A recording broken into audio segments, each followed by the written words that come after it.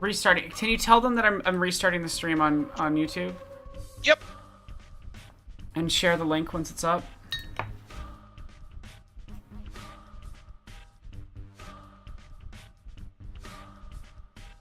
Great, lost half the viewership. That's awesome.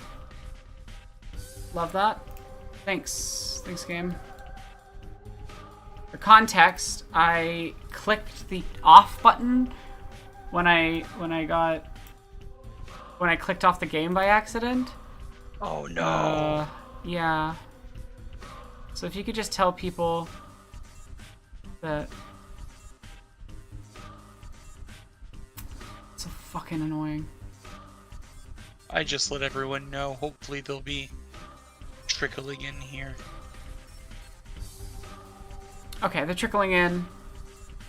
Well, hopefully I haven't lost everybody. That's really annoying, though.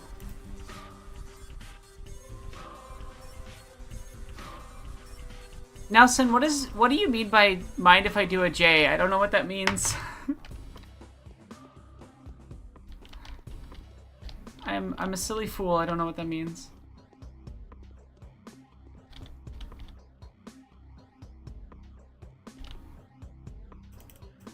Okay, yeah, about half are back, so I'm willing to bet that that's... I'm glad. Hopefully they all got it.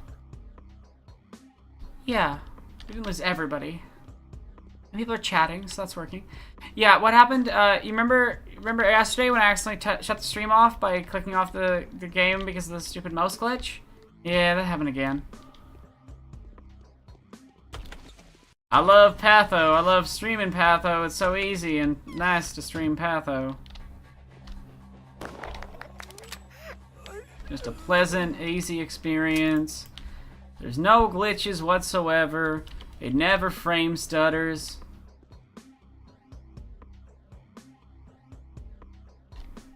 I just have to remember to occasionally do 360 spins when I have my gun out too much.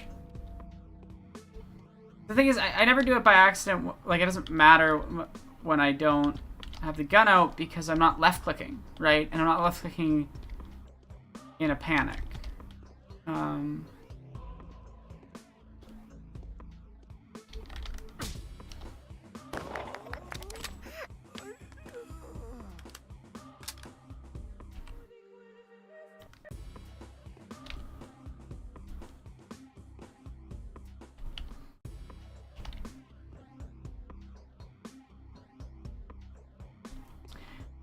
I'm hoping tomorrow that we can get to 200,000 monies.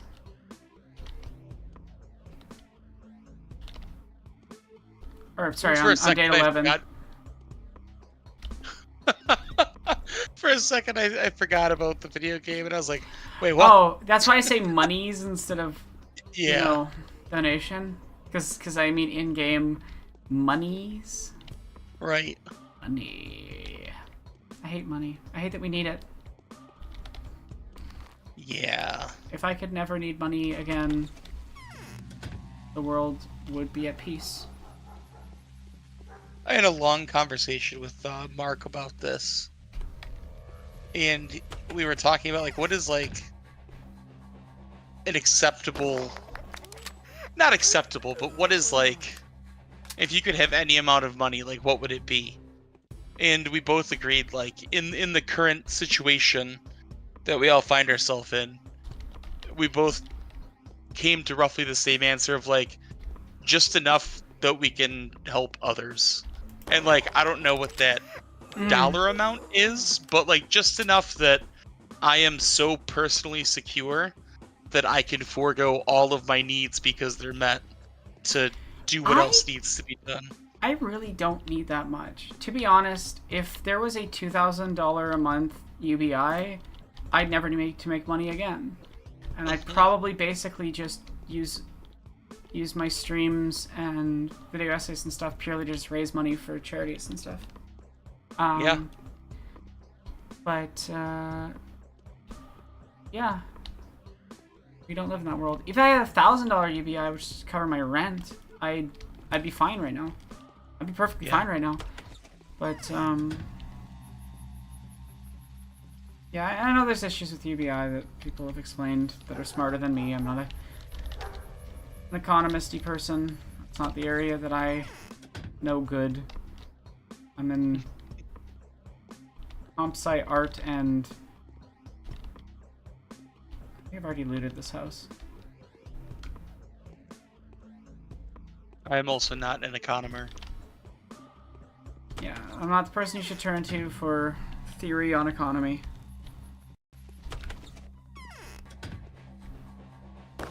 Well, Nelson says, I would love my needs met, plus enough to have friends over weekly. Like, I'd also love to pay their rent, but I mean, I assume it's a world where their rent is also covered, yeah. Yeah, and the thing is, like, I think, like, if we're talking about, like, a dignified quality of life, I think that have friends over, like, the ability to be social is, like, part of that, you know? Well, that's what I mean by, like, if I had $2,000 a month, it was more than I need. It's enough that I'd be able to, like, you know, I could get a treat every once in a while. I could go see a movie. I could go out with my friends and do something every once in a while. Not all the time, but just every so often. Have your night on the town, so to speak.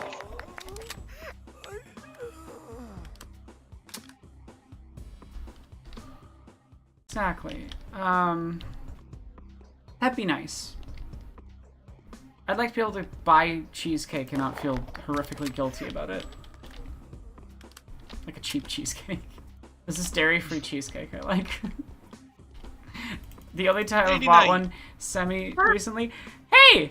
I was about to talk about you completely randomly. What? That's so weird. Okay, so I was saying, because we were talking about like having enough money just to like be able to exist. You know what I mean? And I was saying I wish I could like get cheesecake without feeling super guilty. The only time I've bought one recently, and then you came to the stream.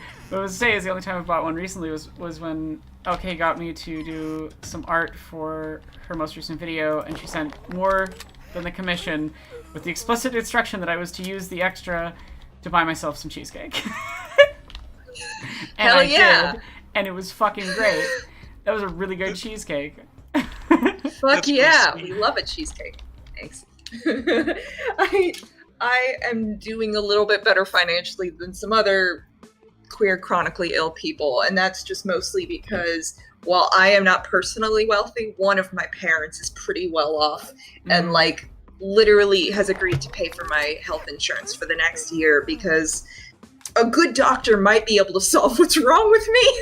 Genuinely, there might be a solution, but I've been seeing, you know, cheap doctor who just like every time my dad has some medical background and every time I talk to him about like what the latest thing is, he's like, that's the cheapest thing. They should have done this and this and this and this.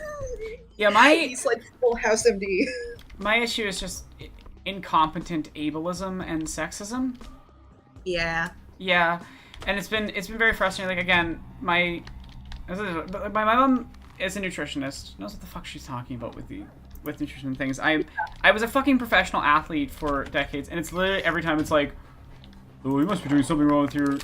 I'm like, no, and it's this problem. My mom and I were having a long chat about this because my aunt has the same thing, which is that we're quote healthy chronically ill people, in that we don't do all the shit that most people do, which means like I've never eaten wheat.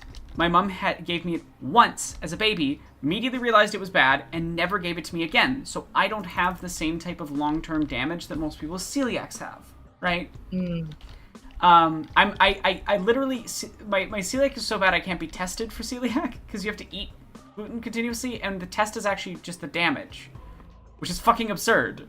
Oh, but wow. like, yeah, like this is the thing about a lot of diagnosis stuff, is that it isn't really based on like how do you help patients. It's based on like it's a whole thing, and also just like every gastroenterologist I've gone to, except for my pediatric gastroenterologist that I had to go to another province, which was expensive as fuck when I was a kid, to get help from. He was the only person that's ever been actually helpful to me, and every other gastroenterologist I've ever had to deal with is the most useless, fucking stuck up on his own ass person. I missed like this one appointment, and basically the doctor's office wouldn't have anything to do with me after that. Do you want to know why I missed that doctor's office? Because I was fucking sick from the chronic illness. I'm going to that like I was puking my guts out and I couldn't get out of bed. The Jesus. only good gastro I've had, because the one I have Rage. right now sucks. I had a really good gastro in college when I was having all the health problems in college. My health insurance kept refusing to cover the medications he was prescribing to try and help me out. And he literally would just stock me up on samples of the drugs that he was prescribing because they refused to cover the medication he was prescribing. He was a cool dude. Yeah, like you if you get lucky and you get a doctor like that, life is good. But otherwise, Yeah, wow, no, I know. have fun. And so annoying. I think I have some I think I have Yeah, no, I basically have been leading my own treatment with this guy because I show up with a list of questions and he can't wait to get to his next appointment, and I'm like, hang on. Yeah, no, exactly. What about this? Exactly. What about this? No, that's exactly what it is. So my mom and I are 90% sure that it's probably, considering all of my joint issues and a bunch of other things, it's probably not completely uncommon, but the slightly rare way that Ehlers-Danlos can show up in people, where you get a bunch of health problems related to your guts. Yeah. Because that does happen. Yeah.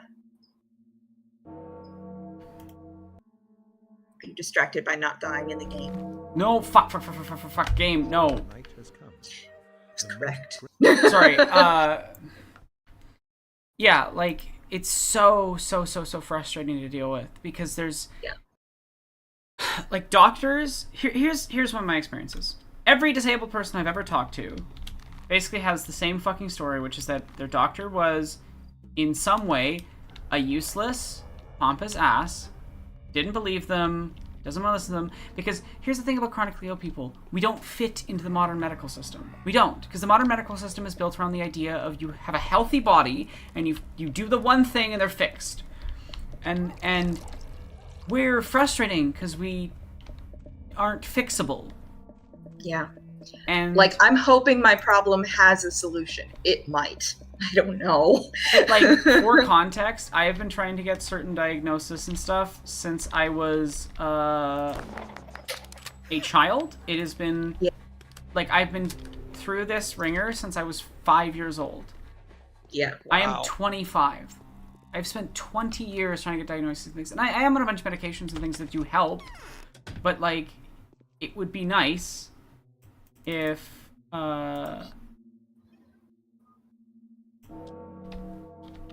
Yeah. No, like, I've had basically bouts of chronic illness, but they, well, at least previously, have been temporary and able to get managed and more under control. So, like, I've had bouts of it where it's been bad, and, like, I was on antibiotics, like, 10 times in, like, 2 years because I kept getting infections. I got strep throat an obscene amount of times as a kid. And, like, I was sick basically all the time as a kid. COVID pandemic has been one of the best things for my health in a weird, fucked up way, because I haven't gotten sick basically the entire time. Yeah, I've gotten bouts masking is really useful, actually. Wild. Shocker. I had distancing and isolating. Go ahead, sorry. But I got to voice act real quick, and then we'll continue this conversation. Okay. But yeah, I know you have a lot of stories about this too, Adnan, because we've talked about, like, we've talked with each other about this, right? Yeah. Oh wait, no. Stanislav Rubin is Southern Belt. What the fuck is Artemy? I'll be right back. Okay. Where are you? Late night radio host, right?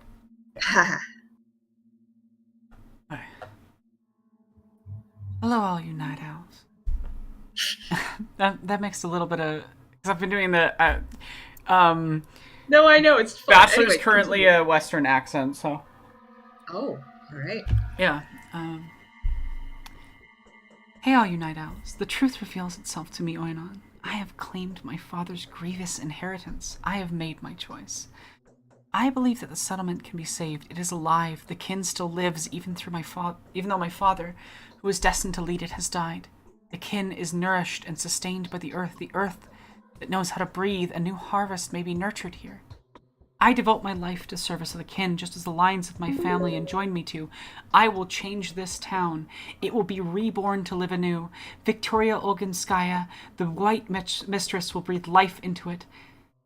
The fallen families will be replaced by those marked by the sign of the spirits.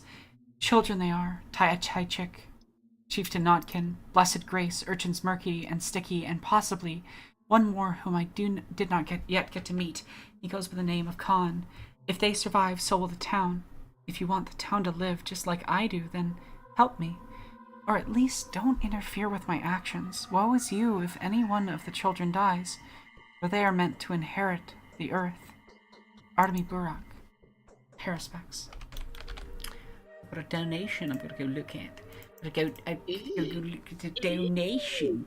Ooh, there's a donation. Many. MedKits 101 donated $25. Thank you so much. Also, a reminder, you can request rewards and stuff. You can request the rewards and whatnot.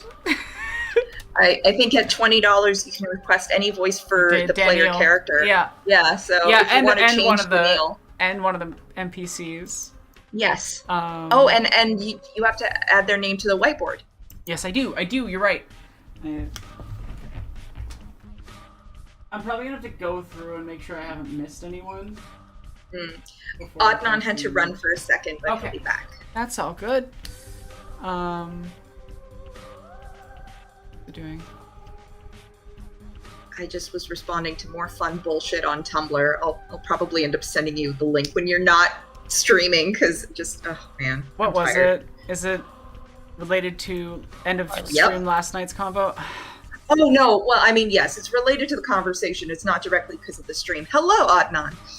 No, not because of the stream, but I was just more using it as a way to signify what topic it was. If you wanted to send it, I'm curious. I got a private ask from somebody who was like specifically like, please don't publish this, and I'm like, okay, fair, you asked. So I did, and I just responded to them being like, stop asking Jewish people to like I don't have the energy to check every person I reblog from and make sure that they're perfect and morally pure. I don't have the time to look through their Tumblr to figure out if they're perfect beings. I'm like, if there is like knowledge and nuance that I think is useful, I'm gonna share it. But you're sharing the post, not the person. And I got one of those asks, and then I just wrote a post that was like, this person asked privately, but just generally to the world, here's some fucking things. And I got somebody being like, you're centering yourself. It's been so devastating to watch.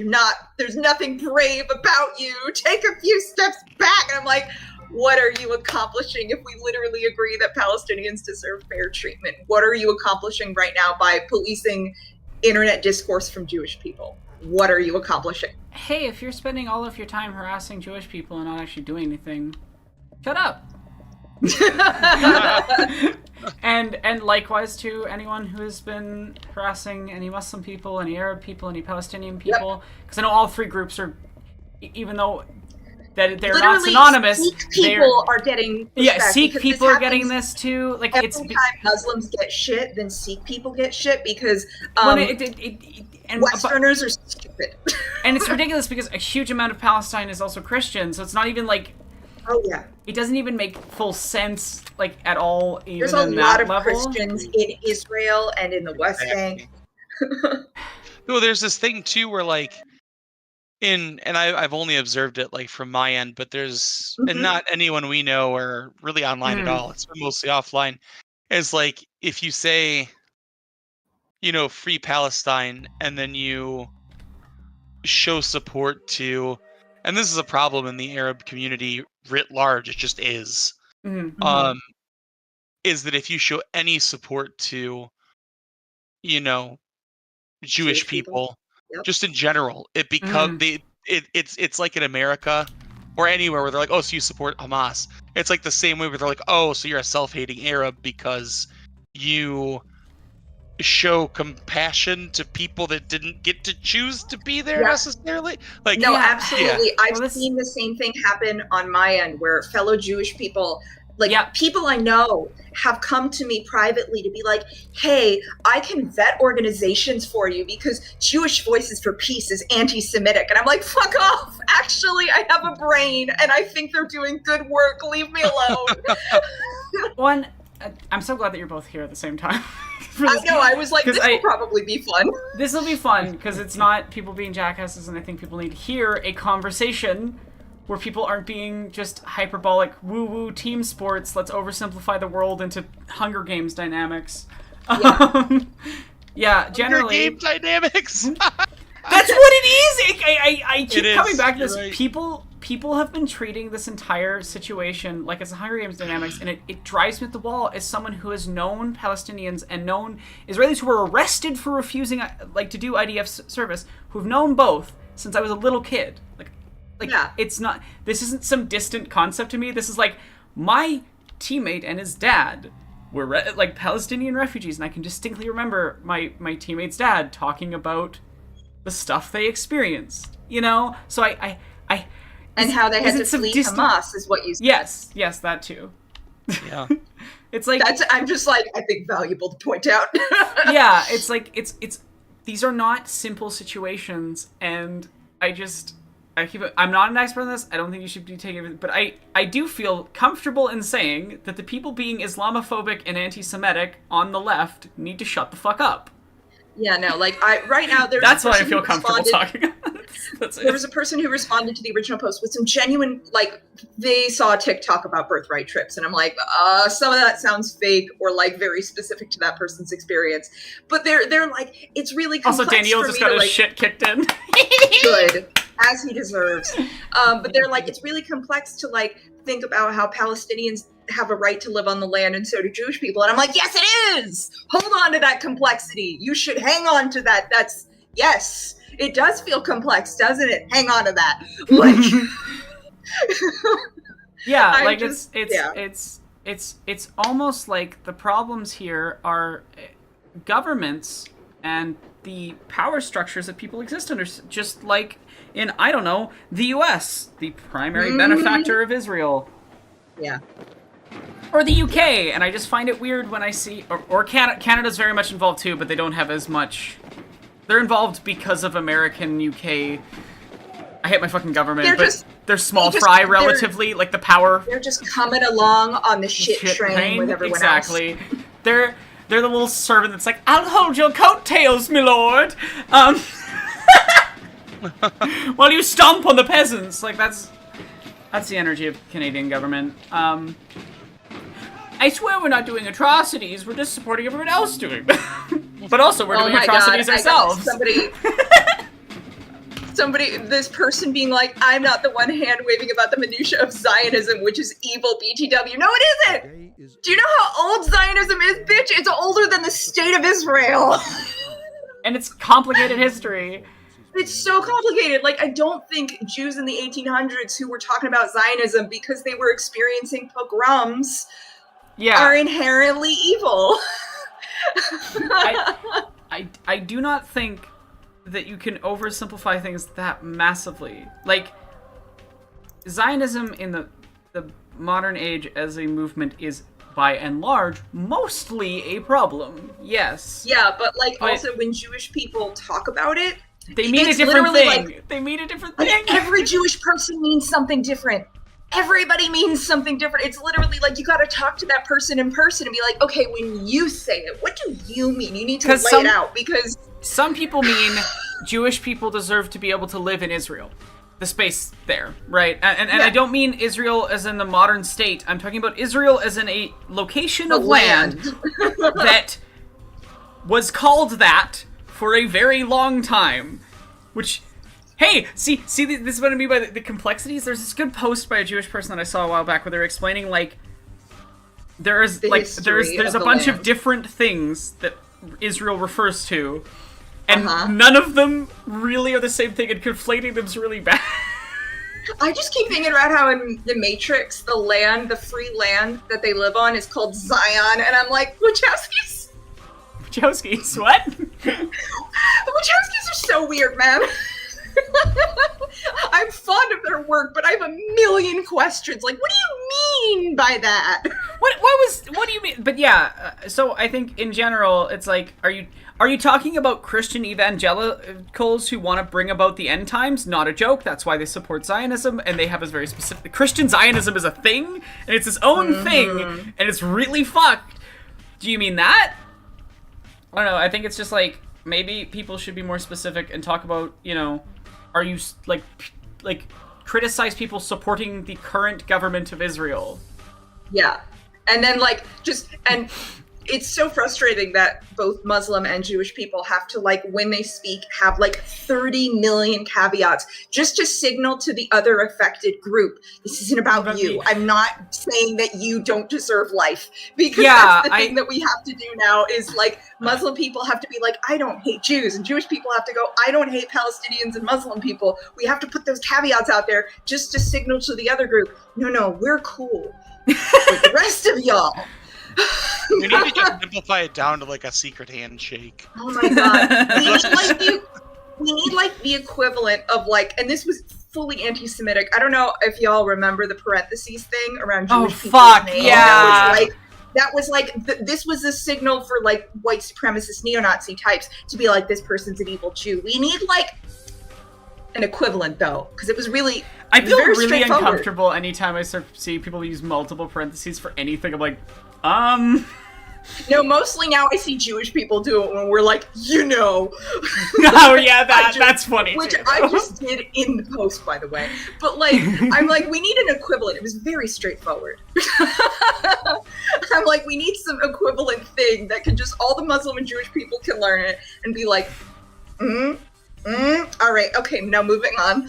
Basically, it's just a thing of, do you oppose genocide? Cool, good, okay. Yeah, are you not advocating for the death of my people, and I'm not advocating for the death of your people? All right, we're good. Okay, moving on. Anyway, it's even just like a solid foundation to start on. Like, if you're gonna set a baseline, that's probably a pretty good one.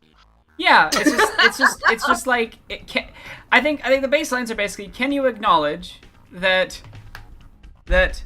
most of the people that are currently in Israel are a result of pogroms and being refugees from other countries. That's not an exaggeration, that's true. And that absolutely.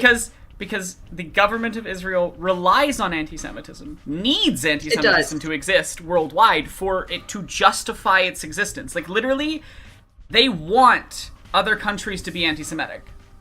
Yeah, no, it absolutely, and every time that people go on the internet and start, again, purity testing Jewish people, it makes Jewish people feel unsafe, which, again, they're counting on, and they go, you want to be safe?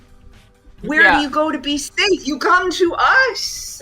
And that's also why they'll try to find the most egregious examples of anti-Semitism, and then they'll be like, look, the world's being anti-Semitic, and it's like, yes, that doesn't justify what you're doing. Yeah. At all. Not even slightly. Yeah. But that's, like, I don't understand why people are incapable of differentiating between a government and the people that live under it. But I feel like it's the same people that throw tantrums when you say that, like, hey, the people in the red states actually need care and help. Oh my god, yeah. Like the number of people who are I've seen financially disenfranchised and are turning to somebody who's propped themselves up as a messiah. They're wrong. But, like, I understand why they do that. It just leads them down a rabbit hole of hating minorities. Yeah, I cannot fucking stand the people that are like, you live in a red state? Well, like, you fucking deserve what you get. It's like, no, they don't. It's not their fault. I forget the name of that one senator, Stacey Abrams, I think, who, like, did so much work in Georgia to try and combat the oh my god, what is it called? The zoning shit, the zoning bullshit that weighs states towards largely conservative politicians. My brain is dead. Well, and I think it's also worth saying that I oppose the existence of the state of Canada and the state of America. My opposition to Israel is consistent. Gerrymandering. Thank you. Yeah, gerrymandering. My opposition to these things are consistent across these different countries. It's almost like I don't think that the governments we all live under are good things and need to be stopped.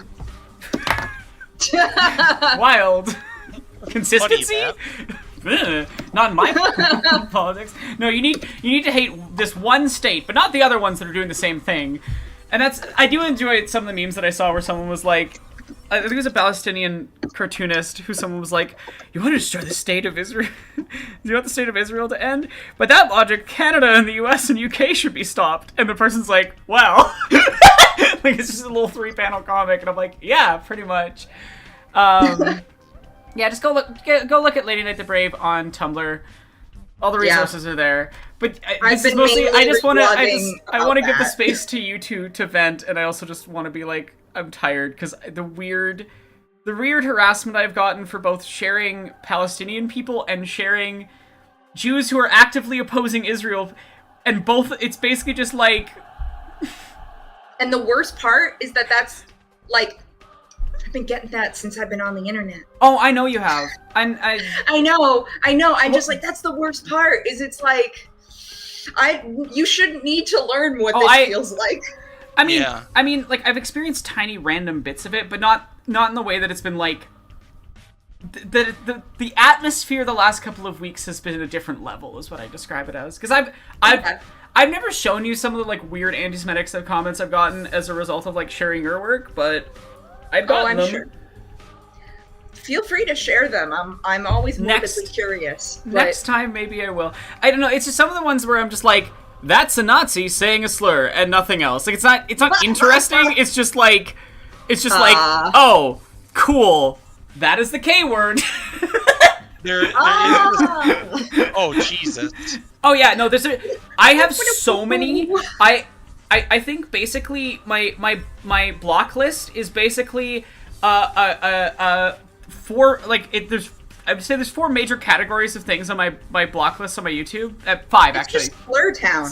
It's just stuff that's sanist, stuff that's anti-Semitic, often a lot of like in-depth dog whistles and stuff. Yeah. Transphobic complicated dog whistles, anti-black complicated dog whistles, and is like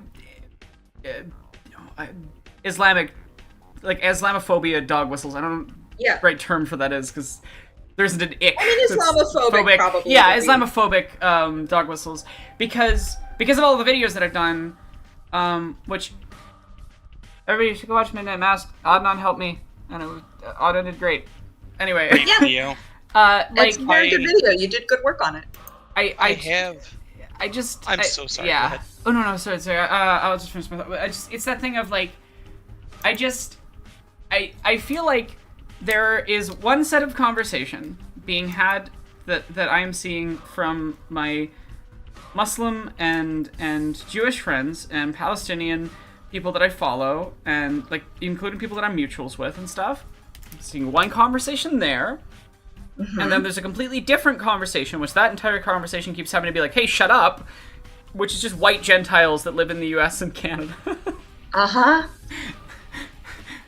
Probably the UK and Australia as well. Let's be real. Yeah, them too. But white Western countries. White Western countries. Anyway, I'm gonna do some voice acting just so we can get the game continuing.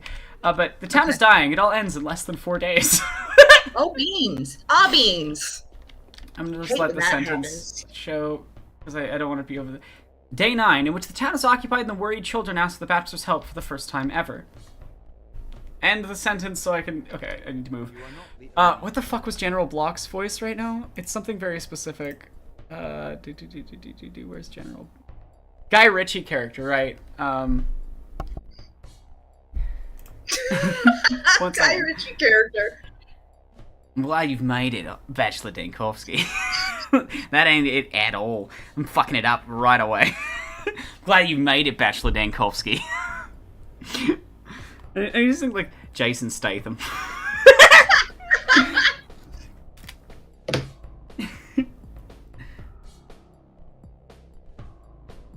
Trying to think of the right, like, I need like an activation phrase for... Tell me, Alexander.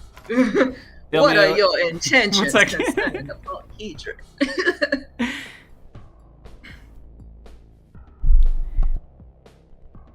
that terrible structure on the other side of the river. That was fucking Australian. I am fucking it up bad. I need to listen to something for a minute. You two chat for 20 seconds. How are you doing, Adnan? I'm a little taken aback right now. I'll tell you when you're done. Oh. By Oh, is everything okay? scene or by life? The latter. In a good way, though. Life. It's wholesome. All right. And also referencing what we've just been talking about in a way. Cool. All right. We just need to finish the scene. Come on, Aronach. You can do it. I will. You two chat for 20 seconds. I literally just need to go listen to the voices for a second. I know!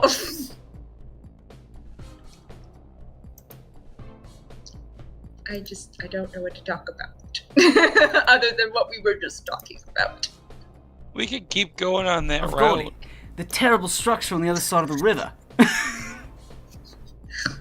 Terrible? Don't you like it? How does it even stand upright? It's made possible by an ingenious architectural solution, I suppose. I'm not sure yet. Well, it's inside. 1,000 children, give or take. This is a lot of accent. This is a wide gap to jump between. Well, howdy. 1,000 children, give or take. They're hiding from the infection. Now, who's looking after these children? That's the point. No one is. They might try all sorts of tricks. They're managing perfectly well by themselves. Well, if they're managing perfectly well, less trouble for us. Do they need never leave that thing? No. And they let no one inside. What, you bring up the subject up? I wanted to ask two things of you. First, do not disturb them with your attention. Leave that to me. And second, should they try anything stupid? Such as? I don't know. If you hit Cowboys, West Virginia. I don't know if you hear strange sounds from that direction or if they send messengers, anything. Just consult me first. I'm staying here until the end. Very well. You have my word. Thank you. Thank you kindly. Thank you kindly. I'm glad you've made it, Bachelor Dankovsky. What were you doing in the abattoir? I'm looking for you. Is that so? Ex-Governor Sabarov told me we were to look for you this night. I seek your advice. What have you discovered about the epidemic? Can it be stopped? And what can the army do to that end? The Inquisitor. The Inquisitor's my enemy. Evidence mounts by the hour. I have no further desire to listen to my enemies. A dog should never trust a cat. Fire should never trust water. And I, a battlefield general, will not trust Inquisitors.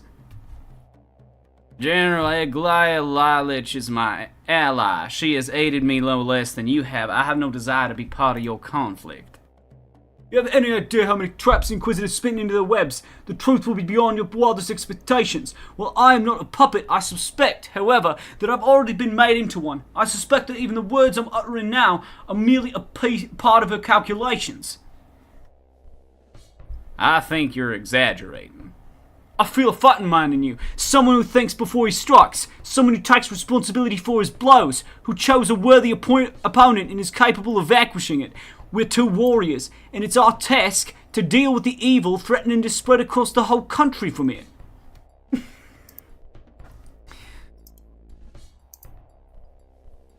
Consider me to be your friend, then. I'm feverish. Okay. Oh boy, day 9. We have to be very exact on day 9. There is very limited time. It is 2 in the afternoon already. Anyway. What were you saying? Victor at his house, Aglaia at the cathedral. Talk to Yulia and agree to help her. Got it. Okay. I had to do a lot of voice acting for a couple minutes because I've got 5 letters to read, all in different accents. I'm so sorry. And I need to read them before I can do anything. But then it's going to be a lot of walking for a bit. Okay. Go ahead. Yulia is just... Allow me to invite you to the Trammel, Bachelor, for your own benefit, of course, since the matter I'd like to discuss is a bearing in yesterday's happenings. Oh wait, no, this is a... Make haste, Bachelor. Time is of the essence. 3 more parties are playing this particular game, and we may easily find ourselves outpaced. You're a Cheva. What is Anna Angel right now? Oh god, she's still Super Smash Bros. Announcer. Super Smash Brothers! Bachelor, I sincerely urge you to see me at the Willows as soon as you can! We have serious business that needs taking care of. Pay no heed to those slandering me. Everything's different now. Mario, the fact of the matter is we have an opportunity to save the life of one of your closest associates. Hey. Ganondorf. Lara's, I think, still Valley Girl. Yes. Oh my god, please come to the shelter. I know how preoccupied you are, how exhausted, but the matter is of great importance. I hope this will be the last thing I ask of you. You're Lara.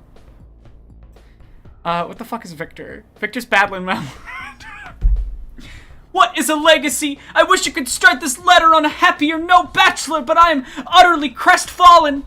There's hardly a more harrowing discovery than to look back on the life you've lived and see how little you've managed to do. I am almost out of time, and the only thing I want is to rhyme. No, the only thing I want is to pass whatever it was that gave meaning to my existence on to somebody else.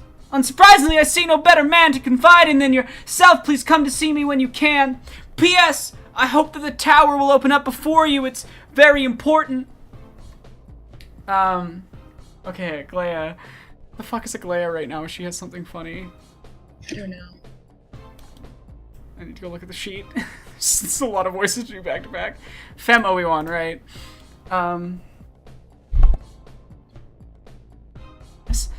Because of what happened yesterday, I can't help but feel worried about you. Please don't rush headlong into your independent investigation. Keep in mind that the army is a force to be reckoned with, and any mistake we make... I'm still doing fucking Lin-Manuel Miranda, pattern. And any mistake we make may well be our last. What we need to do is to wait and to collate our observations. I will be waiting for you at the Cathedral, Inc. Okay, now we're gonna talk to the... Oh, the children aren't here yet. Okay, cool. All right, That's can we another day. talk now? Yeah, no, you can talk. Sorry about that. No, it's okay. Adnan, what were you talking about before? Oh, Aranok, you shouldn't be made to feel as though you need to apologize in your stream. Yeah, no, it's fine. I just wanted to... I've been sitting here very curiously. Oh.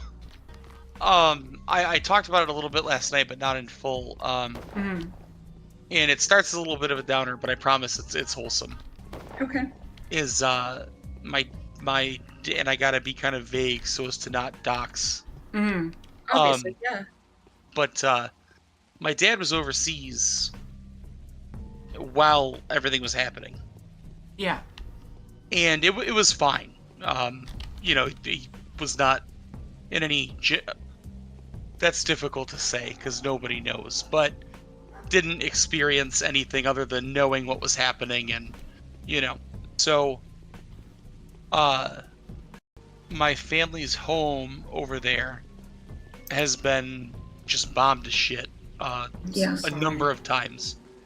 And nobody was there because most of my family's in the U.S. now. And the ones that are in different areas because it's unsafe where they were. But my family has been going there slowly, and there were some neighbors that took some stuff in that survived, and through a long series of things, there are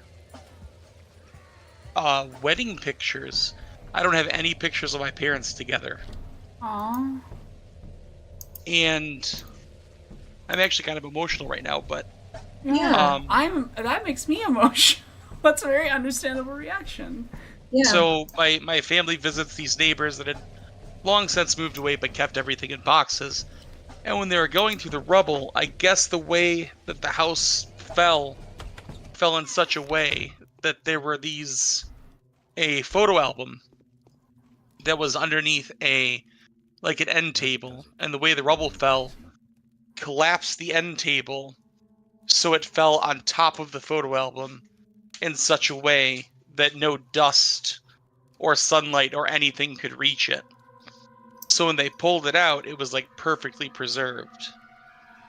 And it's my mom and dad's wedding photos. And so my partner just brought me the package, and I just opened it up, and I was going through them, and it's just they're from 1986. And it's just really, really cool. Really, really cool. Yeah. It feels serendipitous. the destruction is awful and it never should have happened, but the fact that survived, I don't know, it feels meaningful in some way that I can't words. And I feel really bad because we're going to go off that very emotional sincerity to more Lin-Manuel Miranda impression, and I feel... Oh, that's okay. That's okay. I just want to, before I do, just want to say thank you so much for feeling comfortable sharing that, and I really value both of you. I've known both of you for a pretty long time, but Adnan, I think you are one of the people that have known me the longest online. Oh, I didn't know that. Well, because I think we met when I was, what, like 20? Ish? Oh god, it really is that long, isn't it? Right? Like, it was 5-6 years ago. So, like, Adnan and I have known each other for a very, very long time, and because we first met each other when being involved in charity stream organizing, and yeah, I'm just...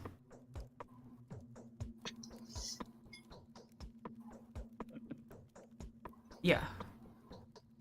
And I just want to add a very quick bit of context, as the bombing was not from the recent... It just occurred to me, but it's not from a recent... But there's so many... it's been going on... different complicated situations. Up in 2021 or 2020, where Israel was in the news because of similar, but I think less extreme, equally bad bullshit, you know? Like, it's just, this has been going on for a really long time. Yeah, I just wanted to be clear that, you know, I don't want to misrepresent, but we can go back to the... No. I appreciate you so much for sharing your personal story and stuff. Also, thank you so much for the raid, Lilith's Fane. I hope you're doing well. I need to do the shout out command. I'm sure I don't oh, hell that. Yeah. But I hope you're doing well. But I've got Adnan and Lady Night the Brave with me right now. So... Hello. But I'm also playing Pathologic and doing very silly voices. Think of it as digital busking. I'm trying to raise money to help deal with some of the financial woes I've had just because of being a chronically ill trans woman in Canada. Because this country sucks.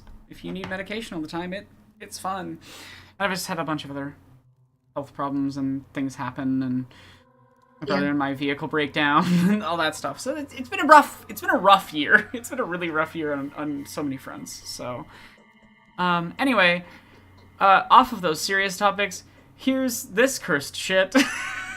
Let's go. People get to donate and decide what voices characters have, and Victor is currently bad like Lin-Manuel Miranda. A little bit. This guy looks I love how his image is like Walmart brand what's his face from George and the Dragon in A Knight's Tale, the prince in A Knight's Tale. Oh yeah. Is it Heath Ledger? No, the Black Prince of Wales in A Knight's Tale, who's really hot, by the way, in that movie. But this is Walmart brand. The picture. Yeah, no, he just. Good value. Good value. Good value. I usually say Bobo so and so. Anyway. Ready? Yep.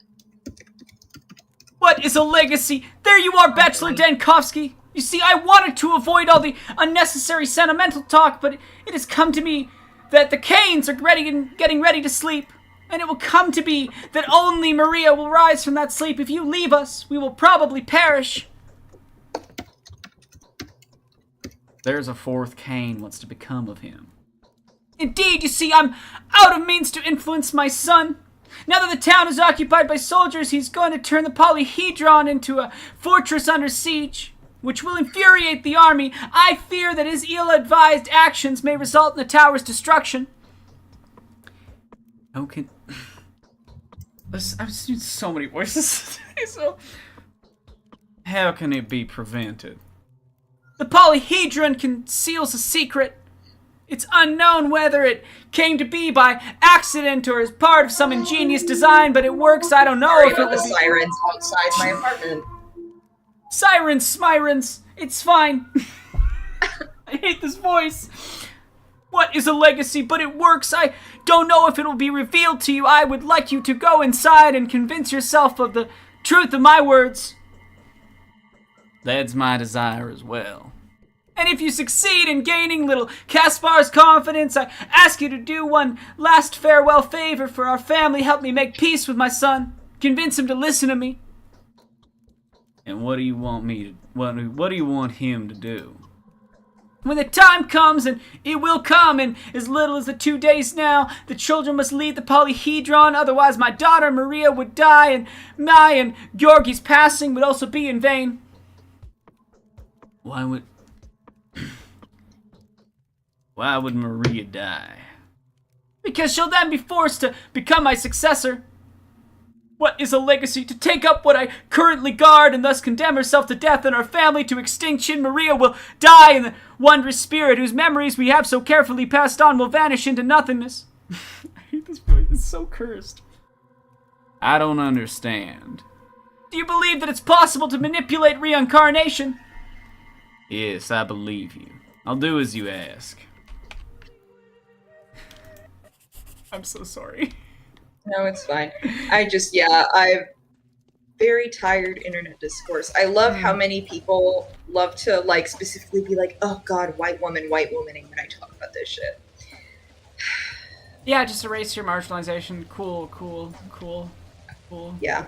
Cool. I had this conversation with a friend that on a different charity stream I was on, kept saying, Aronach, you were there too, was, white people this, white people, it just, all joking around.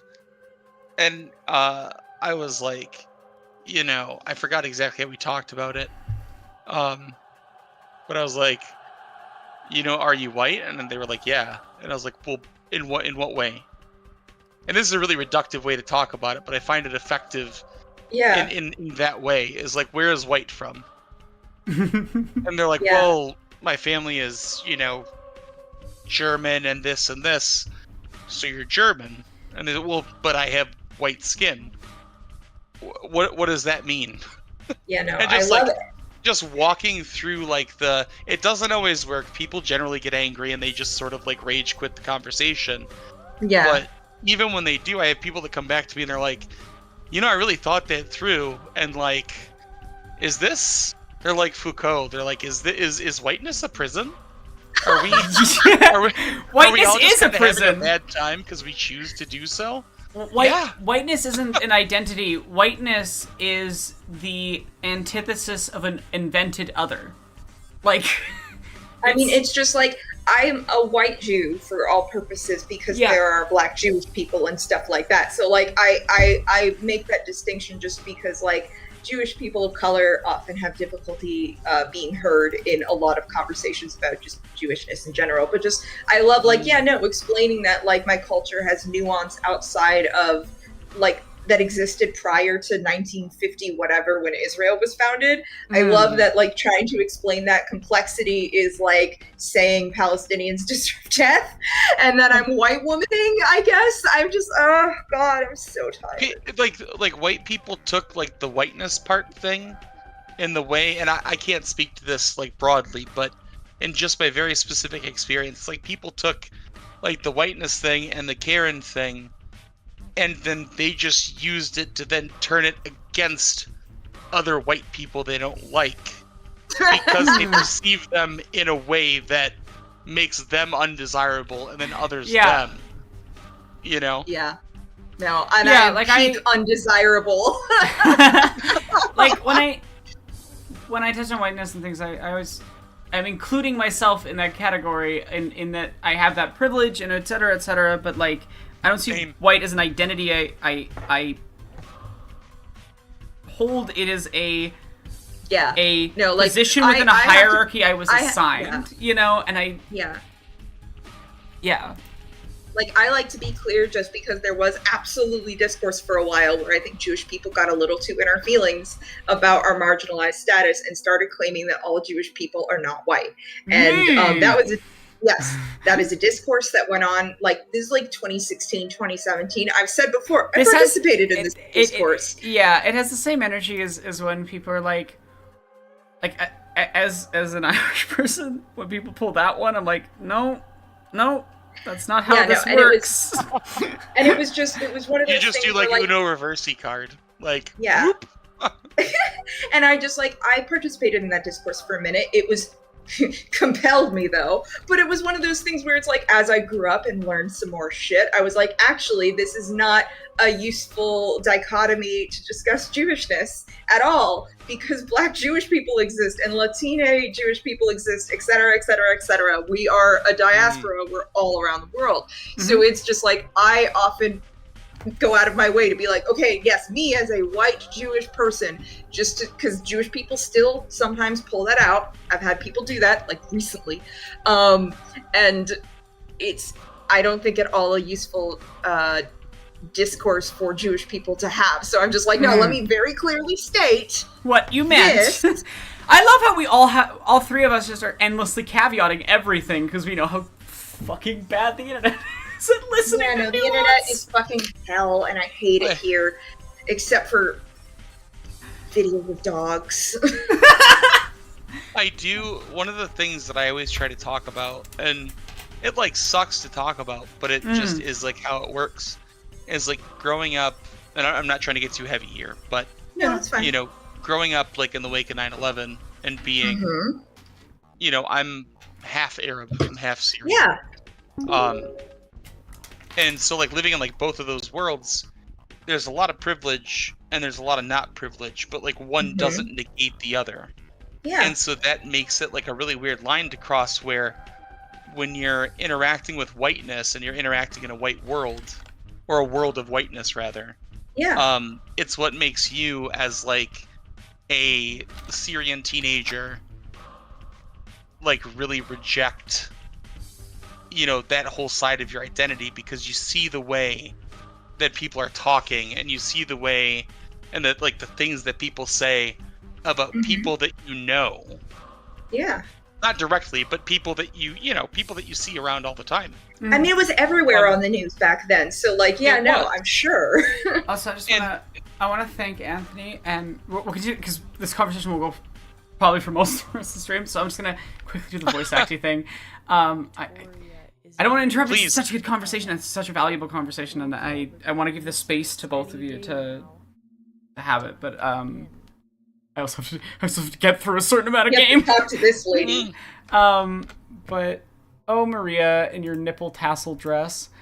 Oh my god! Jesus. Egregious. All right. It's fitting. Peach. It's fitting for the character. Dear Mario, I have a terrible headache, but it will pass soon. Well, sorry to have bothered you. Oh wait, I'm not supposed to talk to. No, I wasn't supposed to talk to Maria. I fucked up. But I talked to Aglaya. I was just thinking, rich, stinky woman that lives in the cathedral district. So many. All right, Adnan. Anyway, back to what you were saying. While she goes to find Aglaya. It's actually quite simple. It's like I remember. Don't die. Oh, excuse me. You okay? Yeah, just I gotta. My things are legion, so. Fun. There's this weird moment that I specifically remember. Is like everybody used to ask me why I had a weird name, because I go by AJ in my like daily life generally. Yeah. And Aronok knows this. Lady Nana, I'm not sure if you do. Is I use the username Adnan, Oddnon, because my real name is Adnan, which is Adnan, but nobody can pronounce it. So I sort of like gamed the system. Yeah. And so now everybody says it properly, and I adopted it as a username. But everybody used to ask me, you know, why do you have like a funny name? And it was never offensive. Like, I don't know if that makes sense, but it was always more of a curiosity type thing. Yeah, no, the harmless curiosity flavor. Ignorant, but not malicious. Right. Yeah. And then I remember watching the towers fall, and I was listening to the Thong Song by Cisco. That's a whole other thing. Like, oh my god, God bless. I had. Let me see if I can find it here. It'll take me like 2 seconds. While you're But this searching is like for that, a real. I gotta do Aglaya. I have disturbing news. Barack's disappeared. What do you mean? He wanted the termitary on my assignment and still has not returned. Problem is, I had special hopes for this assignment. He was supposed to not only report to me about the inner workings of this abattoir, if you will, but also bring one other thing. And what was that? Panacea. Today, Barak was going to perfect a remedy that would heal anyone sick with a sandpest, however grave their condition. Well, that's not true. The final remedy formula was completed the day before yesterday. Can I count on you? Only if you drop the act and start telling me everything.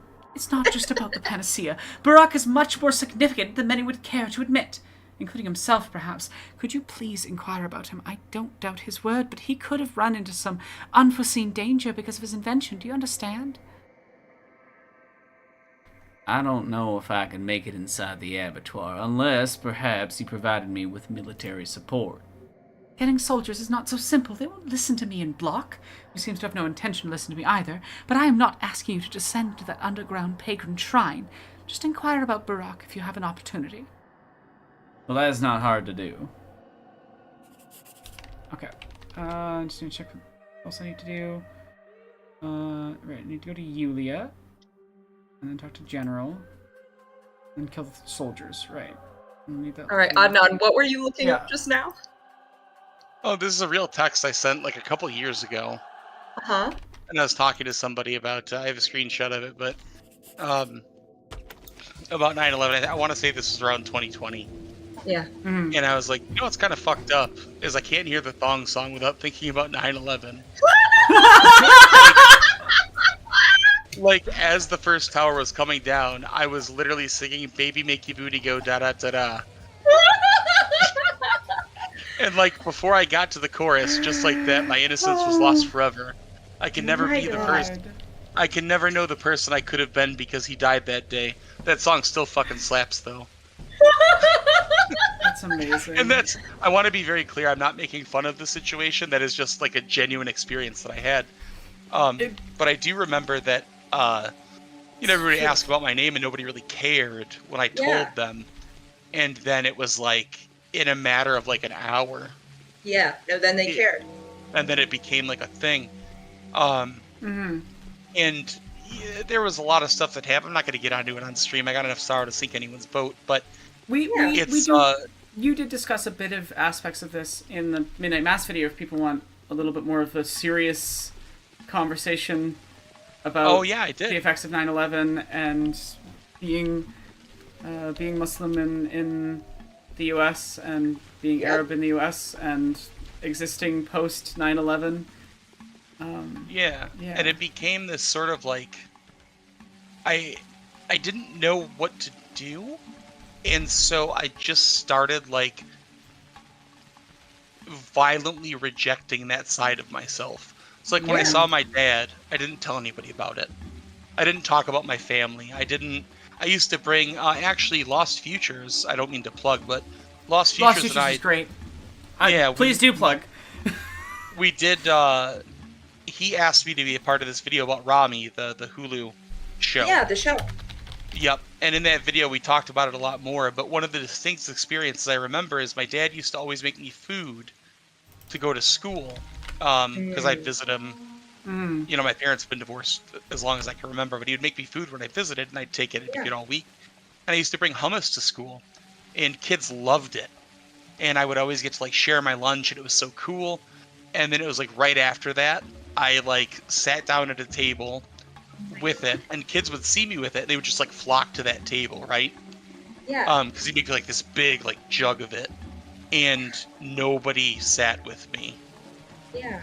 And I sat down at another table with the thing, thinking like, oh, maybe they didn't see it. And everybody got up and walked away. And I started to I stopped sharing those things. Yeah. And I very quickly realized that it was, for lack of a better term, it was undesirable to be whatever it was that I was. And that led to a whole bunch of stuff. But I guess the pin on it is it's taken me a long time. I don't blame anybody for that. Yeah. But more so, there was a friend that I had online. This is sort of like the button on it. There's a friend that I had online that was Jewish. Mhm. And they were the only person that would hear me out. Mm. And so, like, I had that. What was I, in 7th grade at the time? So, like, Yeah. at a very young age, like, that very strange connection, as tenuous as it may have been, like, left a mark on me. So, like, I'm sure I have in accidental ways, but I've never fallen into, like, those traps of, like, lashing out in bigotry Yeah. against, like, an opposing force or against, like, other people, because I when you just know other people that exist, yeah. go What's figure. really yeah, no, what's I really had sad is that, like, my dad was, and to a degree still is, very Islamophobic. And I was like 8 when, 9/11 happened. So, like, Mhm. and I think he already kind of was, because again, we're Jewish. He was following Israel shit. And so, like, honestly, it's ridiculous. The thing that made stuff clearer to me was reading Miss Marvel, like in like 2013. Was like, oh my god, incredible. look, they're people. Look, they're just people. Oh my god. And just, like, I'd started seeing shit online, like, as soon as I hit college, and like seeing girls with hijabs at my college who were just, again, people living their lives, being like, fascinating. But it was just like, I lived in a pretty insular white community, and mostly Gentile shitheads once I left Hebrew school. But like, it wasn't a lot of variety. And so all I had for many years was my dad's bullshit. And yeah, I just like learned going out into the world, like, hey, that seems off. Yeah.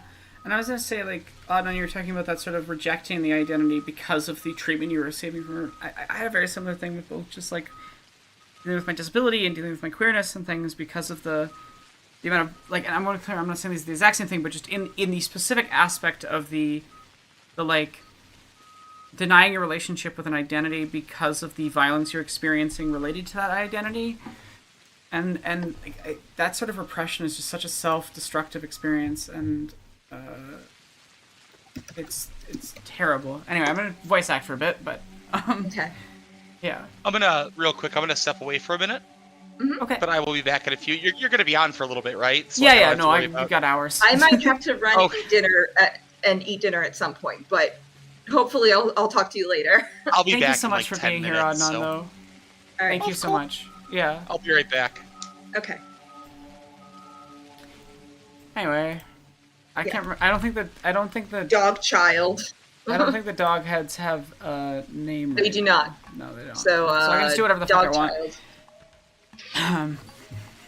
The fortune's off limits. Khan's orders. You carry sand dirt on your snakeskin coat. I'm a doctor. You can rely on my coat being dirt-free. I brought you important news. Tell us. We'll tell the others. Tell them that there is a man who needed to get into the agate pit. Clara will bring Simon back? Bachelor Dankovsky, you were quite eager to examine the polyhedron, weren't you? Indeed I was. I need to check if Caspar Kane has a voice right now. Also known as Khan. He does no. not have a voice. We're great. Okay. I'm ready to negotiate with you now. And I'm ready to hear you out. We need weapons. Artillery, I presume? Kindly spare me your sarcasm.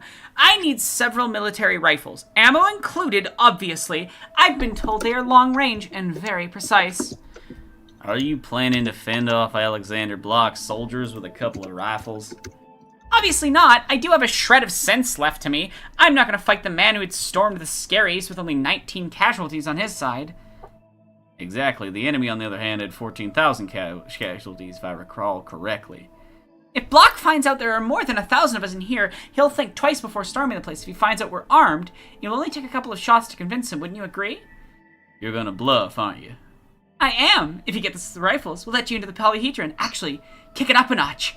We'll show you the boon that fate has granted us in detail. Well, that sounds You do? tempting.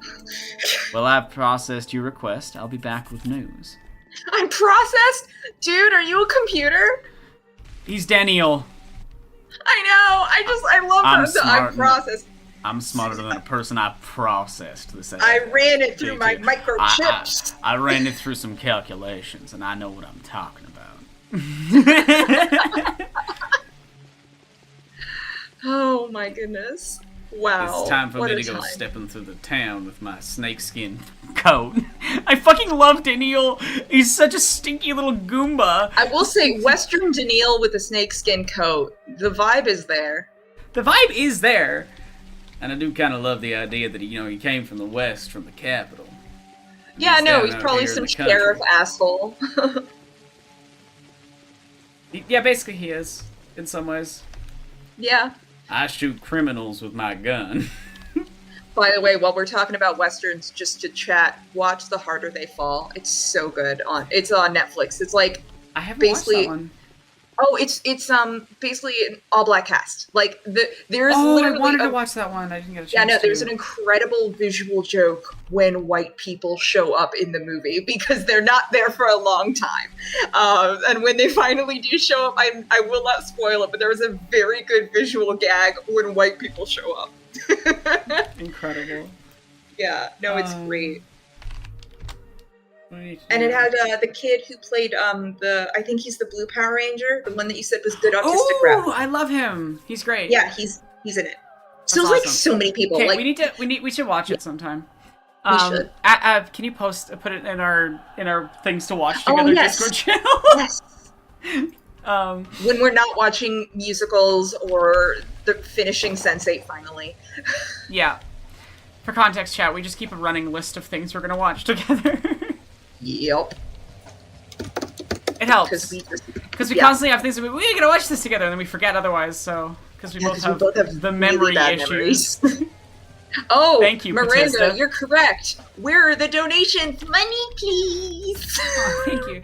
We're really close to 3,000, and trust me. Okay, can confirm. You want to hear, you want to hear the mental health section of script. It's good. It's really good. Yeah. I should just start singing from Cabaret. Money, money, money, money, money, money, money, money. Ooh, money, money, money, money, money, money, That song money, is money. God, ridiculous. I love that song. I love how ominous it is in the stage version because in the movie it's more Funny? silly. Yeah, but like at least when I saw it on stage, that song felt really ominous. Yeah, so I still need to. Well, I know I watched it once, but it was a long time ago. The Alan Cumming version, like actually watch it properly, because I did, but it was like again like 2017. Add it to the list, please. I want to watch it. All right, yeah, that one you can find easily. Because Actually, you David know might have I'm it. always happy to watch Alan Cumming doing anything. Yeah. No, David might have that one. Fuck me, flame bastard. I got hit by a flame bout while I was trying to walk by because he was shooting at a rat. Rip. Also, I love how you're like, oh, the town's falling apart, and then you hit Daniel, and you're like, oh, the town is falling apart. Because like the horrors. now you've got like flamethrower units and dudes shooting people in the street, and you're like, okay, this is a different vibe. Like we start at like people beating the shit out of random people in the street on day one, and for like most of the game, there's like guards that will kill looters and infected people that are trying to infect other people, but this is the day where it's like, welcome to the town being hellish. Also, you have less than half the day to complete all your tasks. Yeah. Boy, I'm not stressed at all. It's not like it's already almost been 2 hours of the 10 I have to finish everything. Oh boy, that sounds stressful. It's all good. I'm also kind of being jokey. No, I know. Also, I learned today one of the better features, I think, from Tumblr is I think if you block somebody, the most recent thing they reblogged from you might vanish from their blog. Oh, good. I That'd know. be nice. A good feature. Are you buying at reasonable prices? Yeah, prices are good today. It's time to make profit off of all of the things I've been stocking up for for the entire week. Actually, one sec. I want to keep... Oh, no. I want to keep a bit of my beta tablets. Gamma tablets are better, but they're worth so much more money, so... I just suddenly was viscerally reminded of like the AO3 weird shit of alpha omega bullshit. Oh god, no. Why didn't you have to say I know. that? Oh, I didn't You like said that. gamma, and I just was like, the beta and the gamma, and I was like, oh no. Okay, Do you know how many times, chat, for those of you who read fanfic as much as I do, AO3 has a beautiful function where you can exclude tags. I use it liberally. I just, oh boy, the excluded tags sometimes when I'm trying to find good fanfic, that's a very cursed list, but very useful if you just don't want to read something. Yes! I've done it! 200,000 at 9 days in! I have broken money. this game! I am Sorry. the god of Pathologic! You just got a real donation while you started yelling about money. I'm sorry, I got really unhinged. Thank you so much, No, Nate, it was for the incredible. donation. I just was like, you need to go thank Thank somebody, you so much, and I Nate. don't know who. If you want to request rewards, because you've paid enough for a voice on a NPC, but oh, that was all caps. Thank you, Nate. I appreciate it. Chat, we're really close. We're very close to the 3,000 goal, and I want to perform the Usher video for you. Yeah. Just saying, or what I have Yeah. finished. It's not a huge amount of the video. It's basically just the large opening and the emotionally hard-hitting ending of the mental illness chapter. But It's very good. Yes, everyone who's heard it has said it is good. So Mm-hmm. And also, we should get there before I eat dinner, so that way I can just go eat dinner and you. yeah, have while a I bunch do of that, stuff to and then you read. can come back after. It'll be great. I will tell you, I'm possibly watching 1984 with the roommates tonight, so we'll see. Okay. But I would still be back later tonight either way. Yeah. I'm gonna take Julia's. But yes, my hoarding is paid off. I now have 200,000 monies. For context, chat, having 10,000 monies in this game is a lot of money. And Pathologic is a game where there is a finite amount of resources that you can acquire and manipulate. So, oh my god, rats. Leave me alone. I'm busy. Remy, go bother somebody else! What if we just started naming them all after, like, famous mouse and rat characters from, like, just go away, Gus! I don't think this bit of script will necessarily make people cry. It hits hard in a different way. It is a different feeling. I'm a terrible measure for that because there's so many things that I was like, this is fine. People won't cry at this. And then people tell me that this made me cry. Yeah, I'm you like, and I are not the best judges of this because both of us are like, this is fine. And then, This is fine. We've made everyone cry. Yeah. I didn't think that the Rise of the Guardians video was going to make people cry. And then a lot of people told me it made them cry. Miranda, Skeletor is not currently any character, but I'm about to talk to Yulia, and Yulia doesn't have a voice. So if you want a Skeletor Yulia, you can always donate for that. Money, please. Please don't make me do, please don't make me do Skeletor again for Daniel. It was straining my voice. Not for Skeletor, but for a minor character we could. And that would only be $10.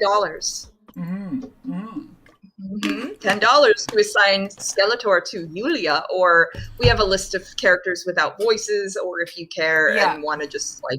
I'll be talking to Caspar Kane more, but I don't want to do Daniel Skeletor anymore. If someone pays for it, I will. That is how the stream works.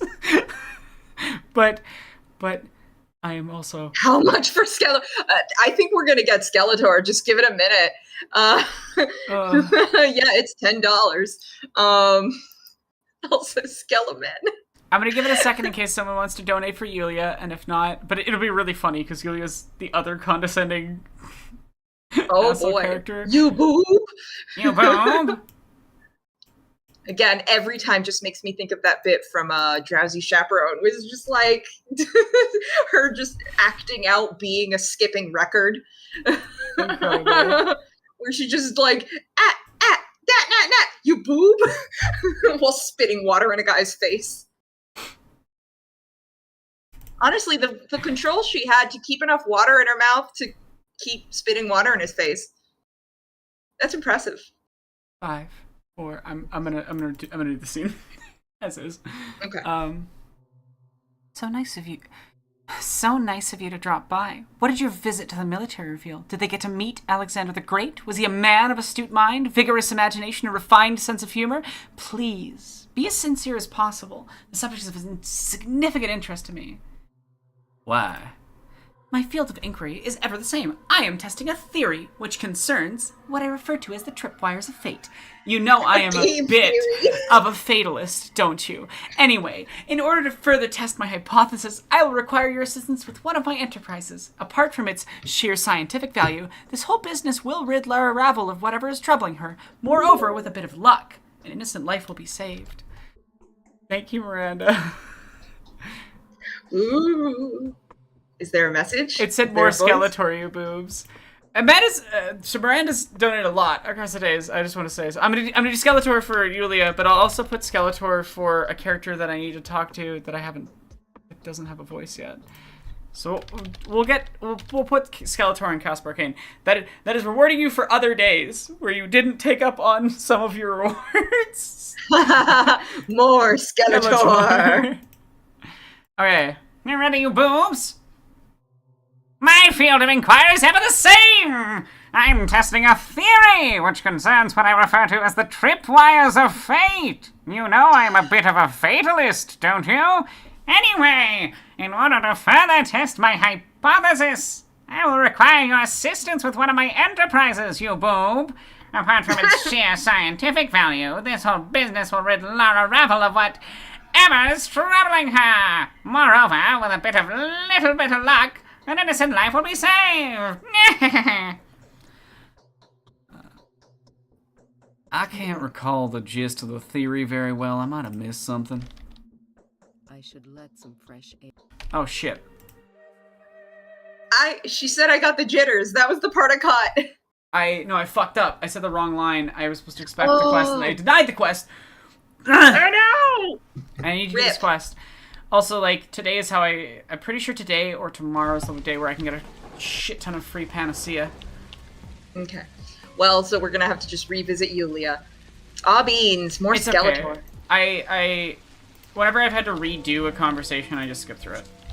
I know. Which just, you still have to read the last line, basically. Yeah, I just need to do the last. Well, I'm pretty sure there won't be another line after that. I just clicked the wrong option by accident. Mm-hmm. I made a silly mistake, which, to be fair, it's Daniel. Making mistakes is kind of his MO.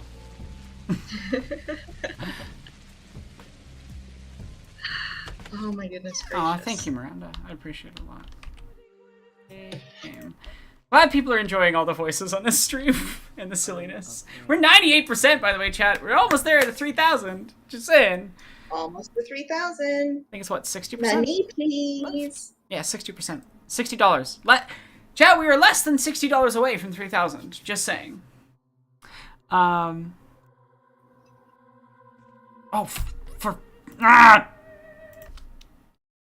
What's wrong with me? I clicked the wrong option again because I'm just like, well, that makes more sense as a response. Sometimes we do things without thinking.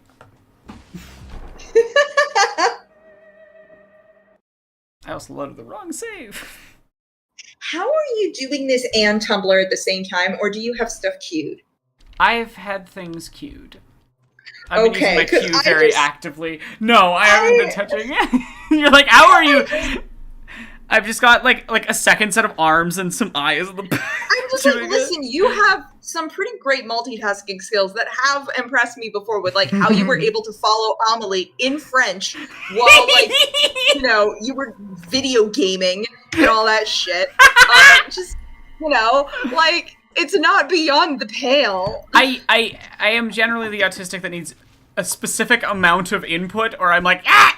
So I mean, and I am too, but I think it's a different level. It's also because it helps me,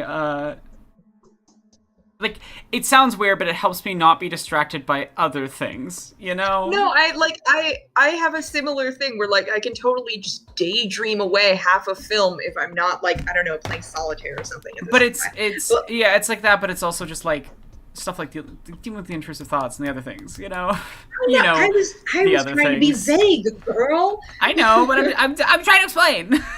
I'm at 3,000. I'm doing the mental illness section. I'm gonna be talking pretty directly about intrusive thoughts, so it's not exactly a secret. That symptom, I will talk about publicly. Yes. Also, Miranda, you should eat something. Eating is nice. Eating is good. Wait till you hear this one! Laura Rabble conspires to assassinate the commander! She's so naive, our Laura. Barely able to keep her operation a secret. Half the town's aware she's seeking a firearm. No one would sell her one, of course. And why has she chosen such a target? Ludicrous, is it not? The man was wounded 4 times at the cost of Fords, which had nothing to impede him. He emerged a victor, regardless of the grenade fragment which sat bone deep in his flesh. And there she is, expecting a hero as such to be killed by a pellet, which would hardly suffice to put a dent in his uniform.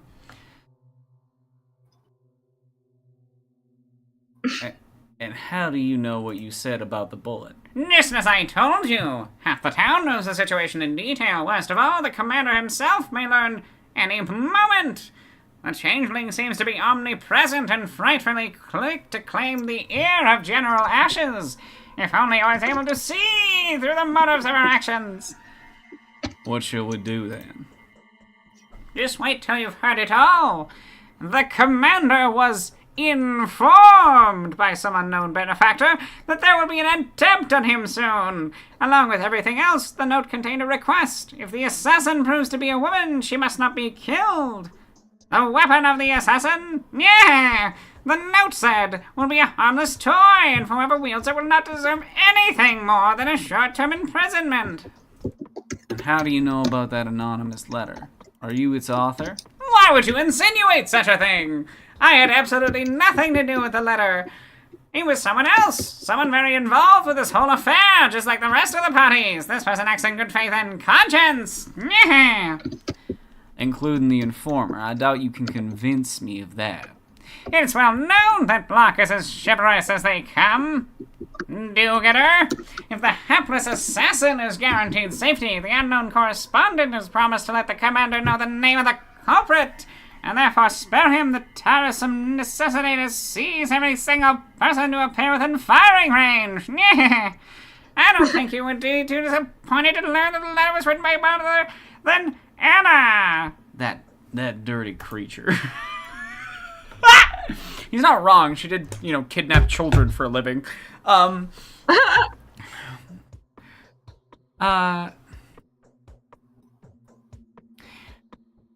be too harsh on her. She's a thespian. A child, eager to entertain her whims. The assassination will be an utter fiasco. The military will be forewarned that the gun that Laura has obtained will not fire. They'll treat Laura as they treat women they believe to be hysterical or deranged. They're gonna lock her up. But what does Anna have to gain from this? What's her deal? No, Yulia. You're not being entirely honest. Ask her if you don't believe me. Anna's eccentricity is borderline hysterical. She's scared, perhaps, and eager to get on the good side of whoever she believes to be holding the most authority.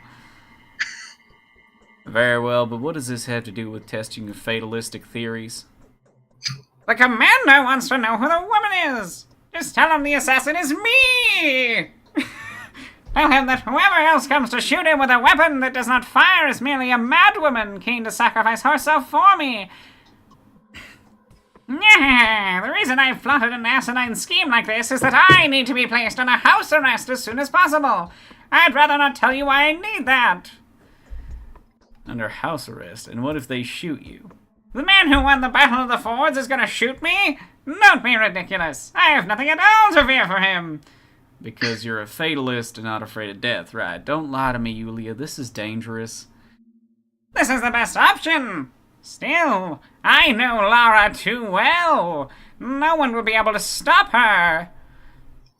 She'll find a gun sooner or later. On the other hand, your cooperation may net you Anna's panacea in addition to my own, since Anna was the third person who offered a vial. I don't know. It still doesn't seem like the brightest of ideas. There's no reason to worry. This whole affair will hurt no one. Quite the opposite, in fact. Everyone will benefit from it. Everyone, including yourself. I don't really need this vial of panacea, you see. I may be very easily persuaded to hand it over. Very well. You've convinced me.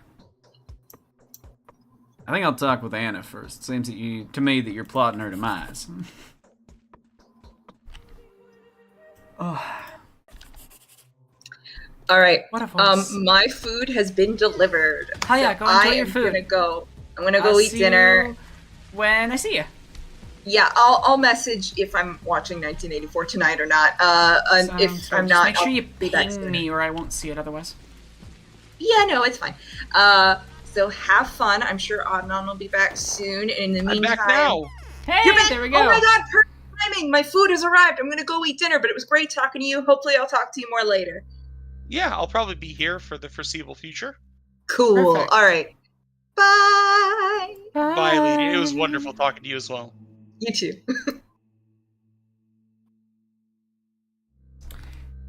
What was I doing? Right, quest stuff. Yeah, I did want to say, Aronach, I don't know how to say this.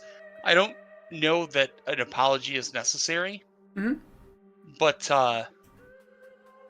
I'm really bad. I think I put on a good face sometimes over others, but I always assume that, like, either people are angry with me for some reason, Oh no! Oh. or I'm sorry, Adnan. that there's nothing that you've done that has any evidence that I should believe that. That's like a social anxiety thing. But I also But, experience social anxiety, and I mean, sorry, not in a, like, I'm to blame, but in a, I know what it feels like, and I understand how you're feeling. I also feel it all the time, but I just want to be very clear. You don't need to apologize for anything, okay? Sure, of course. Thank you.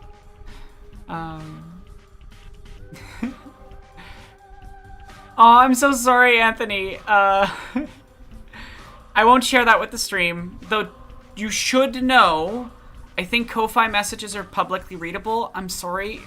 I don't know how to make that not readable or hide it. But thank you so much for the support, Anthony. I really appreciate it. And across the entire stream. Also, chat, I think that puts us at about $40 or less away from the goal, by the way. Oh, let me post that around. The current goal, which,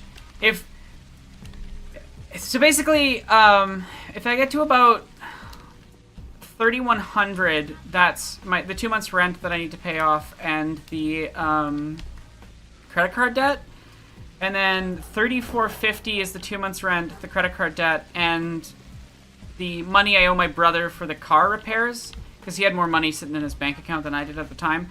Aiden and I constantly go into debt with each other just because it's simpler. You know how it is. Yeah, absolutely. Siblings and whatnot.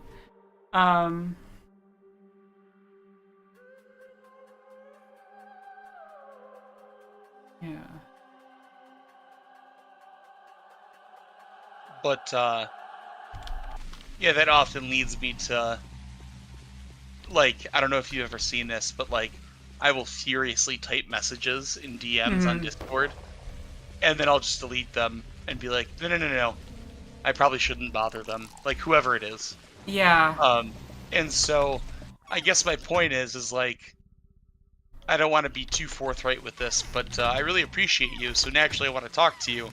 I just I know how like just tremendously busy you are, and so I try to keep I try to keep it to a minimum because I don't want to be overwhelming because I know what that's like too. I want to be very clear. I'm always happy to get a DM from you whenever. Okay? Thank you. I want to say that very explicitly. I love when my friends message me. Now, I will also be clear. I have memory issues and may not respond right away or may forget that I saw the message. If I do that, it is not a reflection on you. It is a reflection on my mental illness. Also, I forgot to update, which I should have, that we're on day 9. We're on day 9, chat, of 12. And I'm probably going to finish day 9 before 10 hours of this stream, which means we can probably get day 10 done today. Maybe. Or most of day 10 done. And then I hope tomorrow's going to be probably a little longer. And we'll do day 11, day 12, and whatever's left of day 10 and Marble Nest. And that will be the end of this grand performance of the Bachelor's Route. But I will, in some form, continue this with the Haruspex route. I plan on playing all 3 routes on stream. I just might space out the performances a little more, do a day and evening or something. I think I might do that for December. I think that'd be really fun. So this will happen more in the future because I'm really enjoying doing it, and I think it's a fun way to help me raise money for like medicine stuff. But I probably, once I'm done this, once I reach the 4,000 goal, I'm probably gonna make the costs of the rewards go down. But until then, I need to raise a certain amount of money. So is the 4? Is that the total goal? That's the total goal. That'll basically mean that I'm fine for this month and I've dealt with the debts. Amazing. Okay. That's the goal. I am not asking more than that. But yeah. So the reason it's 4,000, as I said, it's about really it's 33,450 for the debts, and then if I was to get about 550 from stream, I should be able to make enough this month to cover rent and have groceries and medicine. Should be. Okay. And so I could be on. I canceled stream today. So I will probably as well tomorrow for 2 reasons. Is 1, I'm having a lot of fun, and 2, well, you're welcome to restream, though. Your chat will be subjected to me randomly voice acting if you want to do that. Yeah, I might look at that tomorrow. Yeah, I mean, I guess I am sharing the game on through Discord, so you could always. That'd be a really roundabout fucking thing to do, but we could do that if you want. I've never done a restream, but I would be interested in looking at that tomorrow. I might before I pop on. Sounds good. But yeah, I'm perfectly fine with people streaming at the same time. It will be weird for your audience. It will be an experience. Anyway, what was I doing? Anna Angel is still the fucking Super Smash Bros. Voice. Oh boy, chat, are you ready for this? Ganondorf. People are supposed to help each other. That I believe firmly. Mario, you may perish yourself, but you should help your fellow being. Extend a hand today to thy neighbor, and he will do the same for you tomorrow. And even if he doesn't, so what? The giver's own virtues will be his consolation all the more. Well, do go on. Your words are music to my ears. You know, Vlad the Younger recently went through a dramatic metamorphosis. His eyes burn bright, his words are brave, his acts are noble. It all paints a great picture of him. He used to be a cynical leech, and now he's a hero. So why wouldn't I follow his example? Give away what little I have left. Count me in.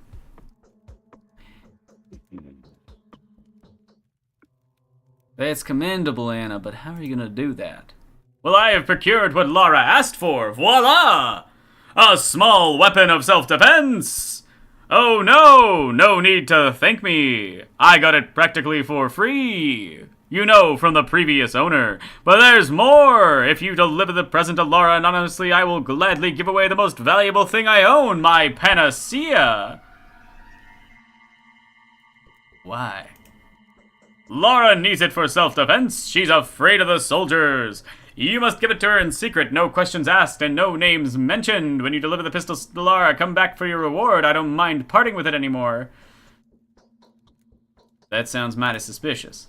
Hey, it's just girls' business, all right. Anyway, Mario, I wanted to do a good deed for once. Kirby, wash away my old stains, so to speak, and that's what I get in return. You won't even appreciate my sacrifice, and I promise to give you the panacea, the sample that I got from Vlad the Younger. Fine, give me the thing, I'll deliver it to Lara. To Lara. Lara Croft. God, I've hoarded an ungodly amount of resources. Can you, Adnan, can you do me a favor and just send a message in Discord telling Ruby and Clark, like, can you add both of them? Just, it's actually no, I'll just send it. I need to tell them that I've got hit 200,000 gold. It's really funny. Oh, okay, sure.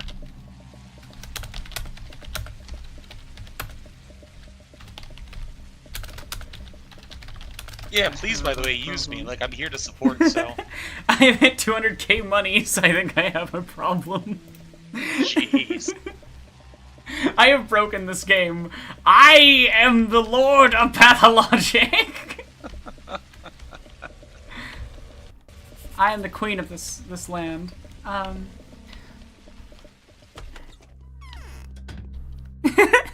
Just girly things. I love this game. It's going well. What am I doing for hunger? I should really eat some food. Oop, that was a waste of dried meat. Ah, whatever. I'm the video game boy! I'm the one who wins! I love that fucking quote. Yeah, I'm the gamer girl. I'm the one who wins! That will end up in a video someday. I feel like this stream, I feel like whenever I get around to finishing Signalis and I do the bit about Pathologic in it, I can't explain why. You'll just have to wait for that video to be finished. But whenever I do have Pathologic, the Pathologic section of Signalis, I'll get to be like, listen, I got 200,000 monies in this game without cheating at all because I'm the video game girl. I'm the one who wins. See, here's what's interesting. I don't know why Lord doesn't bother me as like a gendered thing. I think it's because it's degendered in some contexts. So I'm cool with it because it's kind of like it's got, yeah, like Nelson Mercer said, all hail Dark Lord Aronok. I'm like, yeah, this has gender. Like most terms that are masculine, I'm like, hell no. But that one, I'm like, yeah. Dark Lord. I had a really weird gender journey, and I think you were the first person I talked to about it. I think so, yeah. I remember that. Again, Adnan and I have been close friends for a long time. We've been on a journey of self-discovery together. Oh my god. The thing that I always run back to, I think about, I'm gonna embarrass myself here. Oh, but I remember playing I started my ADHD medication and failed to realize how that would interact with alcohol. Oh, And no. you were streaming Destiny 2, I believe with your dad. Yes. And I was like, oh yeah, like I could pop on. And at the time I was like, yeah, cool. Like I'm fine. And I about like 40 minutes later, you like pulled me in and I just kept dying. Oh, And yeah. all of it hit me all at once and I was like, I'm so sorry I keep dying. And I was so embarrassed that I talked to you the next day and you're like, it's fine, like it happens, it's fine. But I remember that like very vividly. Because your dad was just like, it's alright, bud, don't worry about it, bud. I love my dad. He's good. He's a good one. Fuck, I can never remember where the stupid room is, and I have such limited time today, too, so... I'm on the stream. Hello, guys. Hey, Turf, how's it going? Yo, Going- Turb! Going well. Last days have been stressful. I'm here. Oh, I'm sorry, the last couple of days have been stressful. Mhm. Yeah. There it How is. are y'all? How's the streaming been?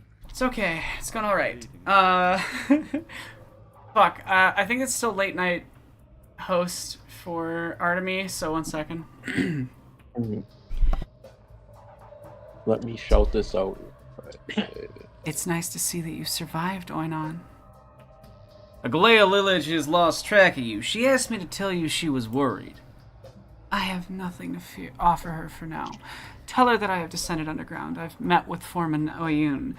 So far, he refuses to tell me what I want to hear. I don't like his riddles and half-truths. I have a suspicion that he's a villain. Very well, I will relay your words to her. The general seems like an on. Should wait, I need to load. I fucked up that dialogue very tiny. I made the wrong choice on one line. Made a little mistake. But how's it going, Turb? What's new? What's up? Not a lot of stuff new. I reconnected with a friend. Here. That's good. Yeah. Oh boy, I think Pathologic's gonna crash. It didn't. Okay, we're good. Anyway, sorry.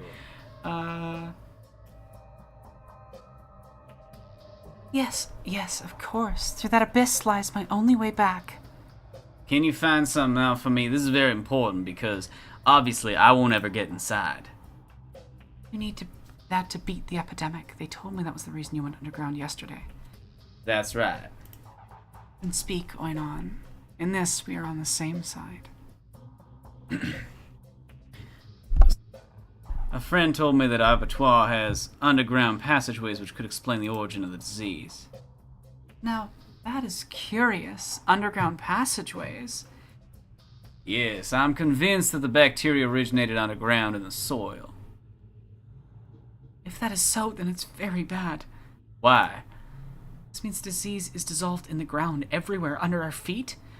Nah, Vlad the Younger claims otherwise. I suspect that there's a sort of shaft or cavern under one of the buildings here, some spot where this filth is built up. I see. I'll find out what I can, Oinon. Your words have guided me to an interesting idea. I hope to see you shortly. We'll save just in case. Okay. What do I need to do today? I need to go kill the guards here. I need to talk to Lara and the general. And I need to go to the polyhedron. I got lots of time. We're doing great. It's only 5. Day 9's a little stressful because you have really limited time. You get knocked out the previous day and wake up at 2 in the afternoon, and you still have to do like a bunch of quests. And they're all super valuable quests, so you don't want to miss out on any of them. They're also really interesting story-wise, so you don't want to miss out on them. Yeah.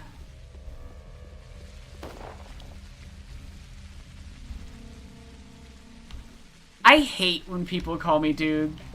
And I get that for some people that's just like a speech pattern thing, but I'm never gonna like it. I'm never gonna be cool with it. I've had too many people. Guys, this is so much cooler. Calling people your family. I feel this like is a really ignorant question. Does that fall under like co-opting AAVE? That was what I was about to ask, genuinely, because I know that's an AAVE term. Probably does. Probably. I'm gonna be honest. Probably does. Honest answer is honest.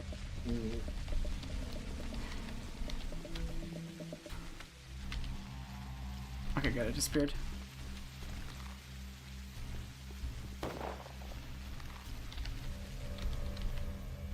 So Turb, you said you reconnected with a friend. Was that good? Yeah, I was good. It's I've been trying to make more friends here. I don't. Fuck off, game. Sorry, Turb. Sorry, that was badly timed. Aeronaut. Someone clipped that. Aeronaut told me. Oh, just kidding. I'm just kidding. But like, yeah,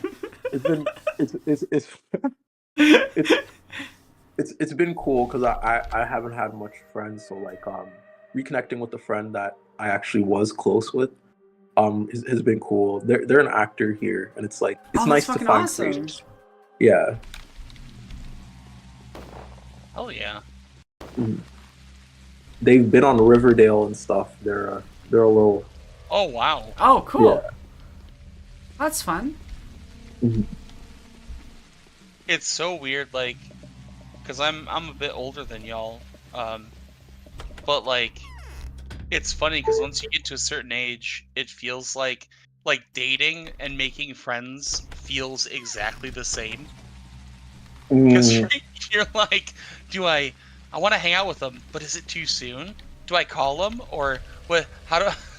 It's just like the same shit. Yeah. Personally, I'm just annoying, and I just hit people up. I'm like, I'm bored, please, please, and then I invade their household.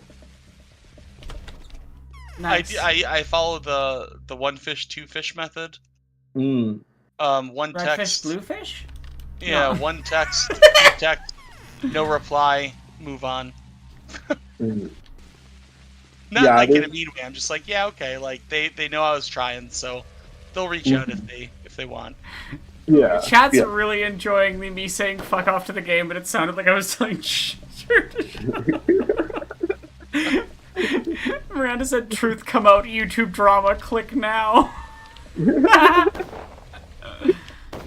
truth about Aronach. Oh god, Aronach I ruined and the day. Aronach literally behind the streams, like, I can say Aronach's done wonders for every part of my life, literally. Artistic parts, personal, everything. Aronach's just been an angel to me. So, Oh, yeah. So just none of that. I like the memes though, but let's be honest. Aronach has been really nice to me.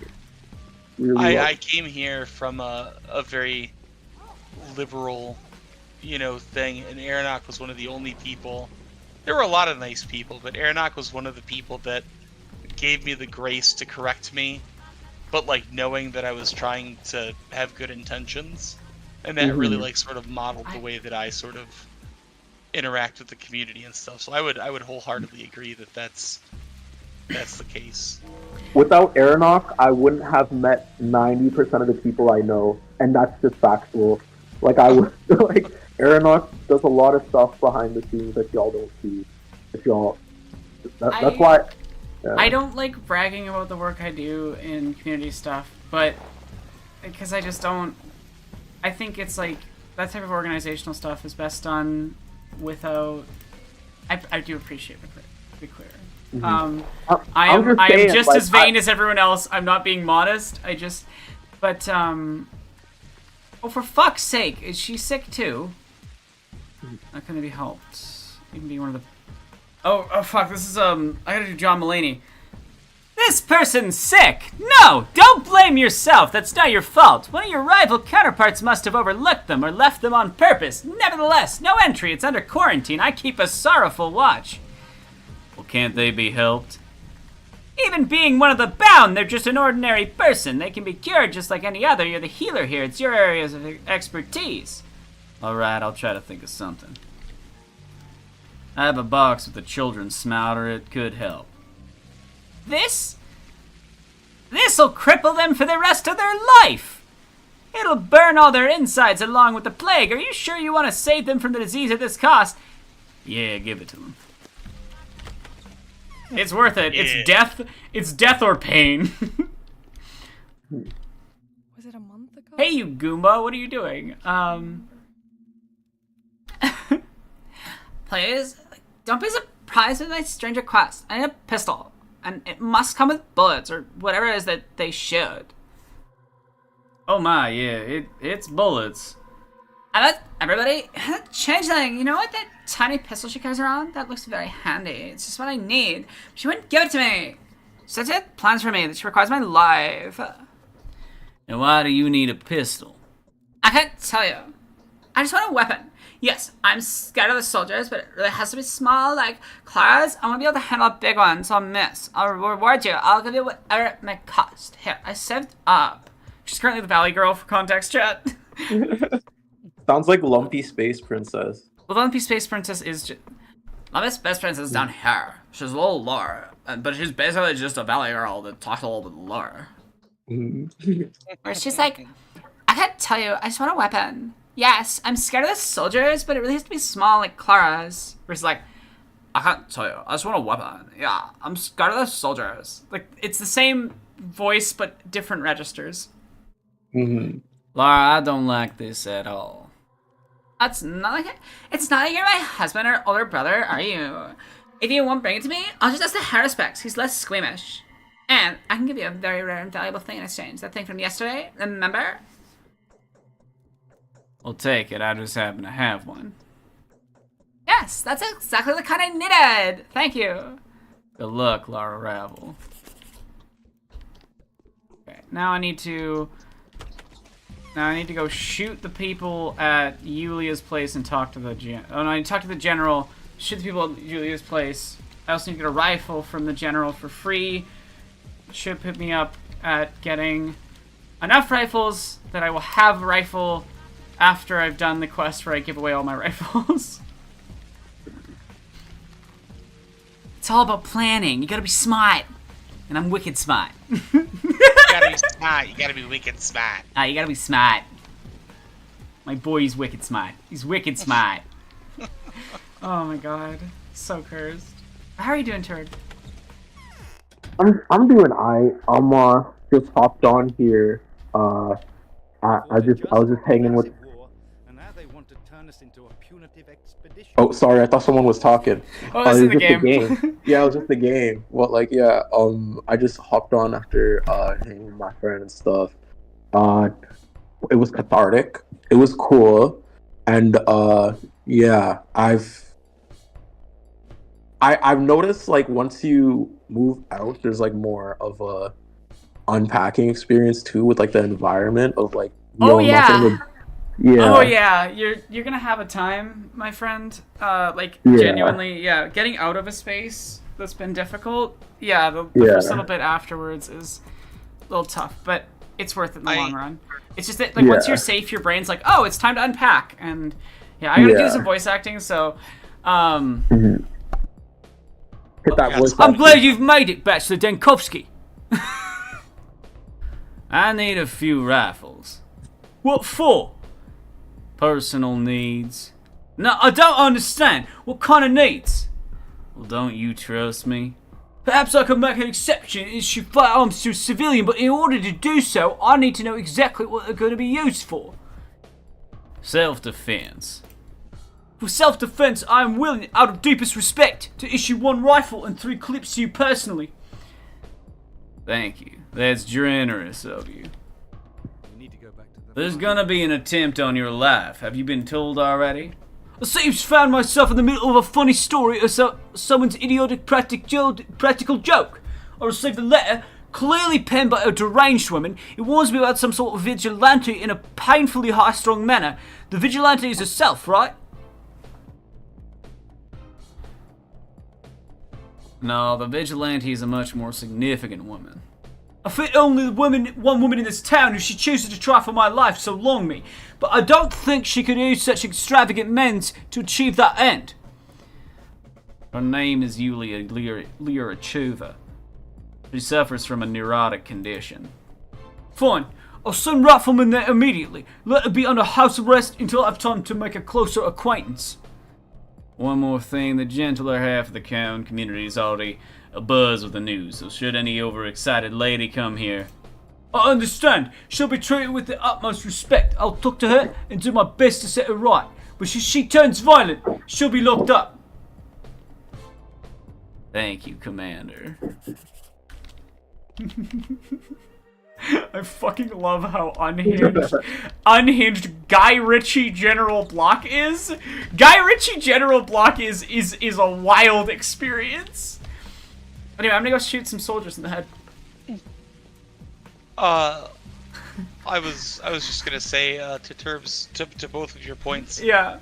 Is you know, I won't do the trauma dump, but basically I had to stay home, take care of my mom for a while, and like all that's fun, like whatever. But I moved out like relatively late in my life with my partner, And it's weird how when you're in a hostile environment, whether it's abusive or it's just bombastic or whatever, and you finally get like that peace, your body and your brain has no idea how to process that you're not constantly under threat.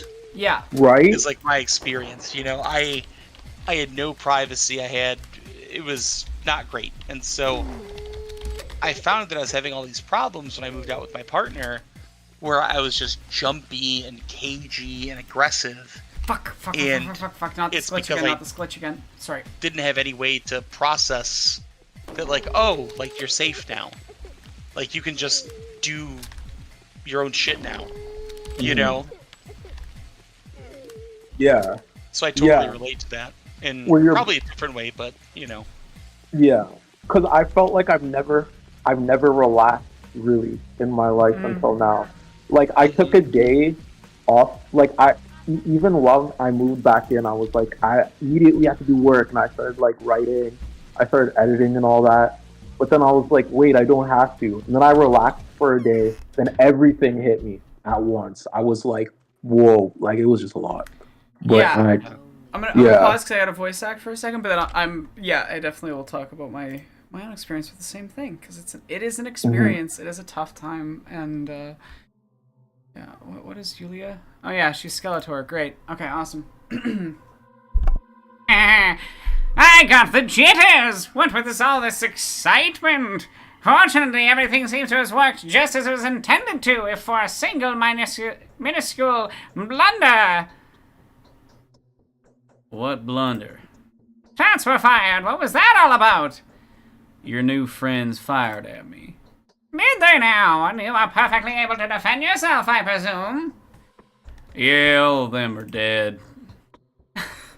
My calculations were compromised by a factor I could not anticipate. Apparently it's best to not involve you in any affairs that have to do with fate and the diversity of its manifestations. I owe you a violent panacea then, don't I? Exactly. Free panacea. Bum bum bum bum bum bum.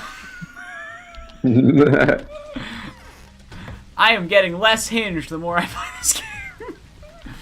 But yes, we're so close to 3,000, and then you get to hear the bit of the Usher video that I've already written, and it's really fucking good. You want to hear it? wait, Usher? Like the singer? The Fall of the Usher? House of Usher. The Fall of the House of Oh. Usher. Why do people... I'm the Mike Flanagan show guy. Gal. No, Aronach was going to sing Let It Burn. Yeah. Where you're gonna go, yeah. I'm fascinated that like the first thing people think of when I'm like, oh, I'm talking about the show, like the Usher video. They're like, oh, you're making a video about a pop singer. I'm like, why is that what you would assume? I think Usher was just such like a cultural like nuke that I Was think he? it's just. I thought he was Oh like yeah. barely popular at all. Oh no, Usher was like on a different level. Not in the same way that like Michael Jackson was, or like a lot of other like pop singers, but Usher was just always there. I had And literally so- no idea that Yeah, Usher like mattered at all. yeah, he's one of the single most influential R&B singers that I'm aware of. But like there are some that are more famous, but I think he's one of the only ones that's like stood the test of time, you know. I thought he was But just no, like I do a think- whatever like dude that got a couple of songs that were popular. Mhm. I mean, I guess maybe. I guess I'm a music person, but I guess I wouldn't really know like in the macro, but like I never could escape Usher when I was a kid. Yeah. Like just always. Yeah. You know, like Yeah. I remember some of his songs being popular, but I didn't realize he was like a big deal or anything. Is more my point. We had In the club Usher. with my homies. Yeah. Yeah. But yeah, no. If I was doing a song about music, a video about music, it definitely wouldn't be about Usher. There were these girls, Usher Oh, was yeah, playing at the. voice act. Yeah. Real quick. Mhm. What? Oh my god, she's still the fucking Smash Bros. Announcer. Chat reminder: you can donate to change names and stuff. Just saying. Anyway, Why do you look at me with such disapproval? Have I done something wrong? I've delivered the pistol to Lara, it's done. And here's the reward, see? Ganondorf, I'm giving it to you. I part with it as easily as I acquired it. Well, do you admire me? I'm positively charmed. Nelson Mercer, was he really that popular? Yeah, yeah! That's so good. I worked at a credit union, and my manager was really into like all that kind of music. And one day we were talking about Lil Jon, and I don't really have anything to say about that, but I we were like working the teller line or whatever, and I was a loan officer. Don't hang me. But I was a loan officer for a while. Credit unions are different, everybody. Not that much different though. But we were both like kind of singing the song and listening to it on Spotify, and Lil Jon came on, and he, the window to the walls, and To the I was window! To the wall! but I was I'm like, not. And the thing is, I know it's not the real lyrics, but every time I hear that, I think of the meme thing of like, till the sweat drops down my balls. that is like that is the lyric. Oh, skeet. Yeah, that is the lyric. Wait, that is the lyric? I swear, is I the thought that lyric, was a the meme uncensored remix. version, yeah. Oh my fucking god. No, that's real. That's why I know there's two different versions of lyrics. Okay, so I was like as a kid, like growing up, I was very much like, I'm not like other people. I actually like listen to real music. I'm a fucking like, I was a bit of like hipster asshole. Not gonna lie. So I just didn't care about pop music. So like my understanding of 2000s pop, despite living through it, isn't what it is for most people.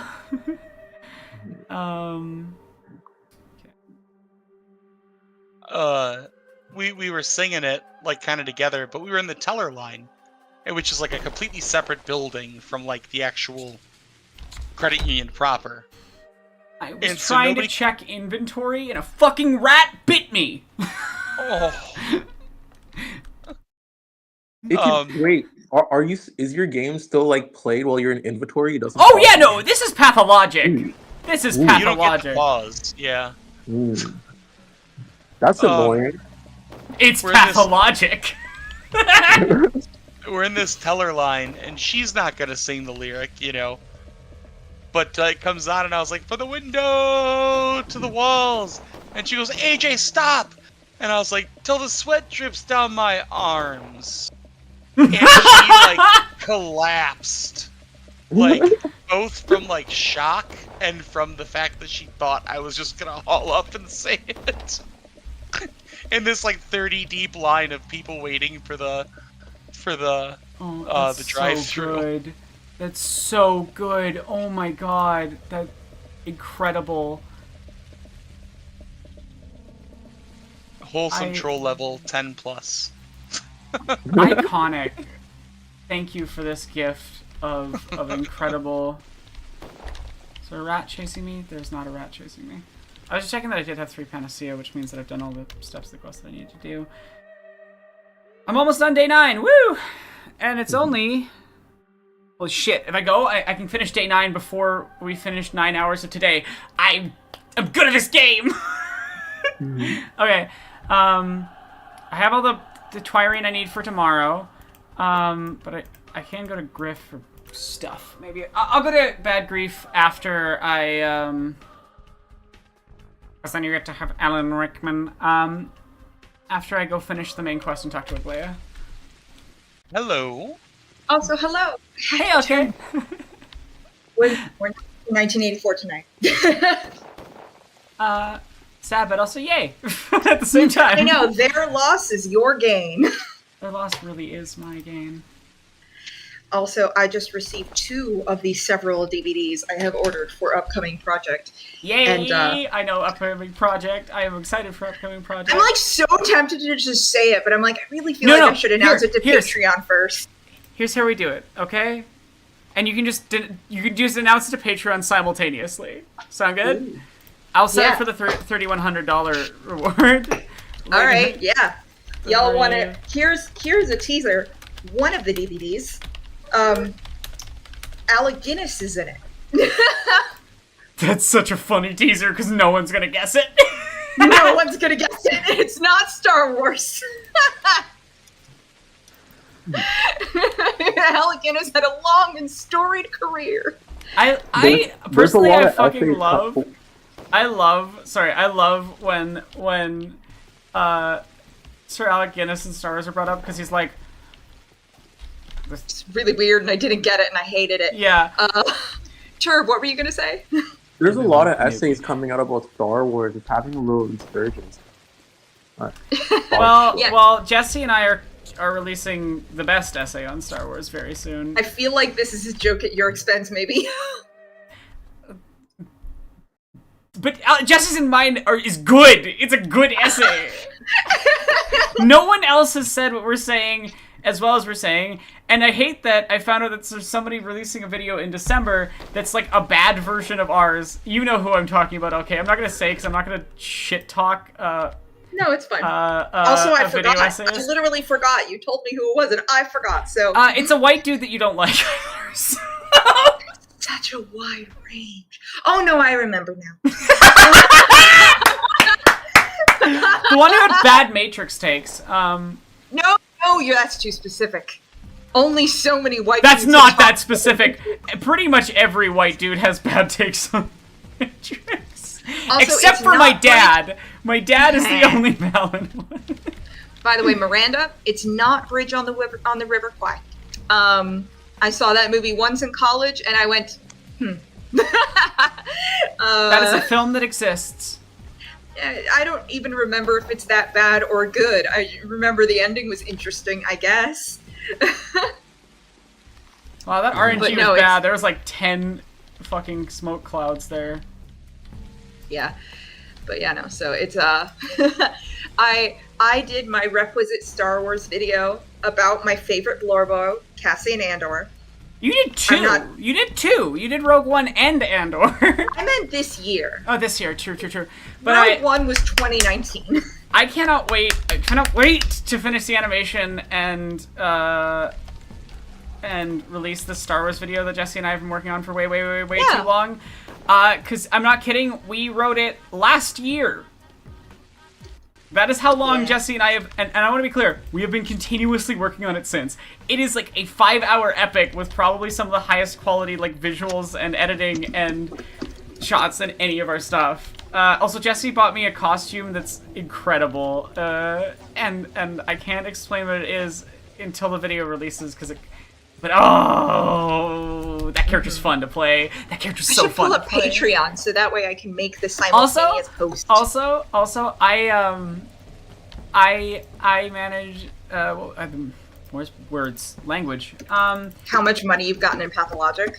Well, yeah, that. But I managed to do a perfect impression of Darth Vader to the point where I forgot that I'd done it because Jessie sent me a thing like months and months later after she'd done the audio processing on it, and I fully just sent her the message.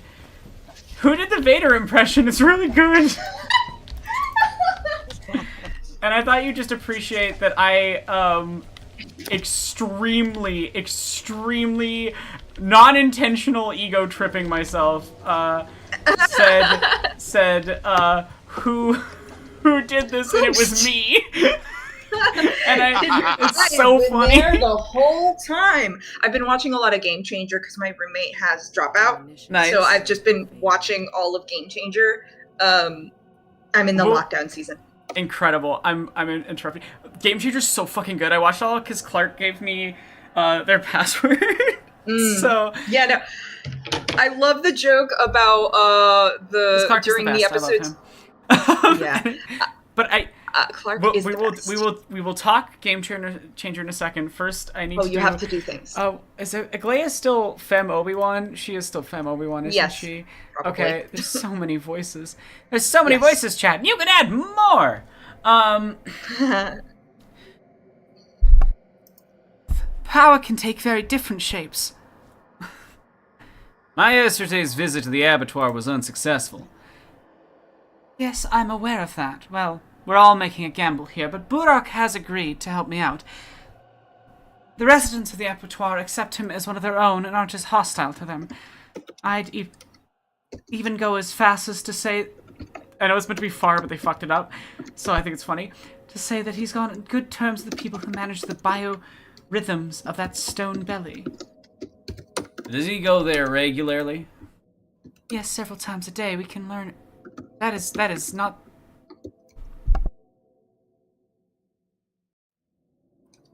Yes, several times a day. We can learn everything we need from him. But can his words be trusted? Absolutely, both his words and his deeds. Well, I'll trust your insight then. No. But the power of knowledge will always find a way to trump the force of arms. And I hope to demonstrate that to the military in no uncertain terms, with your kind assistance, of course. How can I help you? You'll manage just fine without my assistance. I won't feel... How can I help you?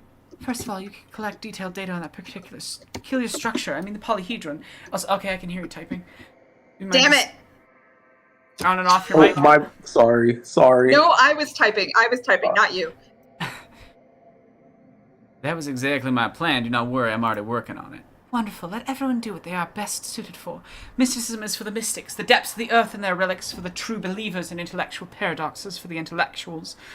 The abattoir will reveal itself to Burak, while that strange tower, I believe, will reveal itself only to you. That's what I'm hoping for as well. I was just going to discuss this with Victor Kane. Yes. Are you talking about Block? I never imagined that he hated me so much. Why? What did I ever do to him? I was expecting some instinctive resentment as part of the age-long conflict between the military and the Inquisition, but Block, it seems, would happily have my head on a platter. He saved me yesterday. So I've heard. It would be rather ridiculous to deny his courage, whatever he is. He is a master of his trade. What? Don't you think a situation like this would be infuriating to a clever commander like him, who also has the troops' undying loyalty and armaments such as he has been shown to us, free to surround, to die, but never to fire? Until you, Aglaya, declare that the town is saved, and understandably he resents the situation and extends his resentment to you. I've found Burak and relayed your request to him. What did he say? He said he had nothing to tell you for now. He's going underground, drawn by the echoes of some events connected to his father's death. How untimely. Might have to resort to using a blind pawn. Yes, I'll give that changeling a chance. It could go well. I'm grateful to you, Dankovsky, and deeply indebted. My errand must have cost you dearly. Obviously, I'm almost broke. You can just con her out of 7,000 gold. Yippee! As if I need it!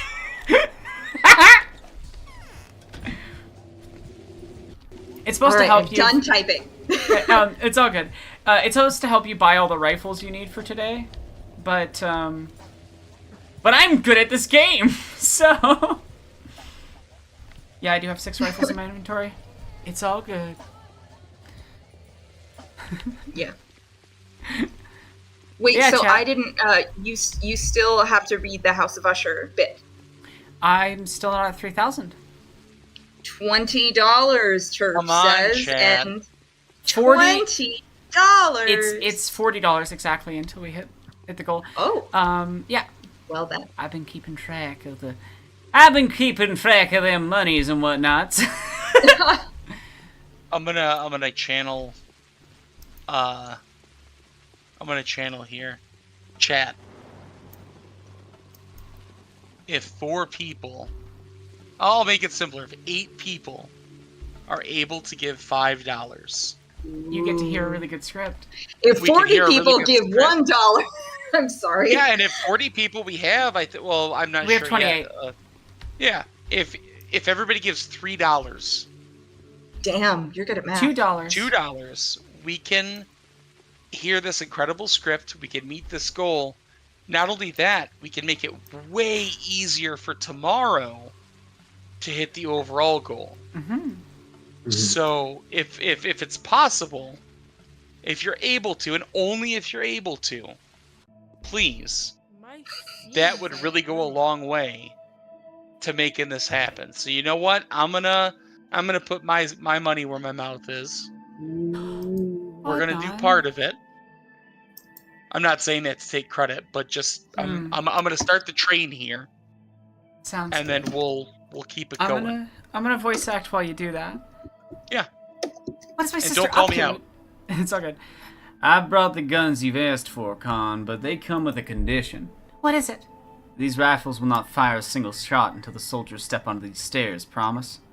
Yes, I promise. It's a fair condition. Now show me my rifles. I need to do like a petulant kid, so... I'm just like, show me the money. Will you be able to keep your followers in check? Will they withstand the temptation? Do not worry, the discipline is iron hard around here. You can enter the pit now. I doubt you'll manage to get through even a single facet. You'll get what you'll see. I'd like to hear your impressions afterwards. Alright, I'm going in. Oh, I love the fucking pit. I love this. Ugh, this area is so fucking cool. It's such a contrast to the visuals of the rest of the game. Hey, one of my friends bursted in. Their name is Ashwood. Give me like 10 minutes. I'm just gonna be on No mute. worries, no worries. Sure. Okay. I also decided to get the ball rolling. Aw. Oh, Also- let's go! Also, the chat reminded me, California, not California, CAD is like less than I don't It understand isn't. It's conversion less. rate. It's less than It was American. like $7 for me. Yeah. Also, okay. Do you want a voice for one of the characters?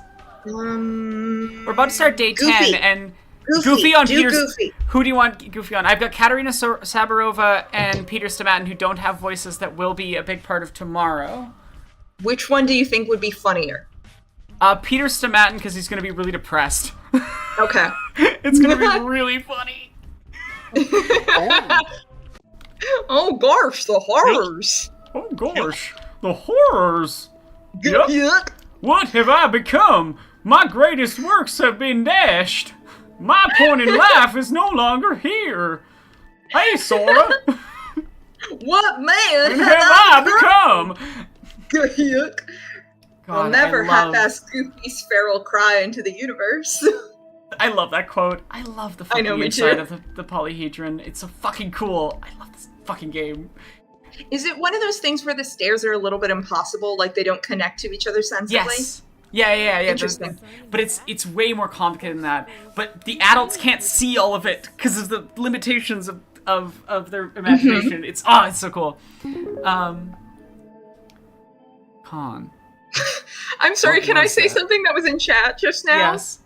Miranda just said, "Look upon my works, ye mighty, in despair."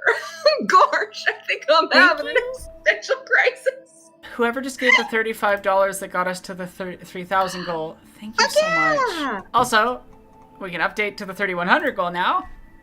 Let's go. Ooh. Reward number 13.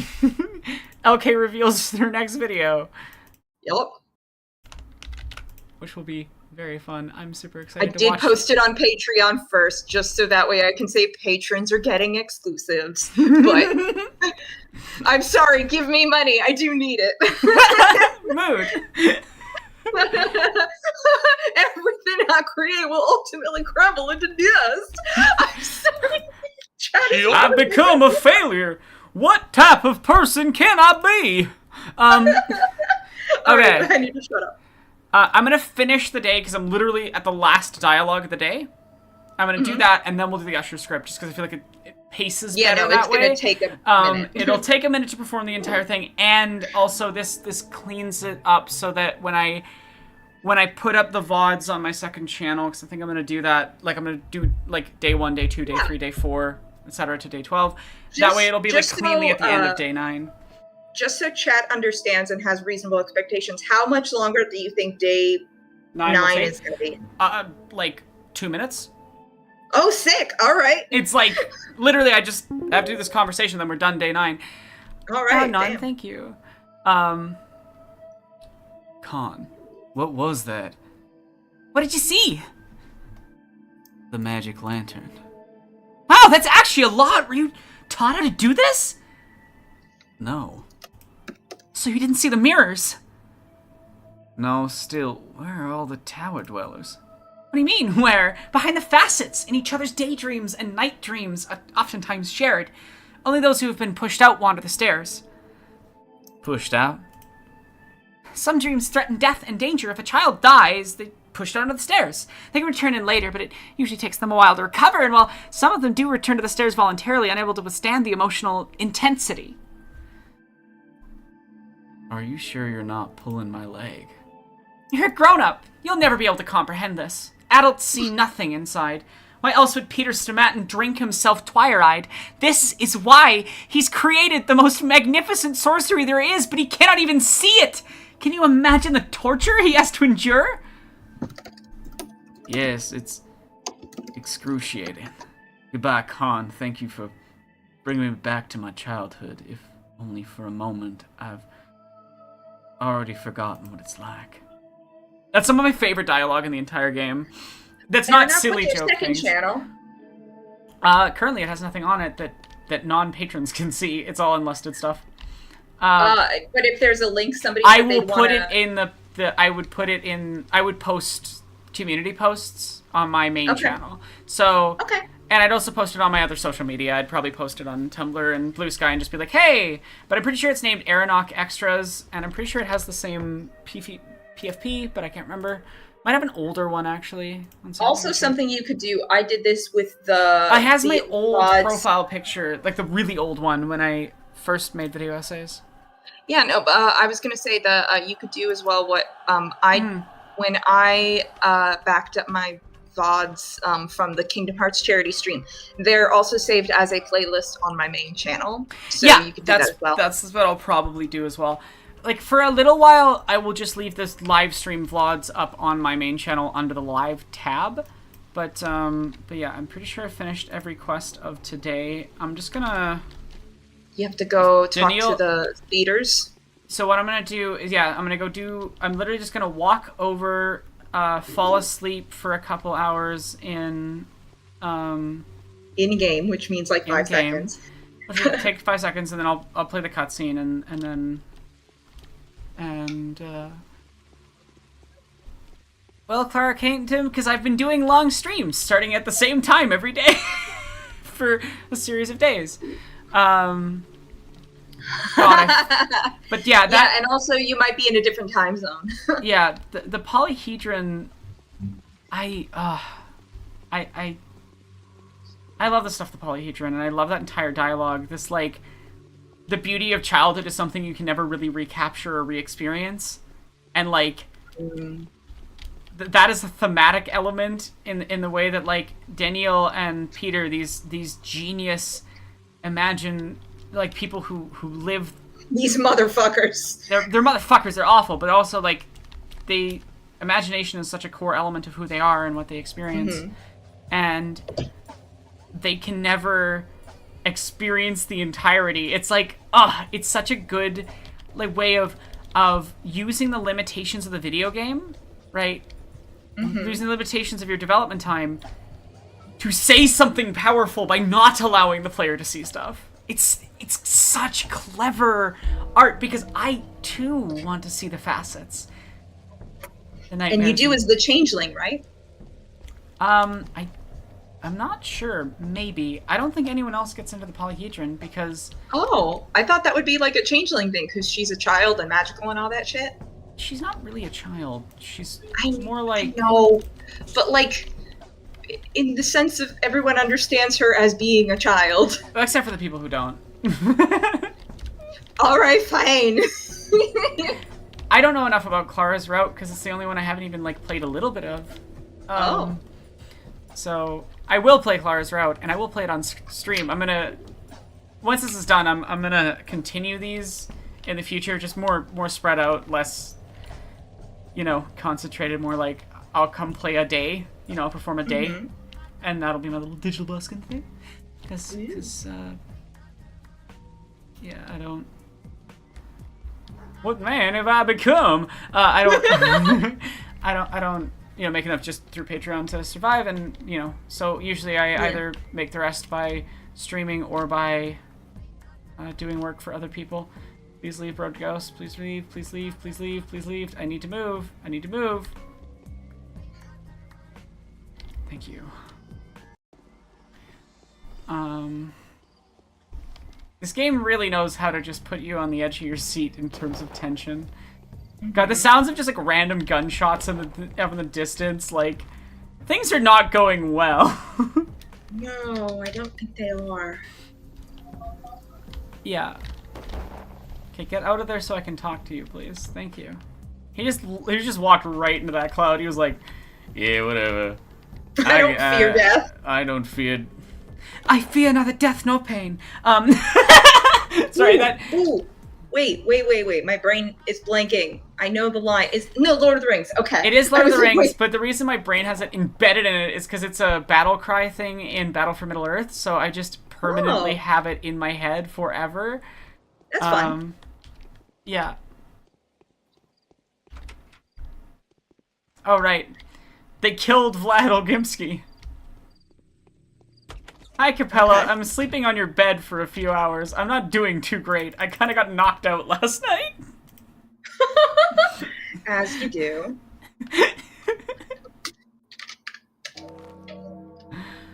Oh my god. The day is Is over. Your timely efforts allowed your supporters to remain unharmed. A new mime performance is being rehearsed at the theater. Can you tell I am... heard that dialogue a little bit, and it's also just like... It's such a peaceful dialogue, because you know you got it right. You did the day right. Oh, what happens if you do it wrong? Ha! One of your bound gets infected, and potentially you've fucked your entire run. I just meant, like, do you get a different message or something? Yeah, due to your major tasks not being completed, one of your bound were forced to risk themselves in order to complete the... I can't remember what it is. I can't remember, because I've only ever heard it like 3 times, whereas that one I've heard... Many? What is now like 20-something times?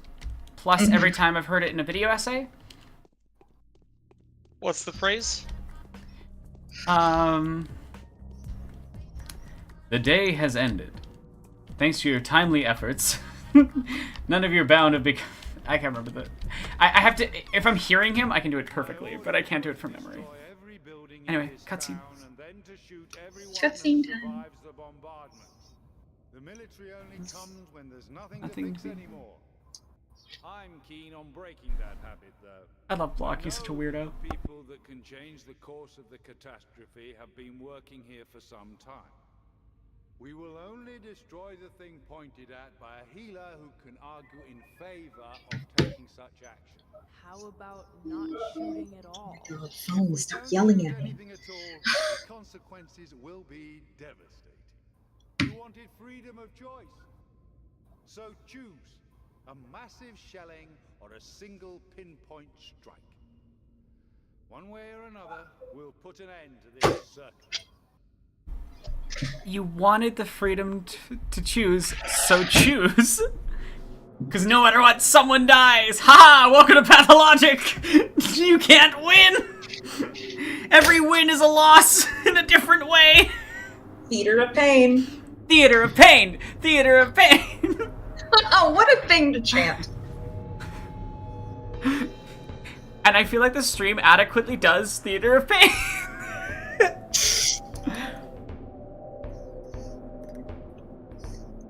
Oh boy. I have the video game muted just because sometimes it startles me. I love this weird one. Block sitting in this silly little outfit.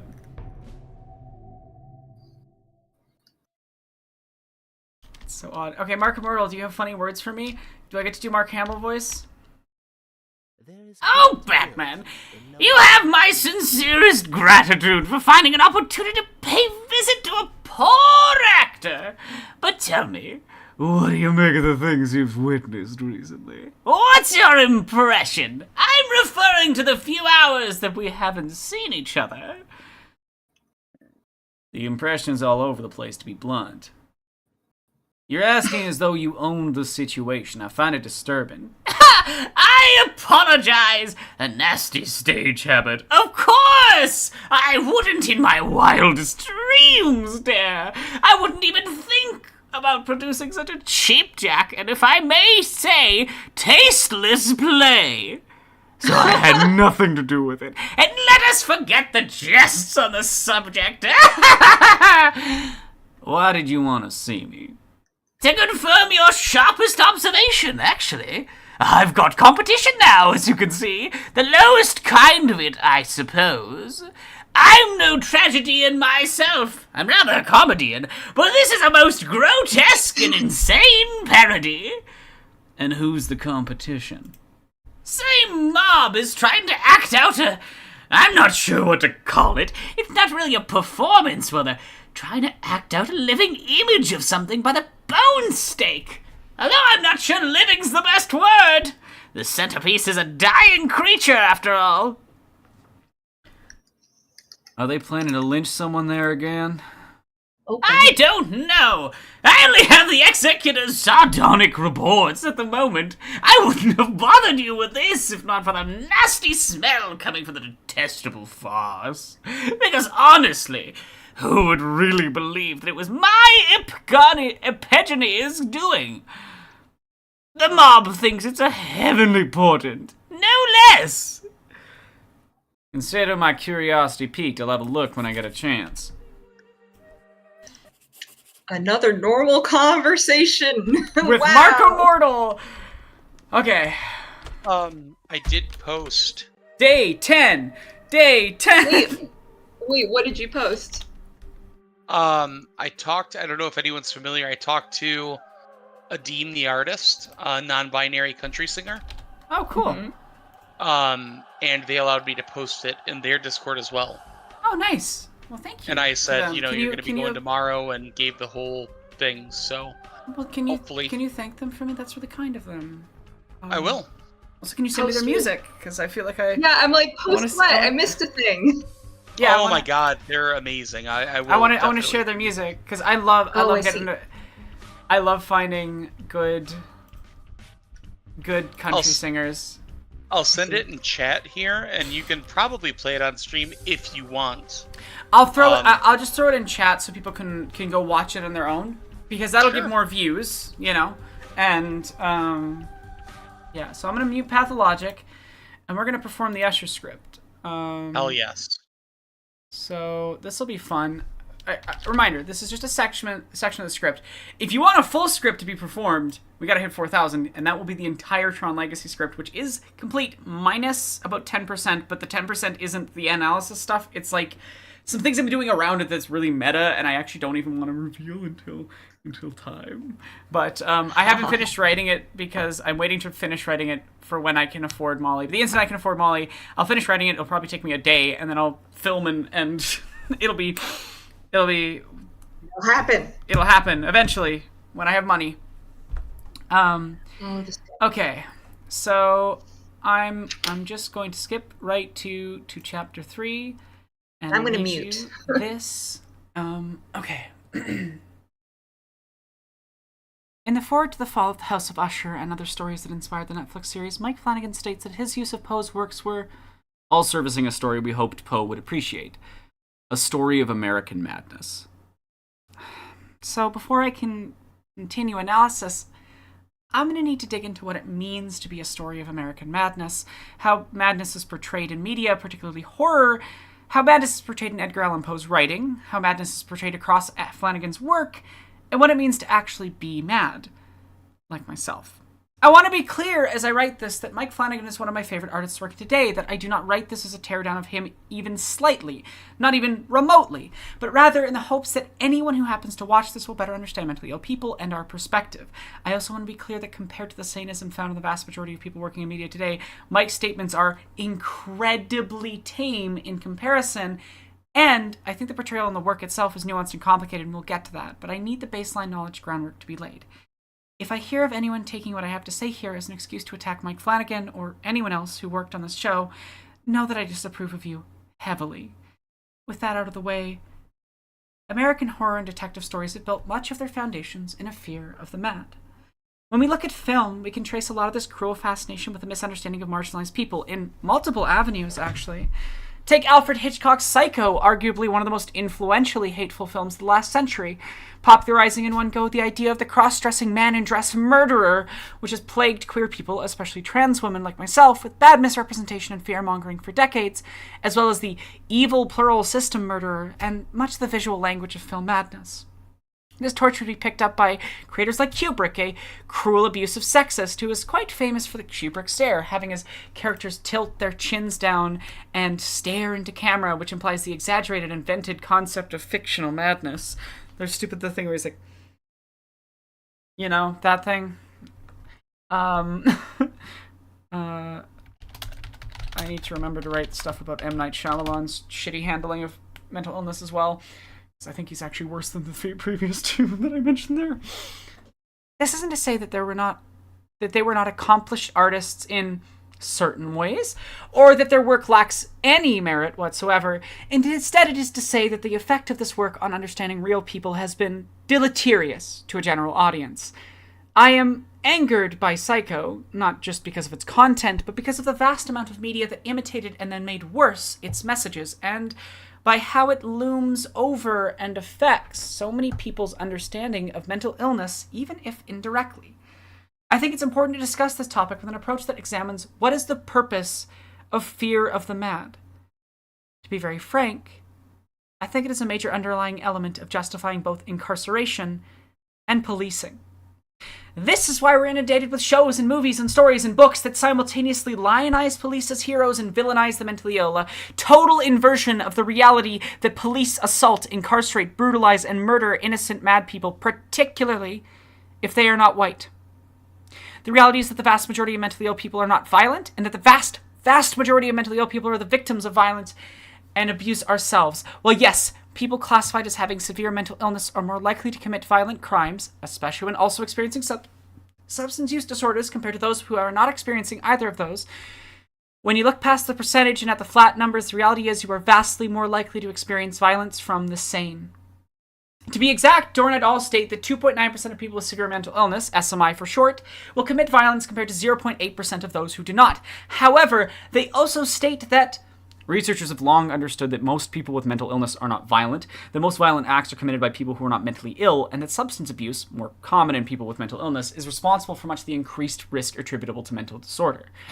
When we add in that mentally ill people are more likely to be unhoused and unemployed, and that housing people and giving them employment drastically lowers risk of substance use disorders, and that research is increasingly showing that severe mental illness in general come out of the material conditions of people, we see that these problems are in fact social and not individual. Note that at no point am I saying that mentally ill people are incapable of violence, that it has no relationship to violence, or that we are perfect saints. What I am trying to point out is that we are disproportionately represented within media as villains. Let's put the percentages into context. To be generous to sanest people, let's go with the upper end estimate of 6% of the approximate 4 to 6% of people who will experience an SMI, according to a meta-study on disparities within severe mental illness by the RTI International University of North Carolina Evidence-Based Practice Center for the Agency for Healthcare Research and Quality.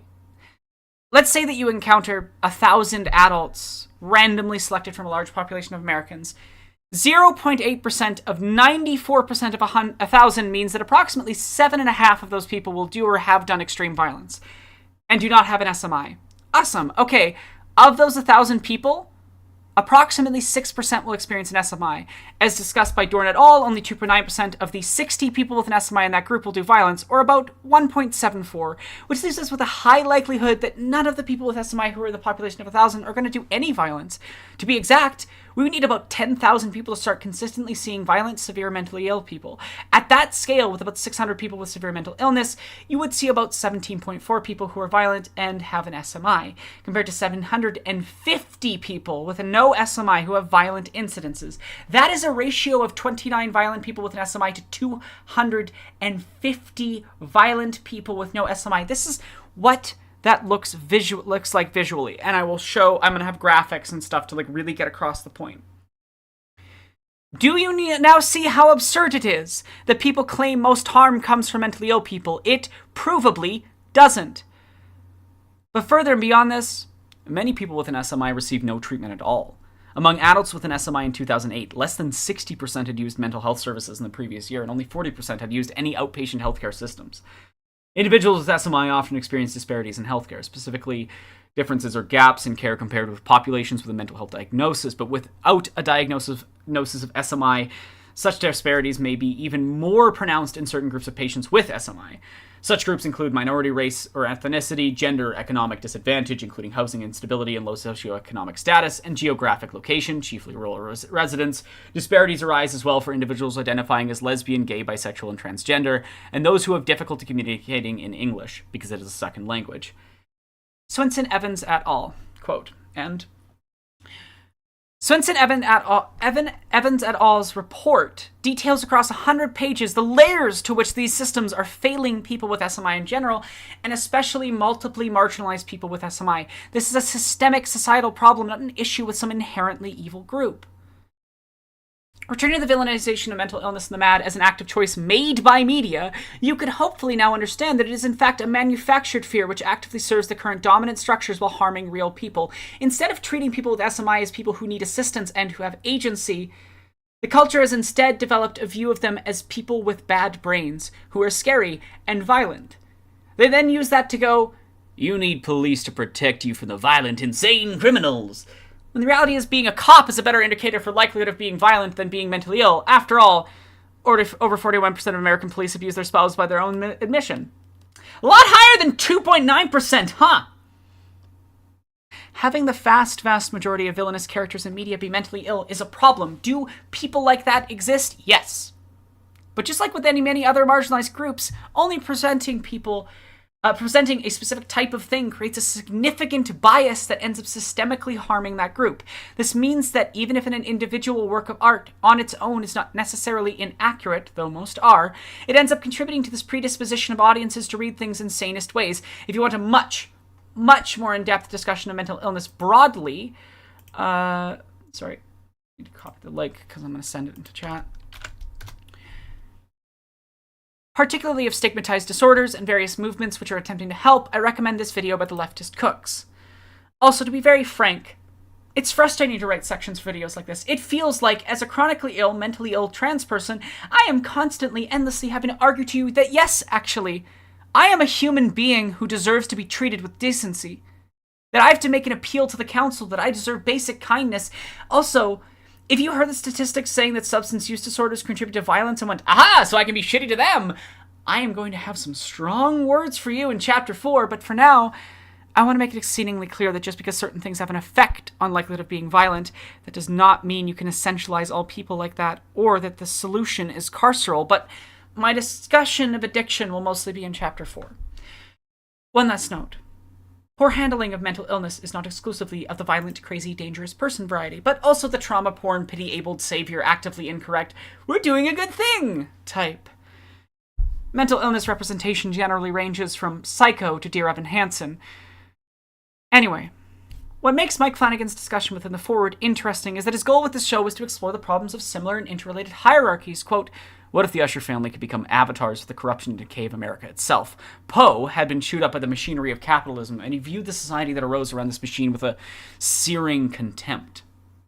Mike speaks of madness as an other in this forward, though perhaps with far more kindness than most would, but if anything, goes against the goal of questioning this contemptible society. Thus, while I, and the mentally ill people who assisted with his work, generally have a neutral view of the show's representation, I do think that element in some ways can work against some of the goals of the work politically. Poe appealed to me quite strongly at a specific time in my life because he is, in his own way, attempting to explore and understand madness. Yes, as something scary to the person experiencing it, but also as something human and almost more desirable at times than the horrid realities of the fantastical elements that the characters face. There's a relevant quote from The Raven that I'll write down, but I forgot to add into the script yet. There's a deep sense of empathy, and often the fear we're experiencing is with the mad. They are not the danger. And even when mentally ill people are the danger, the point of view is still with them, and if anything, I think Poe is trying to explore the extremities of what people can think. Poe's scholars believe that the Telltale Heart was based on an 1830 Massachusetts murder, but the original kill was motivated by the inheritance money and done by a hired killer. Poe inserted mental illness into it. The element he drew from the original murder were the cold and calculated manner, and how when confronted with the enormity of their guilt, they couldn't help but confess, even though they probably could have gotten away with it. He ends up placing mental illness as the horror and not mentally ill people. And there's still some messiness to that, but note what he's doing.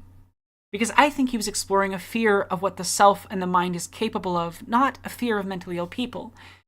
Poe is asking himself and the audience to consider what it would mean to experience that, to do that act, to be torn apart by guilt. The story is not about some terrifying other coming to terrorize you, but instead about how your own body and mind can slowly fail you. It's not necessarily good, but definitely different from the contemporary discussion of things. And in my opinion, both his work and the show discuss these elements in interesting ways while giving their characters agency over their actions and not actively seeking to damn the mentally ill. Poe also at times contradicts expectations of mental illness representation. The narrator of Murders in the Rue Morgue describes himself in C. Auguste Dupin as being mad in a positive light. I'll play a quote. I need to write down the quote, but I have it marked in the book. And the story subverts and shoots down the idea of a mentally ill murder. There's another quote. To say that Poe's work is by and large sanist is at least inaccurate or oversimplifying things in the opinion of myself and those kind enough to lend their perspective to this video. One of my sensitivity readers, Triss from the Garden System, in my opinion, accurately described Poe's writing as varying from good to neutral in quality of representation. Which is shocking for works of horror, the subject matter of the stories, the themes he's dealing with, and the time period he wrote in. Edgar Allan Poe dealt with bouts of depression throughout his life and clearly struggled with his mental health in some way. During the last 6 days of his life, he was said to be talking to hallucinations on the wall of his hospital room as well. I am not going to speculate into what things he experienced that influenced his writing beyond those provable facts. But it's clear to myself and a lot of the mentally ill people I spoke with for this video that he is, even when writing about truly horrible people, holding some degree of empathy for them as people, or is exploring those topics' extremities because he's writing from a mentally ill perspective and grappling with his own experiences. Harrow the Ninth is one of my favorite books ever written. A large element of that is due to how much I relate to Harrow. If you've read it, you know that is not a compliment to myself. Part of relating to her is due to how well Tamsin, a mentally ill person, handles writing... Tamsin Weir, sorry, I should have her last name in the script. Handles writing Harrow and Harrow's perspective. She's not evil, but her mental illness is not glossed over and does consistently impact her experience. It is a holistic representation rather than a sensationalization. The book is an excellent work, and it frustrates me that even something as rock solid in its handling of representation as that work still manages to attract a lot of people being very sanist about it. I'm not going to dredge up a bunch of screenshots because that would require digging through the internet to specifically find things that upset me, but my point is, I'm not sure you can release a good work of art about mental illness in the current media climate and culture and not have it receive that type of reading. So, works that exist in a, let's say, nebulous zone of quality of representation are complicated to discuss. I love The Fall of the House of Usher, though I understand if other people with similar experiences do not. My worry is that a sane audience who is so deeply misinformed may get the wrong messages from some aspects of this work, as sane audiences have with certain interpretations of Poe's work, or other mentally ill authors exploring the topic. While I and my contributors do have some light criticisms in specific places, the section cannot be described as primarily about criticizing the handling of representation or the art itself. No, this is a criticism of you, audience. Not all of you, but most of you. Definitely most. Genuinely, every conversation with other mentally ill people about the show has included some amount of criticism that isn't really about the show, but about audiences. As Triss put it, in a world where Satanism wasn't prevalent, this would be harmless, but I feel like if I look online long enough, someone's going to take some elements of the horror bits and go, whoa, this is just like schizophrenia, which is clearly not what the show was aiming for. End quote. Because of how audiences behave, it engenders what I and Triss were calling defensive reading, less examining the work, and more worrying about what certain types of people will read into it. Searching for what the worst type of person read the work as saying. So my hope is that by discussing this, I can prevent harmful readings like that. I want to see horror that engages with discussions of mental illness that appeals to me and my experiences. I just think that, as with discussing any marginalized perspective and experience, there needs to be care to taken to ensure that marginalized perspectives are respected and represented within that. Horror is a genre uniquely equipped to explore certain feelings and stories about mental illness. Because yeah, being mentally ill can be fucking terrifying. When I'm having intrusive thoughts, especially when I was a teenager, that was horrifying. When I experience extremely vivid flashbacks due to CPTSD, that is literally experiencing terror. Horror media has helped me to process and better deal with those feelings and be able to differentiate them from the self. I discussed in my video on Doom how metal and aggressive media can help people process certain negative emotions more healthily, like anger, and horror media works on the same principle with other negative feelings. I'm not alone in this. My friend Alex, aka Shoe of the Wind, who writes good fanfic with mentally ill characters, said, as someone who experiences POCD, I believe that I either was evil or I had something evil in me that I could not control. Which meant horror as a genre helped me because it was the idea of exploring something terrifying that I could not control and I could not stop. So I was more seen by horror, and horror saved me because it gave me the voice to explain my experiences. The thing that differentiates it from stigmatizing works like Psycho is the personification of the mental illness. With Psycho, you have Norman Bates, who is only ever defined by his mental illness, and that makes him evil. Or you have stories like the original Poe story, The Fall of the House of Usher, where Roderick and the narrator both think Madeline is dead due to their own struggles with paranoia and delusions, but Roderick's not an evil person. The horror is that it was an awful mistake. Roderick is not presented one-dimensionally or as the evil. In stigmatizing works, the person becomes an embodiment of mental illness, and mental illness is treated as a pure evil, and thus mentally ill people also become a pure evil. End quote. Now, to be clear, I do think there is a line between relatable and traumatizing, and I think that line is probably going to be different for everybody and something we have to discuss. With that said, I know some people within relevant communities disagree with presenting any element of mental illness through a horror lens, but I just don't think that's a productive way of engaging with this topic or art in general. It's refusing to have the conversation and dismissing a lot of people's valid contributions to art and their experiences with art. I also don't super love that view as someone who finds horror to be a helpful avenue for exploring experiences I have had. Sorry, I need to add, both as an artist and as a viewer. I disagree that our experiences are taboo, and I would much rather have discussions of how to do things in respectful and accurate ways. So if that's your opinion, this video won't be for you, and that's okay. Not everything's for everybody. It's okay if this genre and topic combination is not for you, but I think people need to be able to differentiate between what you dislike and what is actually harmful. Personally, I will always take having flawed but interesting representation over no representation at all. Welcome to Nuance, you can actually have it. So to be very clear, I do not think this show is inherently sanist. I do, however, think that some people may interpret a sanist understanding of the work, which is valid within media analysis because of certain aspects. I am making this as much to get audiences to better engage with the work as to try and combat misreadings of many other works of art, and hopefully push creators towards working with mentally ill writers, sensitivity readers, and consultants to avoid some of that history of harm. Something that's important to understand when we discuss any form of representation is that no group is a monolith, so to make sure I am not overreaching, I've worked with several sensitivity readers and also discussed the work's handling of these topics extensively with other mentally ill people. Special thank you to a number of my patrons who discussed this in the Patreon Discord. Also, to be clear, I am not saying you cannot enjoy media with bad representations of mental illness or media that contains what I'm going to call magic fantasy mental illness. I'm asking you to engage with it in an understanding that this does not reflect on real people like me. I mean, for fuck's sake, I love Sweeney Todd, the stage musical. I cannot in any remote way argue it's good about mental illness, even slightly. I enjoy Batman media.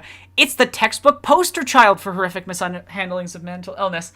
Very specifically, Benjamin Walker's version of Patrick Bateman in the American Psycho musical joins Daniil Denkovsky in the category of stinky sons who are the worst, and whom I love. And also want to fold up into a ball, toss in a trash can, and punt down the stairs. They know what they did. However, I am engaging with this media in a very different way from a sane audience, and at no point is it swaying my views on people like myself. I know it's misrepresentation and will openly criticize those aspects, and I will still enjoy other elements. I can do both at the same time. My hope is by providing information, you too can engage with media that is problematic towards mental illness and recognize the issues with it instead of uncritically letting it influence you. Magical mental illness can be really interesting to engage with and can create fun or well-made or meaningful art, but that doesn't change that the works which use it have a very real effect, and that effect is often directly contributing to furthering misunderstandings of mental illness. I think some of those works, the issue is inherent. Others, I think the issue lies with, as I said earlier, audiences being more likely to read it in a bigoted way due to ignorance. In the same manner that certain people misread The Fall of the House of Usher as saying that being queer is evil, and not what the show is actually saying, that even marginalized people can be affected by proximity to power and privilege. The experience of the work and its messages about marginalized people are in the eye of the beholder, and most beholders are bigoted. My friend Ruby from Codex Entry called it a Rorschach test work of art. What you see says more about you than anything. However, even amongst general audiences, some works of magic mental illness can be not only not sanest, but actively positive.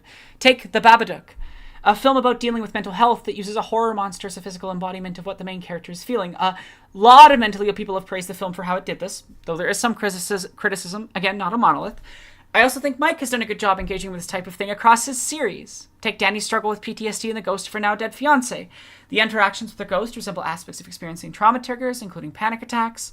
Being haunted as a metaphor for dealing with death-related PTSD is, in my opinion, quite poignant. PTSD feels like you're haunted by your memories and past to some degree. Spoilers for the end of that series.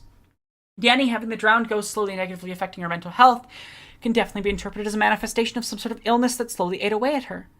This is never presented as damning of Danny. We are instead sitting and experiencing it with her, and she gets to have a happy life with her lover in spite of what haunts and eventually takes her away.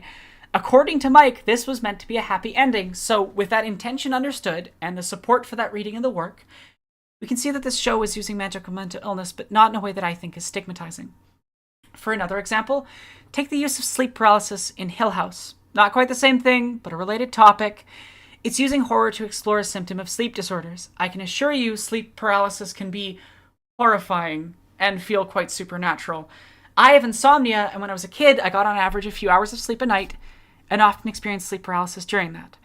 I would see a very creepy shadow of a man standing over me every night, and was fully convinced it was a ghost and that I was haunted.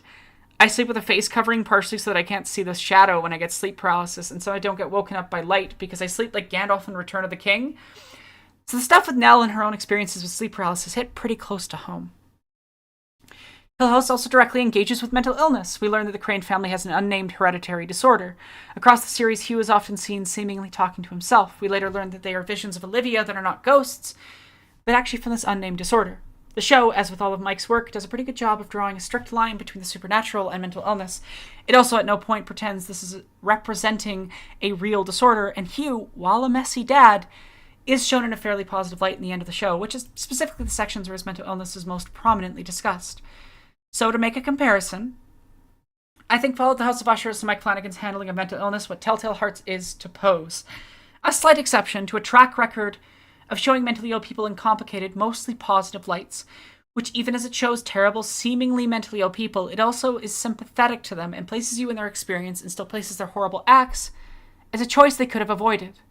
They have agency, and the magical mental illness is clearly not what makes them awful. They were shitty long before it. Then I analyze episode 5 and 6. That's not finished, so I'm going to skip to the conclusion. I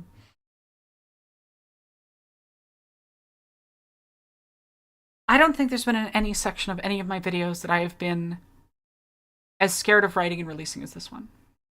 Because I know how deeply people hold stigmas towards mentally ill people. I'm going to speak very generally. At best, mentioning a few specific symptoms, but some people's view of me will be irreparably changed. I have spent so much of my life hiding symptoms, performing normality. There's an idea of Aronach. Some kind of abstraction, but there's no real me. Only an entity. This entity. Sometimes I feel like a prism of mirrors reflecting what everyone wants to see. I smile and perform the right movements, and I speak the right words. Inside, I am plagued by 1,000 dark reveries, imagined events, and a struggle to grasp reality. Growing up in a Catholic system that teaches thought as sin, I was terrified of myself, of the monster of me. I have discussed the queer dimension of that, but the feelings I expressed were informed just as much by my mental health. I experience vivid and visceral intrusive thoughts on a constant basis, very often violent. I have an incredible imagination. I can visualize 3D objects in vivid detail, and I can rotate them in my mind. It's great for working on art. Not so much when your brain can subject you to the intimate details of your worst anxieties. The thoughts are upsetting and disturbing, and nothing I would ever want to do. But if we've met, it's perfectly possible I've imagined putting a knife through your jugular. It was a thoroughly unpleasant and undesired thought, but I had it anyway. And that's a tame one. I don't particularly want to discuss the worse ones. So you can shake my hand, you can feel my flesh gripping yours, I simply am not there. I experience dissociation, derealization, and depersonalization. I exist in a world of dreams and memories from which I grasp at reality like a starving dog. It's like standing on the deck of a ship, and sometimes the boat's so steady, it's like solid ground. And other times it shakes and it tilts, and I list back and forth between standing steadily and falling. Is disconnection not logical when the meat you're imprisoned inside is a torture box? My body subjects me to endless pain, and my brain subjects me to the horrors. Sometimes when I'm feeling particularly unwell, I feel like I'm some awful god, an eldritch being, an ancient evil, chained into a fleshy approximation of a person. I have all the characteristics of a human being, but I sometimes feel like I'm just a facsimile, and yet I create this art, and it tells me I am real and reflected because so many of you have seen yourselves in it. Have you not seen yourself in this picture? Am I tricking you into connecting with me? Does it matter? Is this not also just another in my long line of performances, acting and acting and acting and acting? But the masks are honest. I swear they're honest, or at least I want them to be honest. I'm trying to make them honest. It's all honest. I swear. Am I not really here until someone says, I see you? Being in the closet for so long and in so many different ways, I invented a role and I played him so perfectly that it kind of tore me apart. Even my name is an invented reflection of someone I metaphorically killed. I know that's not a nice way to feel about your dead name and past self, but it's the only way I think I've been able to process what I've experienced. I feel like some eldritch thing that possessed this dying body. Growing up, I internally referred to myself as my dead name backwards. Whose voice do I even speak in? I can perfectly disappear into other people's. I can sound just like them. I can talk just like them. I can't seem to conjure a consistent speaking voice for myself. I get angry when people comment how kind and good they think I am, as if it's a bad thing that you see me that way, as if any compliment is only possible because I must have cruelly tricked you. Even if the reason why someone says those things is because I'm just being my honest self. I don't think there has been any section of my videos that I have been as scared of writing as this one. I've talked about these things with maybe 10 people before because I feel like once this cat's out of the bag, there's no putting it back. I am mortified, terrified, tortured by the idea of never being believed again because unsurprisingly experiencing a lot of abuse and gaslighting makes being disbelieved a little triggering. I know no matter what I do, some people will hear this section and never respect a single word I have to say for the rest of my life. The reality is, the disclosing that you deal with mental health problems, that you struggle with sanity, leaves you open to people abusing your symptoms to manipulate you, harm you, control you. It leaves you open to being seen as nothing but a horrific shadow where a person should be nothing but a monster. It makes it so difficult to discuss it and push against the stigma, but someone has to talk about it, and if it's not me, then who? And once you do, people won't believe you. I'll call you a liar because for too many people, a good person and a sane person are synonymous, and a bad person and a mad person, those two are inseparable. So either I'm a monstrous liar or I can only be seen as good while being seen as a liar. I've had friends be harassed ruthlessly for speaking about their own experiences. I'm also scared of discussing things because of the treatment so many people I know have experienced in mental health wards. I'm not sure I can ever adequately express enough gratitude to my friends who, when I was having a full-blown mental breakdown in third year university, basically hid me at the uni and didn't call the cops or anything on me. I significantly bruised my collarbone because I was stimming by tapping it so hard and for so long. I didn't sleep for 3 days, and my memories in the entire event are hazy at best. The reality is that mentally ill people, we destroy ourselves trying to pretend to be normal. Isn't it normal to chase being a person? But the reality is monsters are not born, though. They're created.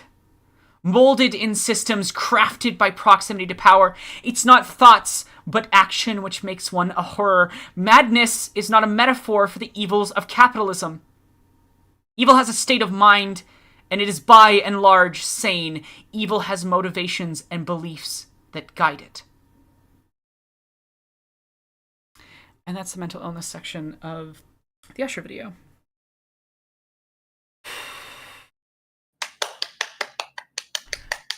It's really good. I've heard it before, but it's really good. That is an experience to perform. Also, every time you say deleterious, all I can think of is deleterious to my career. Okay, and now I'm gonna go get some water. Yeah. Me and Adnan can chill for a minute while you hydrate. Sounds great. I will be right back. Mm-hmm. I think I'm also gonna reheat some food. Do it. So, Adnan, how's your evening going?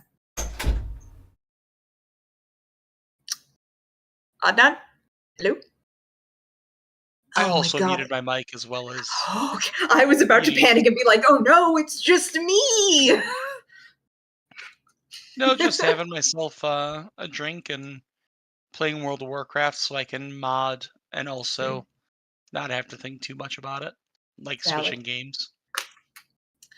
I'm still working on painting the thumbnail for my next video, which, reminder, money please. We're 98% to 3,100 and I'm bad at math, but what is that, like $40? It's like $40, so like around there. Yeah. Money please. Give Aranak money. I didn't say you wouldn't cry, Anthony. I said I don't know. I said I'm bad at gauging what makes people cry because I can never tell, because I cannot stress enough. I wrote the script to the Rise of the Guardians video thinking this is just nice. Nobody should cry over this. And then everybody said I cried. And I'm like, well, I don't know what makes people cry anymore. It's a weird So- line because it's so strange for everybody. Like, Yeah. Like at this point, my only guess is that expressing yourself earnestly can sometimes lead to people crying, but also sometimes it leads to people saying fuck you actually. So like, I don't know. oh yeah, no, I have weird ones like I don't know how into Lynch you are. David Lynch, I'm yeah. aware of his oeuvre, but he spooks me a lot, so I just sort of know about his stuff. Everything after Eraserhead is like fairly accessible, except for Lost Highway. I would just skip that. I've seen like clips of stuff in film classes, and it's one of those things where like I know I should dig deeper because I do think he's a very interesting creator. And also, have you seen the clip of him directing children? Yeah. Please I cry. love it. Please cry. Make your noise. Please cry. It's Yeah. the most incredible thing I've ever seen. So I want to see more of his stuff. I just like I need to be in the right headspace because his brand of Absolutely. like surrealism genuinely creeps me out. It's definitely like surrealist horror. Yeah, and I find it and- really hard to deal with. Yeah, the thing that always trips me up about it is that it's surrealist horror, but it's very much human condition. So like you're Mm. not talking about the abstract or the eldritch or things beyond your comprehension. It's just the human condition distilled down in a way that Sometimes makes the it human human. condition is beyond comprehension. Exactly. And I'm not I don't know if I should describe it like even briefly, but there's this in Mulholland Drive. I don't Mhm. think this is really a spoiler, but there's No. this moment where Naomi Watts is the main actress, is having like this identity crisis where she is the same person as the person that she's in love with. Mm-hmm. And it's sort of like this Hollywood, like fallen Hollywood story. Yeah. And there's this moment where the scene is just shifting perspectives constantly with no context. Yeah. And there's one where she's sitting on the couch and she's just sobbing, like just ugly crying. And then it zooms out and she's I don't know how to say it without being gross. Having a go, I guess. Doing herself a favor. Correct. But like it's not What sexual. sad. Yeah, it's like that sort of like breakdown of like the human psyche, and every time I see it, I just start bawling. And it's not Huh. because it's not because I have like that experience specifically, but to sort of Yeah. like have that distilled down to a moment that's like very human, always gets me. There's a bunch of movies like that. I'm such a movie person. That's fair. I'm a movie person too. Just I struggle with David Lynch's surrealist horror, but I will say in the vein of surrealist horror, I don't think Requiem for a Dream is a good movie. It's just a really long, triggering anti-drug PSA. I wouldn't really recommend people watch it unless you need an anti-drug PSA. That is deeply triggering. It's not a But- good time. No, it's not. But I had to watch it for class. Luckily, I feel like it was Yom Kippur or Rosh Hashanah or something. So like I ended up having to watch it on my own instead of in the big auditorium, which is probably good for me. I feel like I would have had a really bad reaction seeing that in a crowded space. Yeah. I had that a lot in film school. Most of my classes were in this room with no windows and kind of small seating. And genuinely, I almost had a claustrophobic panic attack during this weird art film where like it was just images flashing on the screen, and completely out of sync with that, someone scratching on a violin.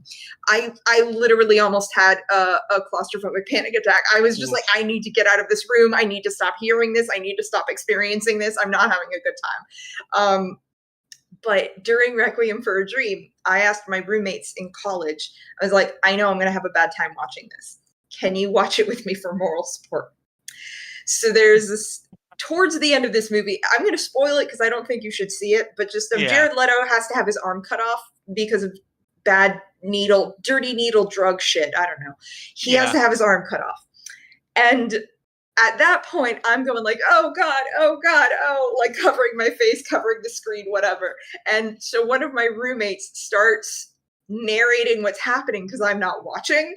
And the way she did it was she just goes like, oh, it's so disgusting. It's so disgusting. The friend goes, oh my God. And she goes, the friend went, oh my God.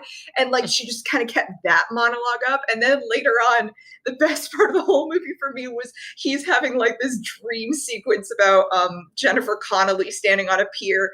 And she just went, well, that's not right. He wouldn't have an arm. Best part of the whole movie was just my roommate's commentary. The movie was a miserable experience. Don't watch it. The only oh my God, what the fuck is his name? His name isn't Clint Mansell. That's the composer who I like, who does the scores for his movies. Requiem for, who's this guy whose movies I hate? He did Mother, the exclamation point. Darren Aronofsky. Yeah, I was gonna say Darren Aronofsky. Yeah. So the only movie of Darren Aronofsky's that I ever got something out of was The Fountain. And that's because one night I said, I am in the mood for something weird and depressing. And I turned it on and it really hit the spot. Yeah, Darren Aronofsky's like a really weird watch for me. I enjoy some of his stuff. I don't. But, I really don't. Well, like I really judge a lot of stuff on like first watch because like I want to react. You know, that's kind of my like thing. And so like to that end, I can appreciate it. But there's nary been a film that he's done that I've been like, oh yeah, let's watch that. Also, like, I'm going to really quick interrupt you to say hello to Squid Punk and people rating in. Hello, thank you for joining us. We're currently just filling time because Aronok needs to hydrate and get some food in her. But we're raising money for Aronok because she's been having some financial difficulties being chronically ill and stuff. And she needs money, please. So if you can donate to help Aronok, she's been doing funny voices while playing Pathologic. We're literally just filling time right now while she gets something to drink and something to eat. There's also dono rewards, and I just put it in the Discord chat. I'm sorry, in the Twitch chat. Good. The document. Yes. Thank you. Yes, thank you for joining us, and just be patient. She'll be back real soon, and we'll get back to silly voices. We've had Skeletor, we've had Mark Hamill Joker.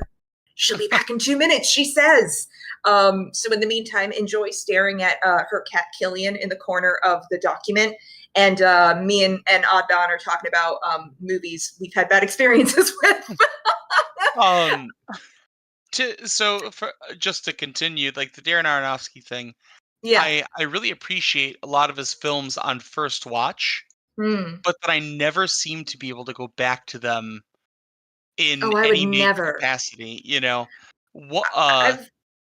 Go ahead. like his scores. I like his, literally the only thing I've gotten out of his movies is Clint Mansell, and I don't know if I'm saying his last name right, but it is literally spelled Mansell. So like Yeah. Mansell. He's the composer. Casey Explosion. Hi, Casey. Keep going. I'm just gonna do the shout outs. No, you're fine. He is the composer on most of Darren Aronofsky's movies, and he is incredible. The score for Requiem for a Dream, you've heard Requiem for a Dream, like the theme from that movie, you've heard it. They did like a pumped up version they used in Lord of the Rings trailers. Like it's a really kick-ass piece of music. And like the score for The Fountain is equally rad. He also did the score for Moon, which is gorgeous. So like I love his work. It's really the main thing I get out of his movies is there are good soundtracks that go with them. But I've never seen Mother. I don't think I will. I definitely didn't want to watch his Noah movie. I think the last thing I saw of his was The Wrestler or Black Swan, whichever is more recent of those two. You know what? The Wrestler, I would say, is probably I'm being the unfair. most watchable. Yeah, well, not even the most watchable. It's I think like probably his best film because he doesn't get to like. Okay, more be like 3 out minutes. I need to go to the bathroom as well. Sorry. There. That's okay. Go. Take your time. You're fine. The Wrestler is one movie I can watch it over and over and over. Interesting. That's one of the only ones. Well, the only one. I because honestly. it's, no, you finish. Okay. Yeah, you finish. Just it's of all of his films, like even Requiem for a Dream, you could say is like a very human story. I don't actually think so. No. But The Wrestler is one where you're talking about a man who makes his living with his body, and sort of the subtext is that he doesn't have to do this. Like halfway through the movie, he leaves professional wrestling, becomes completely independent, and starts to fall on hard times via capitalism and all that. And decides that he has to make the decision between his heart failing or slowly starving to death because he's not making enough money. And that to me is like so much more compelling of a story than just about anything else he's done because there are not only stakes involved, but they're not exaggerated. They're not overblown. Yeah. It's just an incredibly human story about a man that neglected his family, trying to reconnect with them, having to deal with the fact that he didn't do it sooner, and the fact that he has to try to survive to also reconnect with them. Yeah. So that's one of the only ones that I could rewatch. It's pretty interesting. I like I said, I think it's his most watchable film. Like I just a lot of his films I find a little bit repellent. But I like didn't have a bad time watching The Wrestler. The Fountain I have revisited in clips. I don't think I'm ever going to watch that whole movie end to end, but there's parts of it that very much fall into the category of like, compels me though. Mainly again because of the score, but like I don't know, the ending is so strange. And Hugh Jackman eats a tree. I'm not kidding. He like peels bark off of a tree and eats it. It's a weird movie. I haven't seen it in a lot of years. I really should try to. I like I said, I was in the mood for something sad and weird, and it really hit the spot. I would say it's probably the most positive experience I've had watching a Darren Aronofsky film. But I know a lot of people like Black Swan because of like, I don't know, queer vibes. Honestly, Black Swan just made me think Darren Aronofsky should direct a pro shot of a ballet because like the ballet sequences are beautiful. And I'm like, wow, I'd love to see him swing a camera around a stage of ballerinas. I saw it twice in theaters and countless times after. And like, I really like it, but anytime I've tried to rewatch it, I find it quite difficult, and I don't know how to articulate that beyond that. Yeah, no, it's fair. It's one of those things where, like, if I ever watch, there's some movies where I'm like, parts of this are very compelling to me. Like, if Climax was just that opening 10-minute dance scene, that would be a movie I'd actually sit through.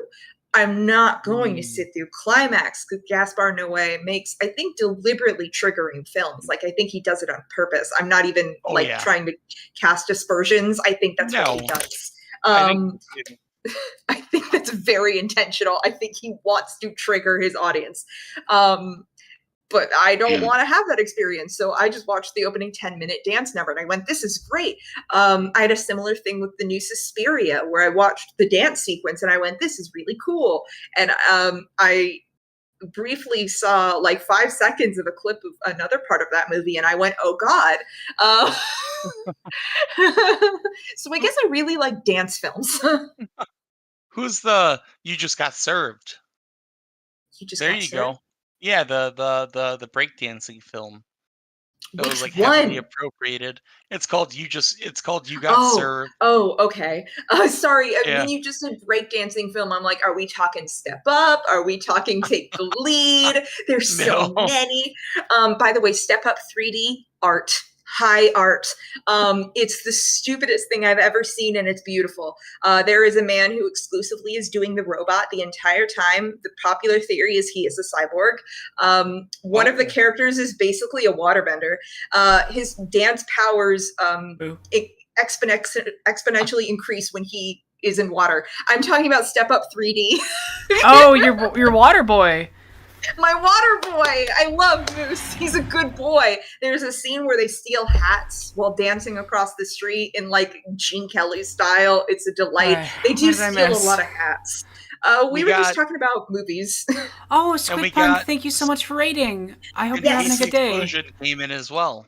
Yes, and Casey? Oh my god, hey, how are you both doing? I gave them the spiel, I believe, so I think you should be good to go back to Pathologic.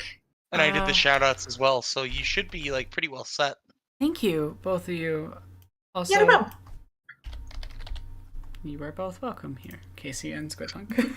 Sorry, the Discourse. There you go. Fun. I did a reading of The Raven, where I played the Raven with Casey not long ago, and it was beautiful. But I was so intimidated, and so I was like, I was gonna be like, I'm the Raven, but I figured it out the last minute. I like that your Raven's a parrot. Incredible. Yeah. It really threw Aronach off yesterday when there were some crows outside my window. With just like the microphone picked up, there were just crows outside of my window, just making a racket. And then people were like, "Wait, what's happening?" It's like, "Oh, that's just birds outside my window." Yeah, no, actually, because I'm on the second floor, there's a tree that kind of sits right outside my window, so there are burbs. We had these crows at this place that I lived like a number of years ago. It's a very short story. But I moved to this place with one of my best friends, and we were on the third floor, I think. And all night, outside of my window, I kept hearing like,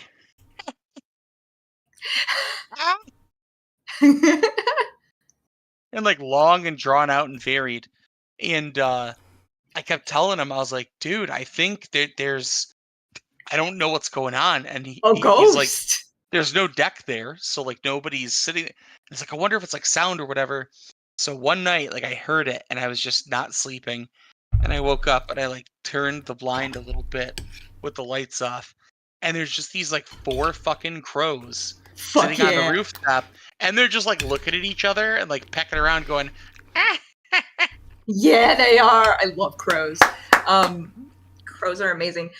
By the way, folk, especially people who have recently donated, if you want any of the rewards from Aronach, you can message her on Ko-fi or in the chat if you want her to do like a voice or something like that. Now that she's here and can keep track of that, thank you so much I was worried things would get lost. Oh, no, I also just posted thank you so much for Twitch. The donation, Miranda. I appreciate it. Sorry, my brain needs to like reset. I am gonna be very straight up. I did almost have a panic attack. Yeah. But I need you to okay. You know our special cheer up playlist videos? Yeah. Would you watch? A bunch of them, but like okay. Obviously Gom Jabbar. Obviously Stargate Infinity theme song. Yeah. Which I'm gonna add that as the $3,200. Oh, we can sing the Stargate Infinity theme song? Yeah, we will sing the Stargate Infinity theme song together poorly. It'll be incredible. I feel like and the it'll worse be you really do out that of song, sync. the better. Like, I think the worse the sync is, the worse the quality, the more representative of the experience that is Stargate Infinity's theme song. For context, we have a playlist to cheer ourselves up, and it includes the theme song to the animated Stargate TV show that only ran for one season, and truly that theme song is an experience. It really is. Also, good night, Miranda. Have a good night, Miranda. Thank you again, Miranda. Also, Miranda, do you have any requests for... You sent 20. Do you want to save a Daniil voice change for tomorrow? That's cool with me. Yeah, she can always message you through the Ko-fi too, right? Or if Discord. necessary. Miranda has my Discord, so she can just... Yeah. So, in case we lost her, she might have went my outy. energy again. Yeah, sorry, I've been streaming. She'll for save it for 10 tomorrow, hours. she said. Sounds And, good. Yeah, that's very reasonable because I want you to hear your reward. Also, Digital Beef, the animated series only lasted one season. It's really not good. It's considered non-canon according to the wiki. It's really strange. It's fully its own thing that at best just pulls random visual elements from Stargate and about nothing else. Like, yeah, like the writers were barely involved with it. Like, the it has creative nothing team of to do with Stargate. It's sort of like, the best I can describe it vibes-wise is it's kind of like Star Wars Droids, the shitty animated show from the 80s. If you know the one I'm talking about. That literally has fucking, like, nothing to do with the rest of Star Wars, has totally different tone, style, everything. And the animation styles are of similar quality. Yeah, it's very strange. But the theme song makes us laugh a lot and is fun to sing. I actually only remember one of the verses, so that'll be especially funny. I think I only remember the second verse, much in the same way I only remember the second verse of Stargate SG-1's theme song, because Stargate SG-1 has a theme song. It does. My god, Digital Beef said, "Give me this sin." You will experience it when we I'm pretty sure, yes. But also, like, if you just want to inflict that on your eyeballs, honestly, I'm pretty sure the episodes are on Vimeo or something. Just, like, Google it. Yeah, because, like, it's one of those things where the work is sort of defunct, so nobody's even bothering to, like, care about, yeah. Where's copyright. Yeah, I'm trying to find the sheet, like, the page where you can see this. What do you... in my Usher, in my, Oh, your Poe book? Poe book. I'm trying to remember which poem. I just want to look at some of the stories because I might do one of the short stories as the $3,500 reward. Cask of Amontillado is only 9 pages, which is about equivalent to the other big rewards that we've done. So I think I will add that. Cool. $3,500. Cask of Amontillado in whatever voice Didiel currently has. Incredible. 3,100 is not the overall goal. What is the overall goal? Are you trying to raise like 4K? 4,000 would be the ideal. But like if we had like 3,200, I can pay off my credit card and the rent that I need to pay off. Multiple months of rent for context. Thankfully my landlord's not gonna evict me, so but I do need to pay the rent. So and then the rest is like the usual amount that I usually set as my like monthly goal for streaming, for medication and food, basically. Anthony was asking, you might know what this means. For the Poe story, can you do the funny one with the stick-up guy, the guy who couldn't see stuck up? I'm reading it word for word. The stuck-up guy who couldn't see. They can't remember the name, but I'm guessing this is a Poe story. It might not be in your compendium because it's not everything. I'm trying to think. No, because I think they're referencing one I did on stream previously. Like, would it be the Black Cat? No, would it be Black Cat? No. It's one of the funny. It's the comedy ones. Ah. I think it's I want to say that they're trying to reference Never Bet the Devil Your Head. But Never Bet the Devil Your Head is decently long. Ah. It is funny, though. It was a good one. I think Casco Amontillado and Daniil's voice will be funnier. Because just... Daniil would Casco Amontillado someone. Also, Bellamy, you are correct. This is a big cash injection either way. Thank you, everyone that's helped out. Yeah, every amount has helped drastically, and that's my point of saying like each of these mini goals along the way are helping immensely so much. Like I've genuinely been having worse health problems because of the stress I've had towards the money issues I've had. It's been negatively affecting my physical health. So yeah, of course. Yeah, so this is a huge help. I don't even and know how to reminder. Emotionally process this entire event. That's why we're busking to help you out. Which reminder, money please. Money please. I'll start singing Money Money from Cabaret again, if anybody cares. What's that thing? Show me the money, honey. Show me the money. Yeah, no, I've been just singing randomly. I'll just start singing money, money, money, money, money, money, money, money. Woo, money, money, money, money, money, money. That's my best Liza Minnelli impression. Fun fact, we've done all of the hard things in the game. It's literally just a chill walking simulator now. And I mean, the map it's still wild. pathologic. It's still pathologic, but it's pretty chill. Cool. We're gonna go to talk to Aglaya. What is Aglaya's? Is it still Femme Obi-Wan? I think so. It's probably just like the instant I get off stream for too long, my brain just kind of exits like performance mode, and I have to like. Yeah, it's Femme Obi-Wan. Okay. Let me turn sound back on. That'll help. You gotta read a bunch of letters. Yeah, so I hate having silence. Silence is We just got a letter. We just got a letter. Wonder what who it says. From. Hey, Bellamy, I love you. I'm sorry you're crying, though. Please, look after yourself, though. Yeah, take care of yourself. Next week, when I'm like more existent, we should just have a chill hangout. Yeah, when she's not busking for money. Yeah. When I'm just stress drawing animation for the Star Wars thing to get it done. I think Bellamy got the account back, so I'm gonna shout out. Good. Yeah, please do. Yeah, there we go. Sick. Love you, Bellamy. Energy. Need to find it. Take care of yourself. I've been thinking about what I've learned today, and I think I could use your advice, or putting it bluntly, it would help me if you agreed to conduct a detailed inspection of the tower. I trust the construction was brought to your attention before, one way or another. If you have indeed established that the walls of the tower provide effective isolation from the disease, why didn't you elaborate on this possible solution? If you have found that the construction is too unstable, why didn't you evacuate the children? I am looking forward to hearing your opinion on this matter tomorrow. Aglaya Lilich, Inquisitor. Also, by the way, has Ben joined you today?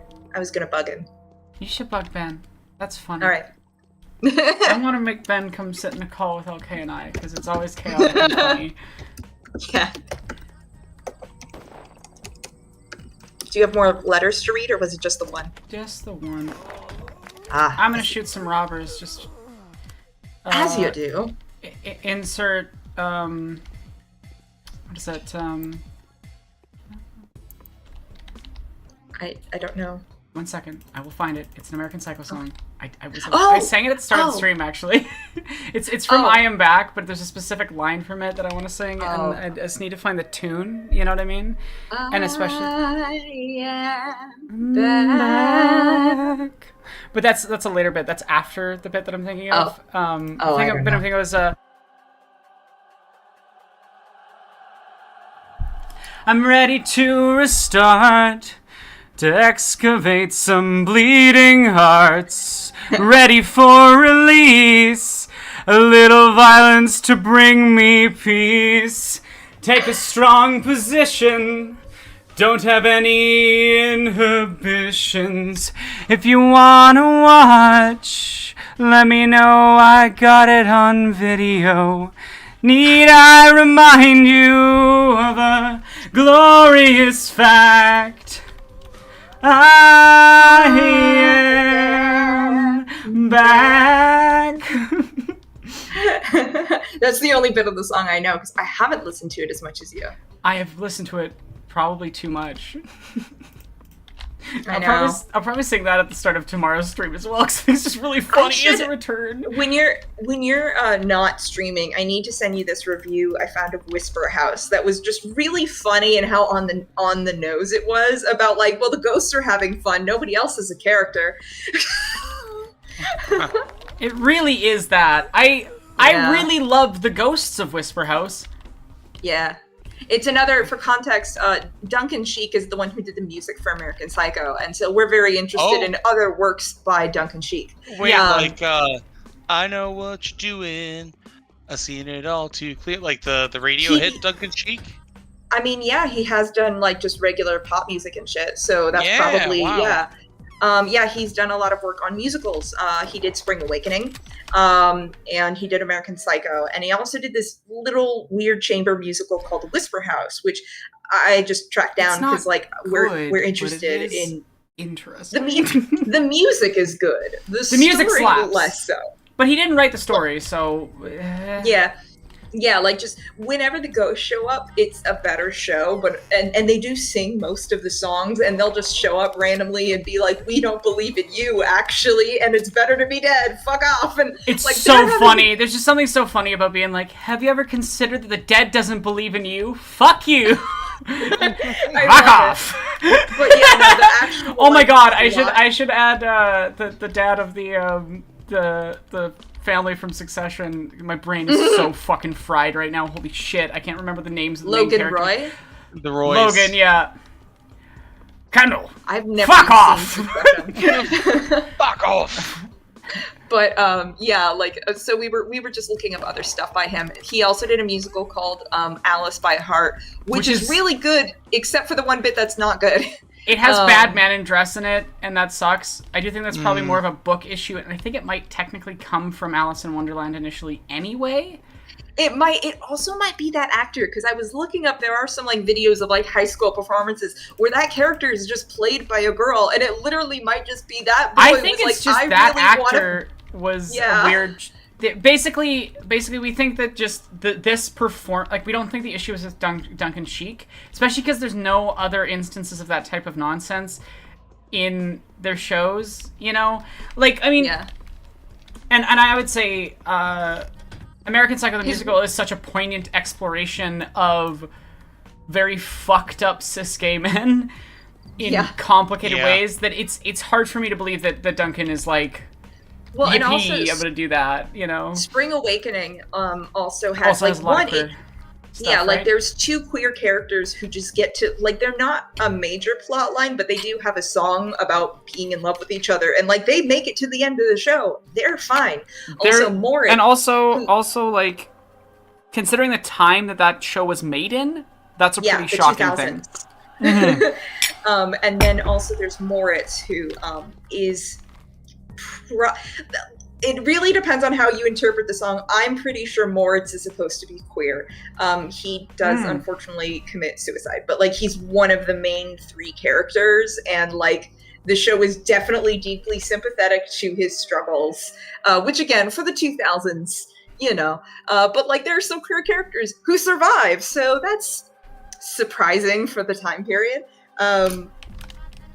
I really liked Spring Awakening in high school. It's a complicated show to engage with as an adult because, like, I think the original production did some shit with, like, literal underage children that, like, don't think should have been done on stage with underage children. I'm very grateful that the Deaf West Spring Awakening production from 2015, they are not underage, they are adults. They were adults. For context, they do simulated sex on stage, and there's nudity, I believe. And yeah, I'm pretty sure, like... the cast was underage. I mean, they weren't like 12-year-olds or something. I think they're like, the most of the actors were like 16, 17-ish, but it's still, yikes. Like, they literally, there's a very interesting documentary, and I know, like, content warning Leah Michelle, but, like, there's a very interesting documentary on HBO called I Think Those You've Known that's about the original production of Spring Awakening, and they talk about how, like, we thought we were going to get arrested for doing this.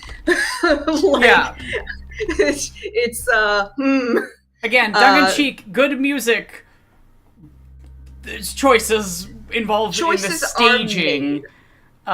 So the issue isn't Duncan IMO. It's just a staging choice that's like, oh. Well, and I mean, like, why? that one's Steven Sater, who he's worked with a lot, so it's hard to know who's responsible for what, because like that's a frequent collaborator of his. But it's always messy when talking about stuff like that, unless you're working with like a Stephen Sondheim, who I'm pretty sure does book and music on a lot of his shows. Or Andrew Lloyd Webber. I'm pretty sure we can blame everything on Andrew Lloyd Webber when it comes to his shows. I think you can always, no matter what, be mad at Andrew Lloyd Webber for his Andrew Lloyd Webbering. Yeah, you know, like, what is it? Starlight Express, the one where people are like, he basically tried to kill his actors. It's so wild. If y'all want to know more, there's a channel called Waiting in the Wings that does a bunch of stuff on these things, and like musical history. It's great. It's so cool because you just get a lot of the background of stuff, and the politics are okay. They could go farther, but otherwise, a recommend. Yeah. My brain. Okay. Bachelor, I would like you to explain a certain important point to me. You have a close relationship with the Canes, do you not? Yeah, I'm quite fond of the Canes. The Canes will help us, if they are still capable of anything at all, that is, to gather the necessary documents concerning that unusual structure, the polyhedron. Why do you need those documents? Are you joking? How am I supposed to work without documents? Firstly, I need to draw up a so-called Inquisitor's argument, which will contain documental evidence providing the rationale for my decision. There could be a tribunal, and it's not something to be trifled with. And secondly, that blasted block turned out to be not as dim-witted as I expected. He's taking advantage of my youth and weakness and decided to ascertain the validity of my decisions himself, without having a shred of understanding, of course, and of course doubting me from the start. Very well. What documents do you need? Oh, the Bachelor's not spot on. The Bachelor is Satan Coldo. I am not doing the voices that best befit characters. I am doing the voices audience has paid for. Which, Silly. Right now, I will say that this is the most serious Daniel we've had other than edgy anime protagonist. But there was multiple days where he was John Mulaney. And other days when he was Skeletor. Yeah, see? You boob. You boob. So this has very little to do with the actual characters and more to do with what's funny. Basically, I need to know what that structure is. I need all documents pertaining to that building. There's probably a connection between its fantastic form and the fantastic events that had taken place. Where could those blueprints be? The Canes surely know everything. Maybe they keep copies of the blueprints. After all, that chimera was built under the patronage. Let them be the ones to make excuses now. Oh no, you're all good. And you don't need to apologize. I'm just letting you know. I'm not trying to. If I was trying to make the Inquisitor sound how I would want to make her sound, it would be a very different vibe. And you don't need to apologize for the username either. It's fun. Lady Knight the Brave is a thing I picked on purely on a whim. So and now it's the name of my channel. So like, live your bliss, honestly. Aeronauts is a silly fantasy name I invented as a child, and it's now my legal name. It's not my legal name, right? Fucking Alberta. I will burn the Alberta government to the ground. I'm kidding. I'm joking. I'm joking. For legal reasons, that was a joke. Reasons. Anyway, Adnan, what were you gonna say? Oh, I was just gonna say it's so funny that like you picked it on a whim because it's like it sounds. I'm not saying this in a denigrating way. It sounds like such a well thought out. Like I wonder what the story is there. You know. literally it was I used to be like Lady Knight in the year I was born, and that's because when I was first making emails when I was like 12 or 13 years old, I like was struggling with like the old Yahoo interface, and so like I ran out of Lady Mage ideas, and so then I was Lady Knight, and then it was the year I was born, and then at some point as an older person I went, I should probably change that. What should I be? The something like knights do. And then I had seen Brave recently. It's a really good name though. Like I love like Lady of the Brave. It's great. Yeah, no, it works for me, but it's truly a series of random ass circumstances. I don't think so. The structure's a product of Peter Surmenton's wild imagination. I'll speak to him. Sorry about that. I was like, I'm on the last line of this conversation. I'm gonna end it. Yeah, gotta finish. So I can walk. Yeah. Go walk. The greatest walking simulator ever made. People call walking, like, say walking simulator if it's like an insulting genre. Meanwhile, the greatest game of all time, Pathologic, is functionally a walking simulator. Above all other things, it is a walking simulator. It really does make you feel every fucking step. Walking simulator, parentheses, affectionate.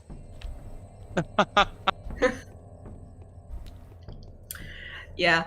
I'm trying to think of like what other musicals we've watched lately. Well, I mean, we're going to watch King Kong. I'm excited for that. That's going to be really interesting. The music's not going to be good, and the writing's not going to be good, but... No, the music might be good. I don't care what Waiting in the Wings said. The music in the trailer, I thought sounded sick. I don't know about the rest of the show, but there's at least one song that I was like, this is a bop, actually. I basically just did a quick draw there. That was amazing. I'm very happy for you. But yeah, the music might be good, actually. I don't know. The plot's going to be paper thin, though. But I'm excited to see the most elaborate monkey puppet ever made, basically. It's like, Adnan, for context, literally like multiple stories tall, mostly made of like inflatable stuff. But like robot operated and like genuinely huge, as big as inside of a theater can be. And it required like multiple cranes to like move it around and stuff, like, you know, massive high-tech hydraulics and shit. Like it was done by the people who did Walking with Dinosaurs, the live show. If you know that one. Yeah. Vaguely. Enough. Yeah. Yeah, it's not as realistic as those dinosaurs are, but yeah, it's pretty stylized, cool. But same sort of mechanical prowess. Yeah, but it looks cool, and I can't wait to see a woman sit in that thing's hand. I'm assuming that'll happen. Because Satany, who just joined chat, does actually know Pathologic. Do you like how much money I've made in this route? Wait, I can't see how much money you've made in the layout. Tell the chat, just in case it's not immediately 218,576. Wow. Currently. And we're not done. I don't even know what that means, I've got but I know 2 more days to make more money. Money! Speaking of, Aeronauts needs money, please. But yes, yeah, no. I am busking. I am doing a performance for you all. If you want to pay for different voices and things, you can. But yeah, no, there's a huge fucking monkey puppet, and I'm deeply excited to look at this giant ass monkey puppet. It looks really cool. I sometimes enjoy just like seeing the tech of shows. Like that's kind of the cool part of 1984 is just like how they accomplish some of the things that they accomplish on stage is genuinely like really cool. They basically take apart the entire set at one point. They do a lot of really cool stuff with like characters basically appearing and disappearing on stage during like very strategic blackouts, but like the effect is incredible. My favorite is the one where you think the one character, because everybody's running around on stage and it's very chaotic, and there's like people with hoods on their heads and there's people with helmets, and so you think you know which one of them the main character is, and then like the hood comes off and somebody's helmet comes off and he was the one in the helmet, and you're like, how'd he get there? Which show is this? 1984. Oh yeah. 1984 constantly has really cool visuals. That one part when like everything's chaotic after the set's been taken apart, and you think that Tom Sturridge is going to be the hooded guy that we've been seeing, and then he's in the soldier's uniform, and then they scream at each other. It's wild. We watched 1984 through methods. Memes. We have ways. We have methods. I honestly, frankly, like this production of 1984 is from 2017, and it was very like talked about, like people supposedly like had to leave the theater and throw up and like very dramatic stuff. I might have had a worse reaction being physically in the space. That I like watching it the way I did was a better experience for me. I think it might have been a little bit more upsetting to see it live. My favorite is the bit when he yells at the audience, which like you knew was coming, but when it did, you were like, yes. But if I was in the audience and got yelled at, I might be upset. But yeah, you know, there are slime tutorials, as they say. Anyway, I need to shut up now so you can do this, I'm guessing. 1 second. Oh. Name, let's establish your identity first. I'm Bachelor Dankovsky, an authorized representative of the Inquisitor, head of the sanitary staff. Your company commander should have informed you. Right, so what are you here for? I'm here on assignment from General Block. Report the situation. Our immediate commanding officer is Captain Longin, commander of the 15th Company. He's in charge of investigating the attack on the Flamethrower Corps' sanitary patrol. Any more questions?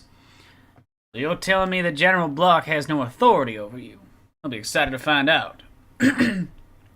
We're gonna find the offenders sooner or later anyway. We already have tactical data suggesting that one of the offenders is hiding in the ruined building in the central part of the town and is presenting armed resistance.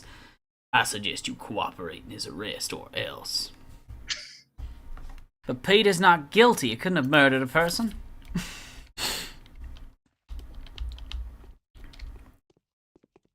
Amazing, Clara. Sadie was like, oh, it's basically capitalist. No, I would say the Pathologic is how can I become a god of a world that actively rejects you being good at it? Also, yeah, Anthony, I grew up in Florida, so I also did not have access to a lot of theater. I live in Saskatchewan. We do actually have a Globe Theater in Regina, though, and my family goes to play every single Christmas, and it's fucking great. Yeah. But the Globe Theater's been shut down for several years because they decided to do the renovations because COVID happened, and it'll reopen next year. And apparently the inside is like super, super nice. And actually some of the shows in Regina have won awards, but it is middle of nowhere, and it is kind of funny that we just have this like really good theater. Well, that's the same thing. Like else. So like moving to California, there's more theater in the state of California. Not as much as New York. New York is very much the hub, but there is more theater here. And I've seen some really good shit at like regional productions with like performers that I think are not particularly well known. That like I'm just obsessed now with actors like Max von Essen, who's like just kind of a day player kind of guy. Like he's just, I think he does a lot of cabaret performances. Like he's been in things. I think he was in the tour of American in Paris, and I think he was on Broadway in Anastasia as like a minor character. They added characters to Anastasia on Broadway, apparently. But yeah, no, it's just, I become like obsessed with these actors that nobody's ever heard of. Look up Zonya Love, or Zonya Love. Incredible singing voice on that woman. Like just a lot of really great performers no one's ever heard of. I'm going to shut up so you can do it. Yeah, 1 second. Here's the thing about Pathologic. Once you've accepted that it is a game that is trying to fuck with you, and you kind of just relax into the vibe, I don't know, I find Pathologic an unbelievably calming time. But I think you also there's something enjoy experiences that are unpleasant, like you do. You just call me a fucking masochist on screen? No, I'm saying you cheerfully called 1984 Theater of Pain shit while clapping your hands like a happy little seal. Okay. Okay. Anyway. Jesus Christ. We're just like clapping laying my it all hands out there, I guess. I was clapping my hands like a happy little seal too. Like it was just we were both going woohoo! It's incredible. Listen, But I'm she was mentally like, ill, but you don't have to call me out this hard. Andres Taman still Agent Smith. Something else. Okay, Agent Smith. Oh, just the person I wanted to see, Mr. Denkovsky. We've had quite an adventure here. My knife likes strife. It has a gripe with a type filled with tripe. So tell me what would be best. Should I drag my little brother over here so to always have him be by my side, or rather move to his place? This guy should be Lin-Manuel Miranda. He just rhymed. Yeah. My life's... What is a legacy? My knife loves strife. It has a gripe with a type filled with tripe, so tell me what would be best.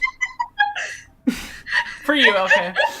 If I were abreast of the situation... 1 second. I don't know. Stop.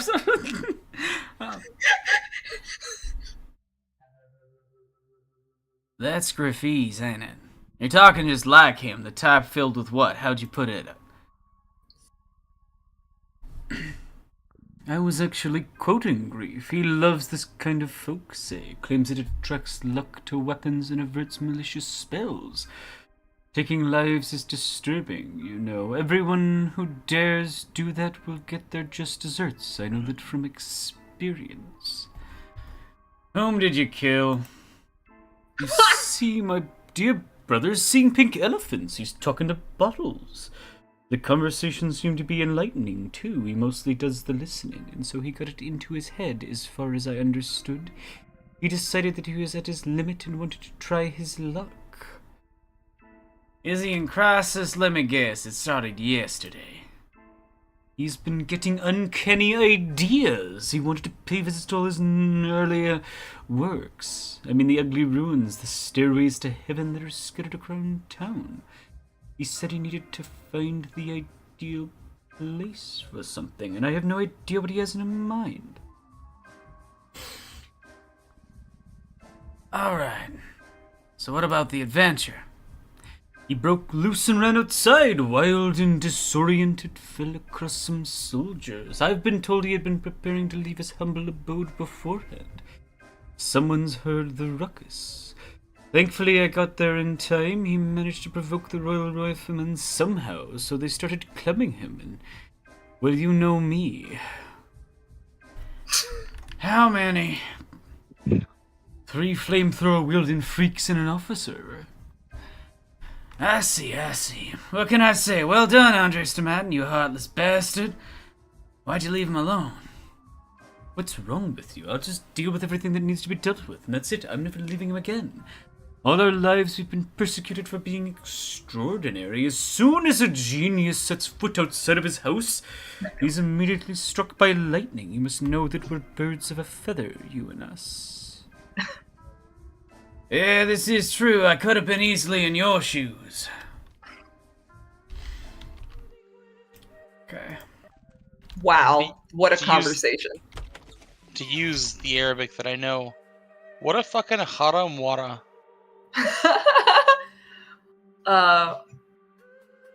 The chutzpah on that guy. Yeah. Mine means the shit from behind.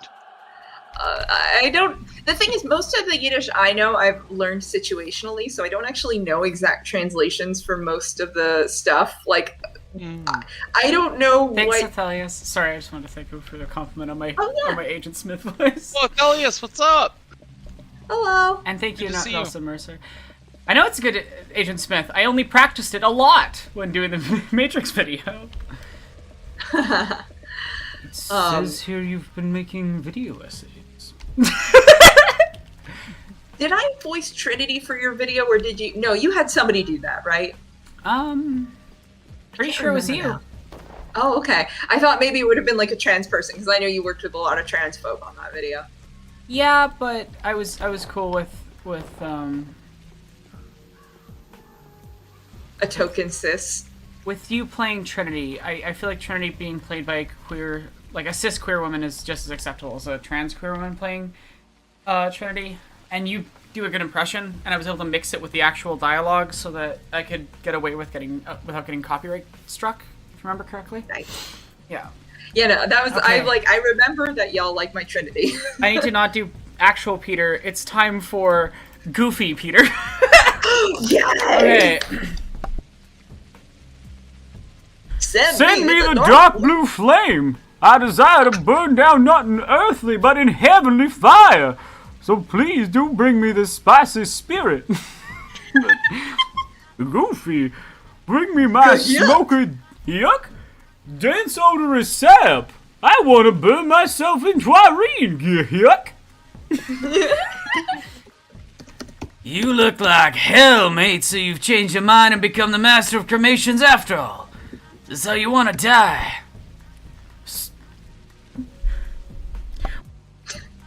Silence! Listen to my confession.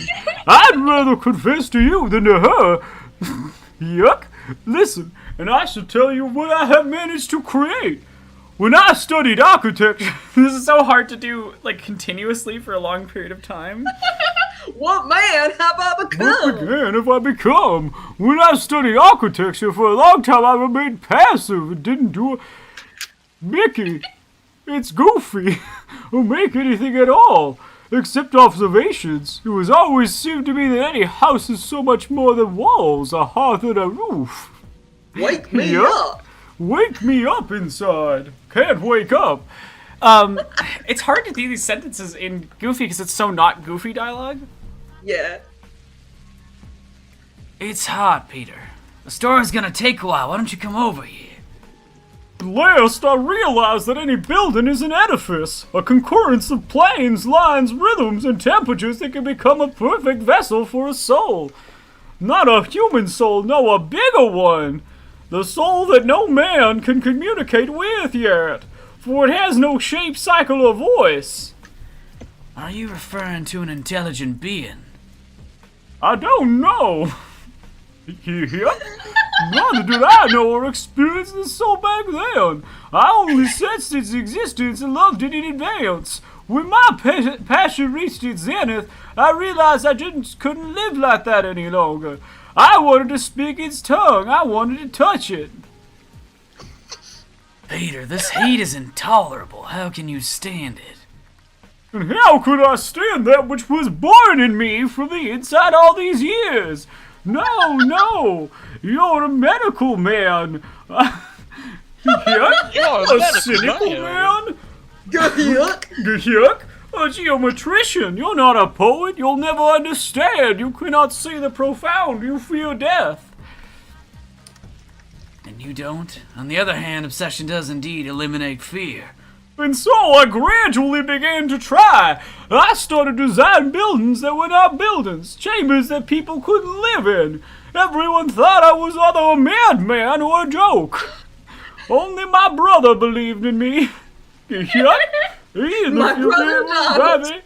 He and the few that were privy to my secret.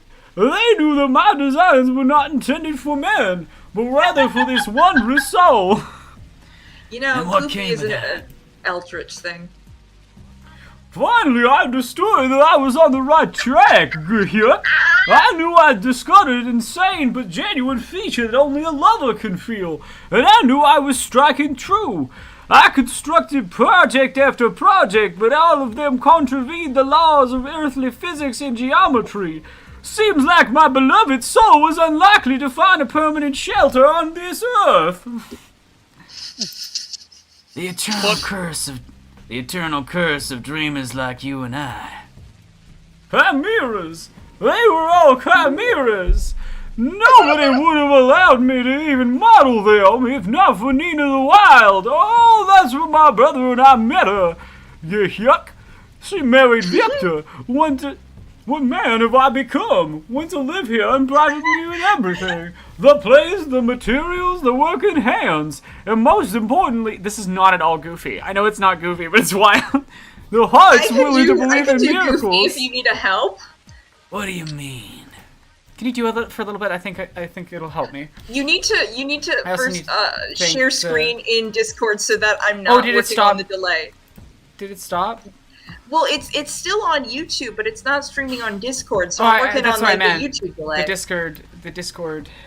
Okay, all right. I guess Daniel's now a sexy vampire. Thank you, Hawk of the Garden System.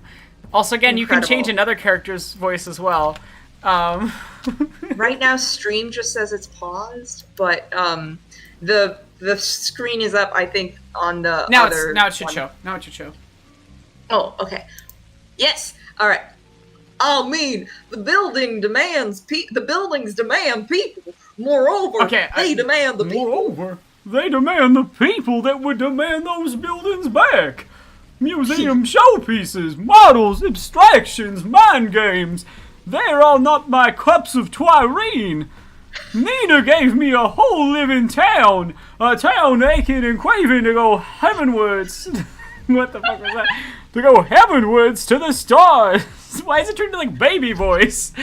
A town aching and craving to go heavenwards to the stars. A town desperately hungering for a crown. The crown I've given it to. Is that so? I've built it from prisms and mirrors.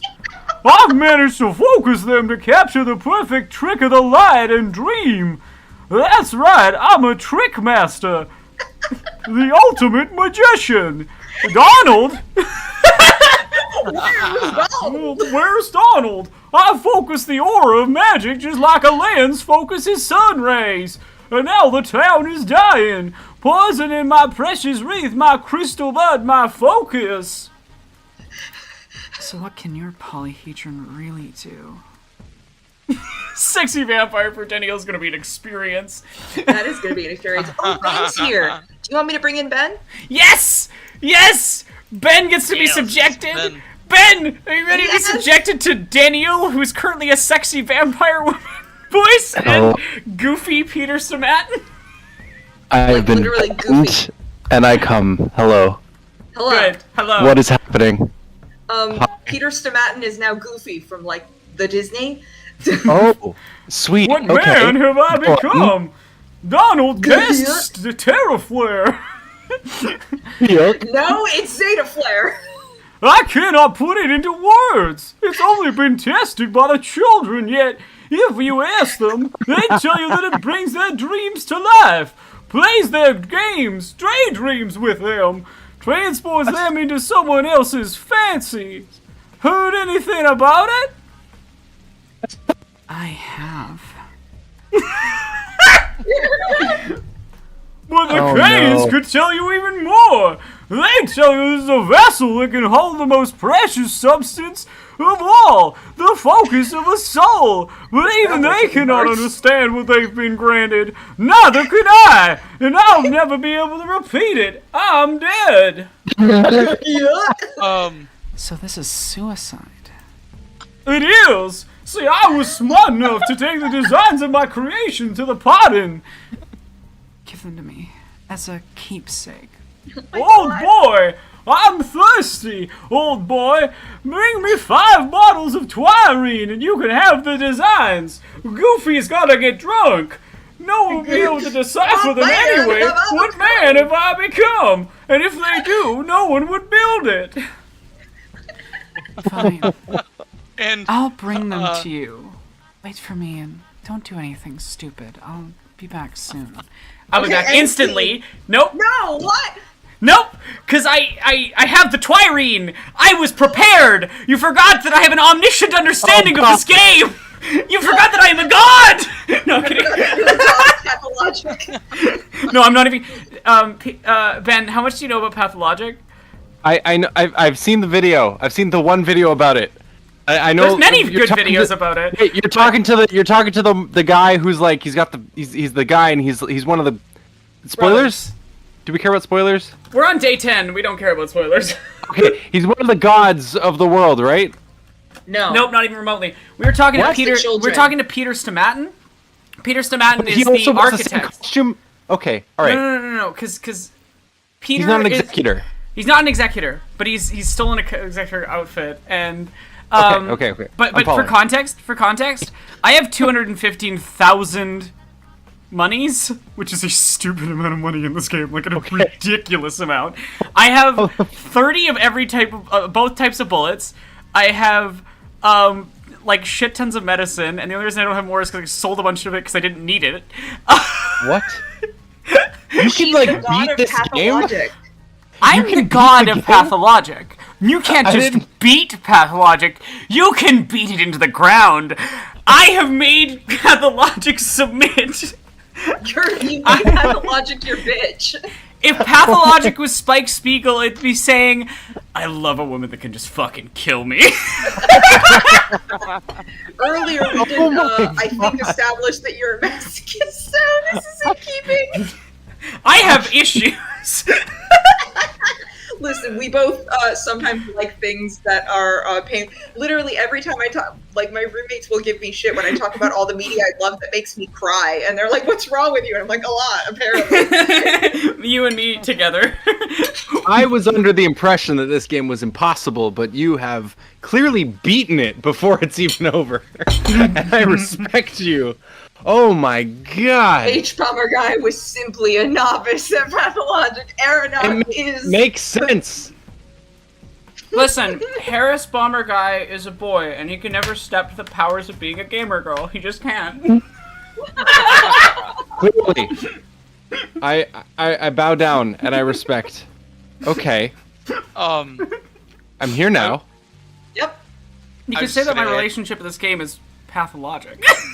Oh no, Aeronaut. No, I'm not kidding. I have actual mental I'm- illness. I have been I obsessively know, thinking about this game. I know, but that's a terrible pun you just made. I was just gonna add to the goofy voice is oh Maxley, it just hasn't been the same since your mom left. I Oh, care Maxie. so much about the world order, I don't care about my son. What man Have I become? Good, Send me the dark blue flame! I desire to burn down not in earthly but in heavenly fire! That's not the right voice. Do you want It's me to do okay. it? What man want- have I become? So Do you want me please to do do it? bring me this spicy spirit. Bring me my smoky dense odory sap. I want to burn myself in Twirene. Here, you see, I brought the Twirene. Now, give me the designs. Here you go! What? Yuck! Carefully or they'll catch fire! Have you seen how it burns, by the way? It's a fewer work. The flame of deep green, navy blue, crimson black. You're gonna see it now.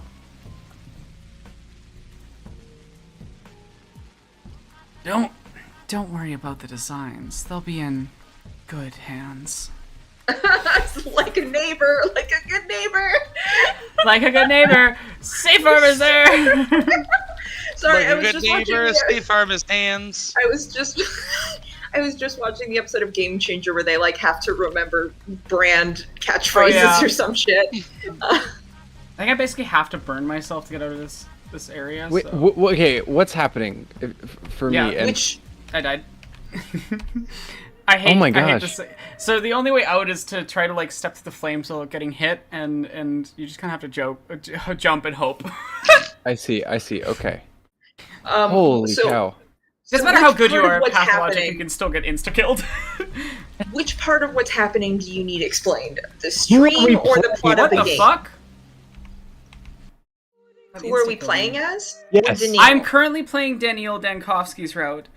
Okay. Stinky Boys Fun Step Vacation. My Okay. stinky son goes on a fun step vacation. Okay. He makes bank.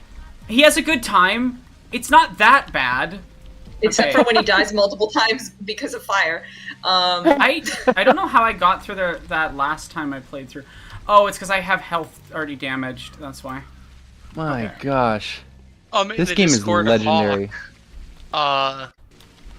Alarian Winter's garden says Oh. if of garden system, I believe is how it's said. Says Yes. if my internet died, if Aeronok didn't see it in chat for the character voice request, I put quote actually nerd for Katerina Subarov if she still has lines for the day, otherwise streamer's choice. And then Okay. it says in parentheses, can't access Twitch chat, so putting it here. Thank you so much, Hawk. I hope you can hear us. What was I doing? Oh, what was the voice again? It was I haven't talked to Sabarova yet, so It was to be nerd actually. I'm actually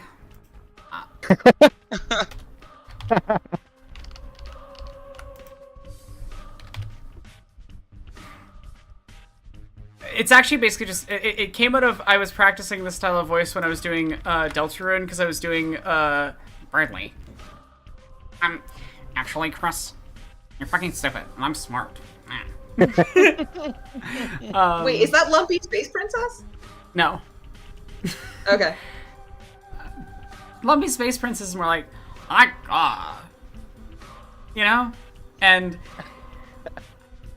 they're similar voices for sure, but I'm going to mute because my sister sent me a video of something, so I'll be right back. you'll Anyway, find hi, that everyone. I'm actually the logic boy. I'm very smart. I'm actually. Hi Ben. Hi, how's I it think I just going? rubbed off some people's names from my face by accident by doing the nose push-up Oh thing. no. Oh no. Oh my Write them back on. Write them Oh, back okay, I on survived. right now. I survived. It's fine. I'll write them on Yay. tomorrow. The eyeliner I was using is almost out, so I need it for tomorrow. Valid. We're near the end of the stream. It's fine. Plus, the people who do donate have gone to bed, but they'll probably be back tomorrow, so I'll do it then. Also, looks like I had to block some more people on Tumblr. I'm so tired. Oh, I'm sorry, hon. No, it's Well, not the most. It's just the person originally who sent me a private ask being like, me. I'm like, no, bye-bye. We're done. Yeah. Pro tip to anyone messaging people on Tumblr: don't go nye. You know what it sounds like. You know what it is. I've started doing this thing where people try to engage me in like arguments, and I'll let them like get it out, and then I'll stare at them blankly, and I'll just say pass. And they That go, doesn't work "What?" as well on the internet, but I Yeah. love the energy. Yeah, They go, no, excuse me? yeah, they're like, Sorry? wait, what? And I'll be like, yeah, no, that's all right, thank you, but no thanks. Fun fact, I'm going to be done today's main quest before 5 a.m. In game time. In game time. I really cannot stress enough that I have an ungodly comprehension of this game. There is something deeply wrong with me. You are the god of Pathologic.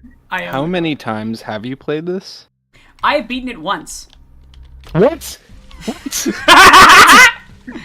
But the thing is, I How took did you notes. go so much with only playing it once? Because I'm the What? god of Pathologic. You're not listening. Listen. The first time I beat the game, I had a shit ton of resources. I figured out everything, and it was pretty good. Which, just to be But for clear context, as well, it was tough, and it did take me like I did it like over months. Like I would come back to it for a bit, but then the last 6 days I completed in a single night during a little insomnia moment when I couldn't sleep, and I was hyper fixated on Pathologic. My brain was like, "You're just gonna play Pathologic, no sleep, But only Pathologic." But you said, so like by finishing the game, you mean finishing the bachelor's route? Like Yeah, you said so you I haven't still- played the Changeling So yet? I still need to do Changeling and Hero Specs. I've done the first 2 days of Hero Specs, and I crushed So wait, them. you've min-maxed the game without completing the entire game already? Yes! What? Yes! How the fuck did you do that? I'm really good at this game. Mostly failing days and having to redo them from the start. Also, I she did- does the, I did day does the- 7. Is it called safe scumming? Is Yeah. that what it's called? Dave's coming. No, but Pathologic is built around save scumming. It's also why Pathologic 2 is not built around save scumming. Like, the games diegetically acknowledge you're meant to do it. Like, Holy. The developers said, fuck you, and I said, no, fuck you. Uno reversed the developers. Ice Pick Lodge, I'm in your walls. He went, I felt power. Jeez. I'm like that with Symphony of the Night. Oh my Is God, favorite okay. game. Also, if somebody donates, I think it's $10 more, then I'm announcing on stream what my next project's going to be on. Mhm. So somebody donate $10. Give Aranak money, please. Wait, hang on. What's the link? I'm gonna do that right now. You can request voices too. You can request voices. It's- Go in the Can we get a Discord tenner? and go to info Let's go. and go to the top of info. That's 10. Can we get a tenner? Donate. Let's go. 1 second. Hang on. I want to know what the next video is, so let me just do this real quick. Hell yeah. But you can also go look at the voices and stuff. You can tell me when you've figured it out. But yeah, if you're given $10, you'll be able to pick a voice for a character. Billing address. I'd recommend Iglea because I'm about to talk to her and she has a bunch of dialogue tomorrow as well. And I'm going to be finished today very fast. Aw, Ryan, that's way too kind. Oh, did somebody just donate a bunch? Yeah. Orion donated $10. Ooh. Orion we were chatting with last night. Fun. Thank you. Oh wait, Ben, that you wasn't should still quite. donate. Ben, you should still donate. We're not quite there. Wait. We're Do it until off. I've submitted my donation. No, we're waiting. We're waiting. You will be the reason that people will learn what my next project is, which I'm currently card- painting the thumbnail for. This card can't be used for your payment. Let's try a different card. Fuck you. Oh No. What's going on? Wait, is this like an America thing? Mm-mm. No, because It's I'm not in America America. website. And I'm She's in Canada. Canadian. Yeah, I know, but I don't know your weird magic that you've got. You're weird, man. I love that even my Canadian friends are just like, yeah, you have weird magic. That's a normal Canadian thing dollars. to say. The only reason it might be rejected is if your credit card company decides that you don't give money to Kofi a lot, and maybe they thought that's sketch. That might, But if you have hang on. PayPal will not give you such a Hard time. Mm-hmm. Hang on, I'm trying it. This literally isn't working. I'm so angry. Oh no. What the heck? No. Damn it. Work! Just work!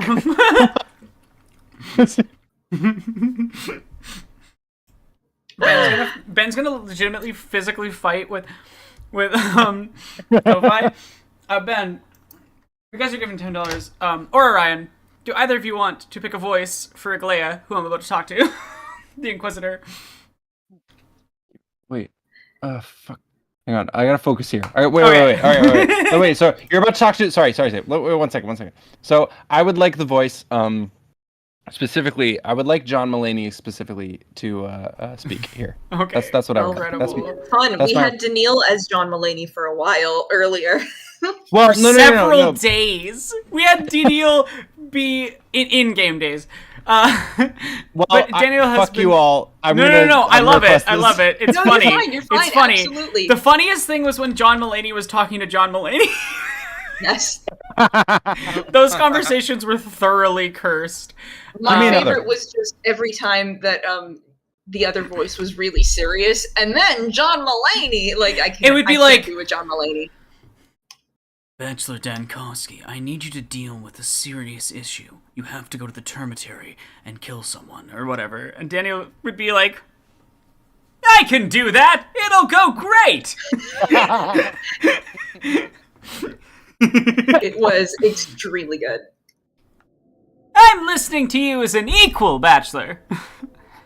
I'm speaking to an equal, Inquisitor. They've grown up. Ben, are you still fighting with Kofi? Oh, I am. I literally tried to come finish the quest too early, I guess. I'm honestly gonna have to. Oh, I know what happened. I have to reload. I have had a bad little hiccup that has occurred. Do you want to know what happened? Did you forget to talk to somebody? No, my other tab filled up. I didn't realize it, so I didn't pick up the quest item. Oh, your inventory was full. Yep. You gotta go drop something as a bag. I'm gonna have to e-transfer you, honestly, because this fucking Kofi thing is not working for me. Damn it. No. Wait, I'm allowed to swear, right? Yeah. Yes. Okay, good. No, Fuck. I was just more saying no because, like, oh no, Kofi hates you for some reason. Yeah. No, I understand. Don't worry. Oh, no. Kofi hates me. To be fair, I've never used Kofi before, so we'll, yeah. Kofi's the reason I wasn't super stressed about paying for my over-expensive meds that the insurance didn't want to cover. They didn't help, unfortunately. And the doctor was really sure they would, and they didn't. Oh no. But insurance. But you didn't wouldn't want be able to them. convince your doctor if you didn't have Kofi. Yeah, that well, no, happened, 'cause not you even wouldn't that. I tell just paid. Woo! I did out of it! pocket. This time, I Oh. managed to get through the thing without getting Ah! burned by the fire. We did it. Yes. Oh, Pathologic, you janky, broken game. Pathologic, my beloved. Janky So- game, parentheses fond. So this game is about the purpose of being alive, right? Yeah, I think Pathologic is about so many things. Pathologic is about the ways in which powerful people fail everyone because they're more interested in their personal interests than actually dealing with the problems that they're facing, and What a so concept. doing, let everyone down. It's about Can you the imagine COVID if that was pandemic, real? 12 years before the COVID pandemic happened. 15 years, actually, before. Though this English translation's from 2008. The original game's from 2005. Wow. It's about the you know, folly of hubris. It's about art and what it means. It's about people trying to break the laws of reality and falling flat in their fucking face because of it. And you die in fires if you step in them. Pathologic is about experiencing the theater of cruelty as a participant. Here's the problem, though. As LK has dubbed me, I apparently am a masochist. There's something wrong with me. That. I just said that you clapped your hands like a happy little seal and said theater of pain. You said the exact sentence. You enjoy things that are painful to you. Well, well, am I wrong? Well, I'm Listen. a fan of Hollywood cinema, so I know what that's all about. And I was just browsing a thing about like some of the best quotes from Disco Elysium. Yeah. And can I just share like a short one real quick? Why are you sitting and I can do it in the voice? It's you know, you're talking to your the rhetoric party of your brain. Yeah. And you discover communism, and you say, hang on, what will I do once I establish contact with my fellow communists? And then rhetoric says, you'll discuss the monumental world historical task that lies before you. You'll engage in rigorous and spirited debates about Mazovian theory and practice.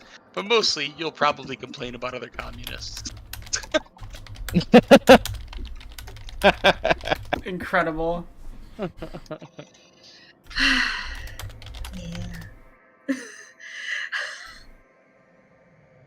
Yeah, okay, I was saying the shitty comments she's been getting, and I'm like, oh. Yeah, no, I sent them privately just in our Discord, but just like I got this person asked to be responded to privately, so I did, and just being like, hey, stop expecting me to like take the time to just investigate every Tumblr I reblog from to make sure that they pass your personal purity test. I'm just going to reblog from people who I think are saying valuable information, and that's it. Someone can say a good thing, that doesn't mean that you endorse everything they've ever said. Like, my god. It's and like, I just love the way people are like, it's hurting the movement. And I'm like, well, it sounds like you should fix the movement then, if talking about anti-Semitism is hurting it. Yeah. Anyway, I'm tired. But you need to do I'm the same, listening yeah? to an equal, Bachelor. Yes! This is what I donated for! Here are the blueprints. Hopefully you'll treat them with utmost care. They'll probably become a bibliographical rarity even before the author passes away. That's out of the question. From what I know about the author, he doesn't have much time left. A wild lifestyle, heightened anxiety, alcohol, and hallucinogen addictions, obsessive phobias, remarkably intense neural stress. And yet, You were implying something else when mentioning his short lifespan. What? No! As you're probably aware, yesterday I took that young man under my protection, and I averted a threat to him. Admittedly, I also implied that people like him are always in danger. Always. Tell me, how long have you known that man? His brother. By the way, Maddie's here. Anyway. Hi, Maddie. Hi, Maddie. Maddie. His brother and I were peers back when we were in university. Has he ever told you of the similarities the two of you bear? That you could end up in a position similar to his and vice versa? That being vice versa. Sorry, I feel like it had to be said that way. That being an inevitable victim of circumstance, it's the only fate available to a genius. I asked you to be precise. A lot of things hinge on your answer. That was a disturbing question. No, he never said that. Well, let us take a look at the blueprints then. What do you think? It is an absolute masterpiece. Is that what you think? Well, I'll have a look. Go now and only come back here after a while, preferably tomorrow. I'm fucking sick of you. I'm adding this is funny. Everything is in plain sight. It doesn't require a thorough study to see. Hey Maddie, how's it going? I'm good. How about you? I'm good. Oh no. Hi, Maddie. Oh no. Bringing back John Mulaney is just gonna keep slipping into my voice. I'm not even kidding.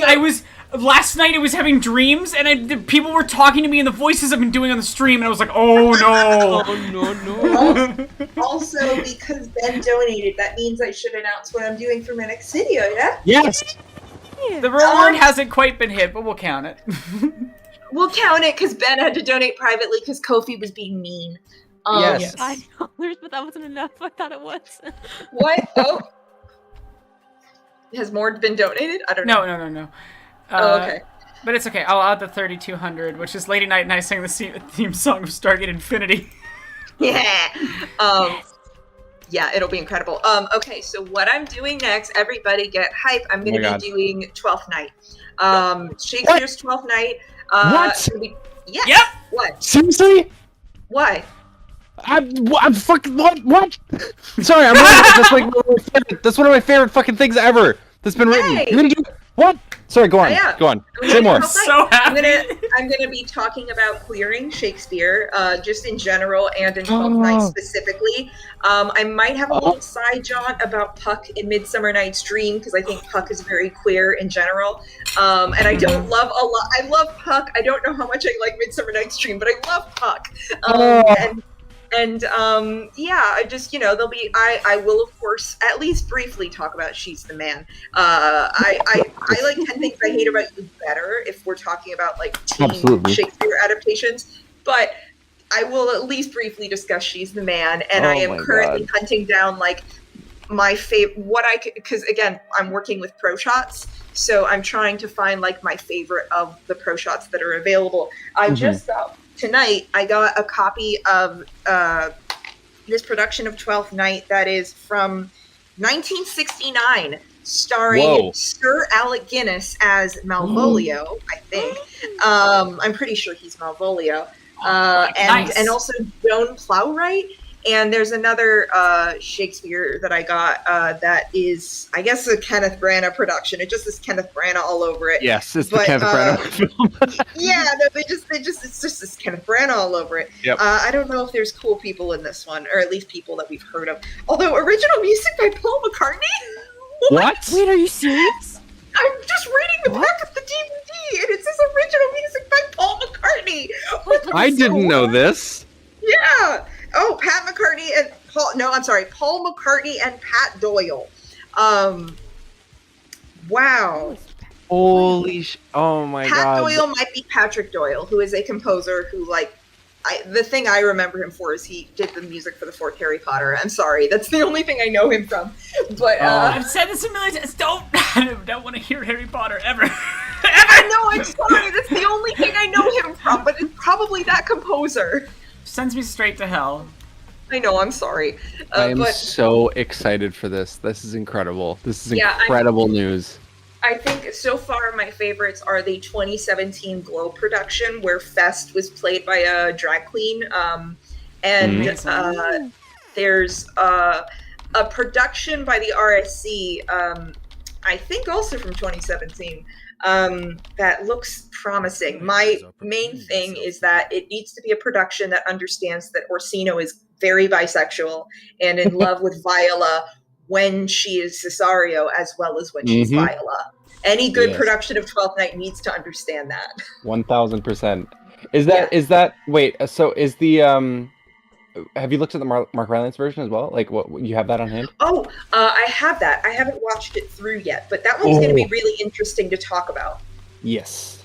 Yeah. Yeah, no, because like that one, when I talk about queering Shakespeare, I am going to talk about like how it was originally performed with all men and just sort of the levels of like interesting stuff that's happening with gender just by virtue of like this character is played by a man who is playing a woman, who is pretending to be a man, who this character believes is a woman, and like it's just like the levels of what it's very Victor Victoria, frankly. Wow. I've heard so many stories about that production with Mark, and just how he would literally change it every fucking time he would do it. Sometimes he would just like pull out a newspaper and just. Oh, that's funny. The thing I know about Mark Rylance in that production is he has this walk that he does because again he's playing Olivia the widow, no, not widow, she's mourning her dead brother, but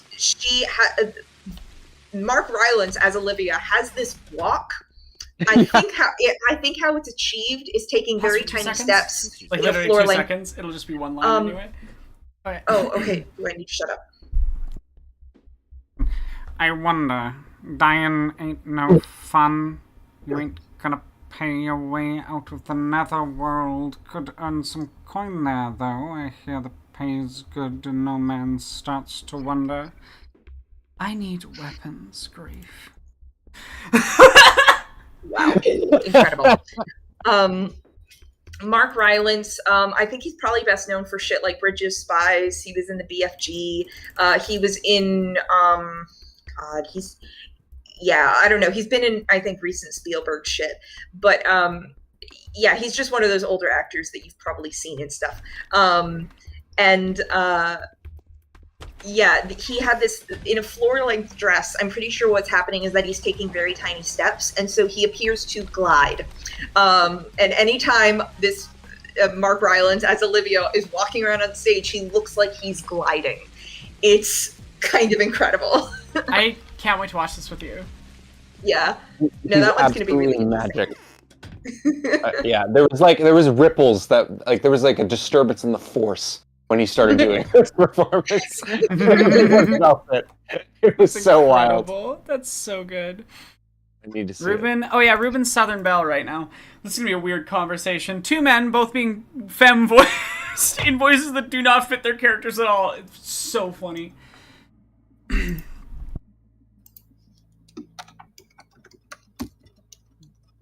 My brain's having like a moment, you know. Can you do a Schwarzenegger or a Stallone? She has. I have. She has done Schwarzenegger. If you pay. And she Stallone? does.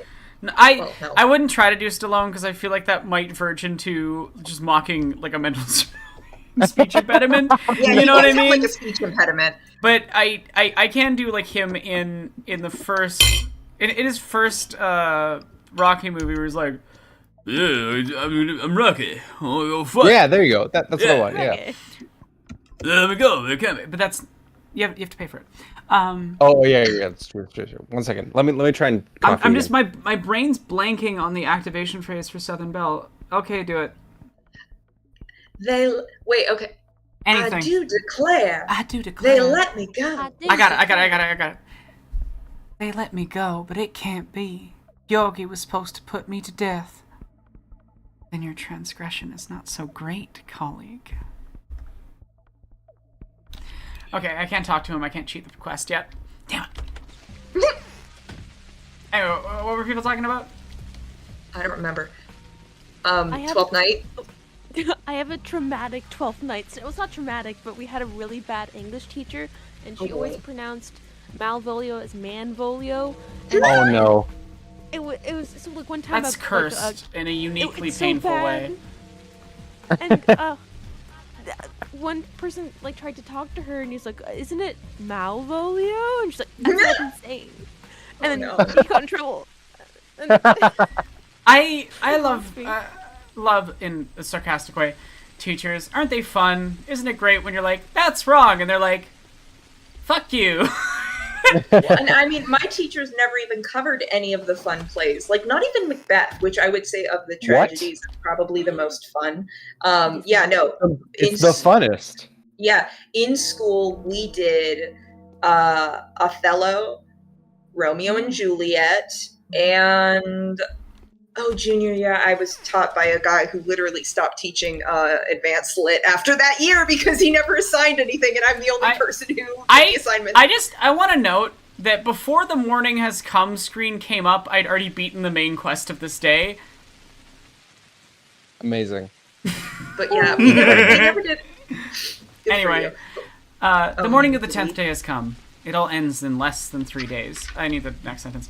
Day 10, in which the creators of the impossible task take the stage to discuss captured miracles. Do you need to read letters? That was all. So wait. So this game, like every act takes place over a fortnight. Is that what you're saying? Fortnight? No, because a fortnight's more than 1 day. Yeah, no, but you said it's the 10th day, so that you're coming up in like 14 days, right? Which 12, is a fortnight. No, there's 12 days. There's 12 days? So wait, okay, all right. Hang on. So is this a Christmas thing? No. No, so absolutely 12 days, not. 12 days is a 12 night. What? It's a 12. A 12th night? A 12th night. A 12. You know what's funny? As in the next 12. series that LK is doing. I was doing some reading, and 12th night is actually a reference to, something about Christmas, but basically there's a particular 12th night is like a day with a particular festival where social mores were ignored, servants would mix with royalty, that sort of thing. Lovely. Oh, that sounds like such a vacation from society. I don't know why the 12 days are significant, and I could bug Ruby to ask her if she has an answer, but she probably doesn't either, because Pathologic just kind of makes decisions sometimes, but, goddamn game. You motherfucker. People be making choices. But yeah, no, so it's been fun. I've been going through productions and also just like revisiting other Shakespeare plays that involve cross-dressing, because I think it's going to be fun to compare and contrast how like characters who are pretending to be men are engaging. Like so far, to my memory, I think As You Like It comes closest to kind of like functionally how the cross-dressing works, where it's similar, like a romance happens mainly while the woman is pretending to be a man. Because in Merchant of Venice, it's just sort of like a plot point, and I really don't remember.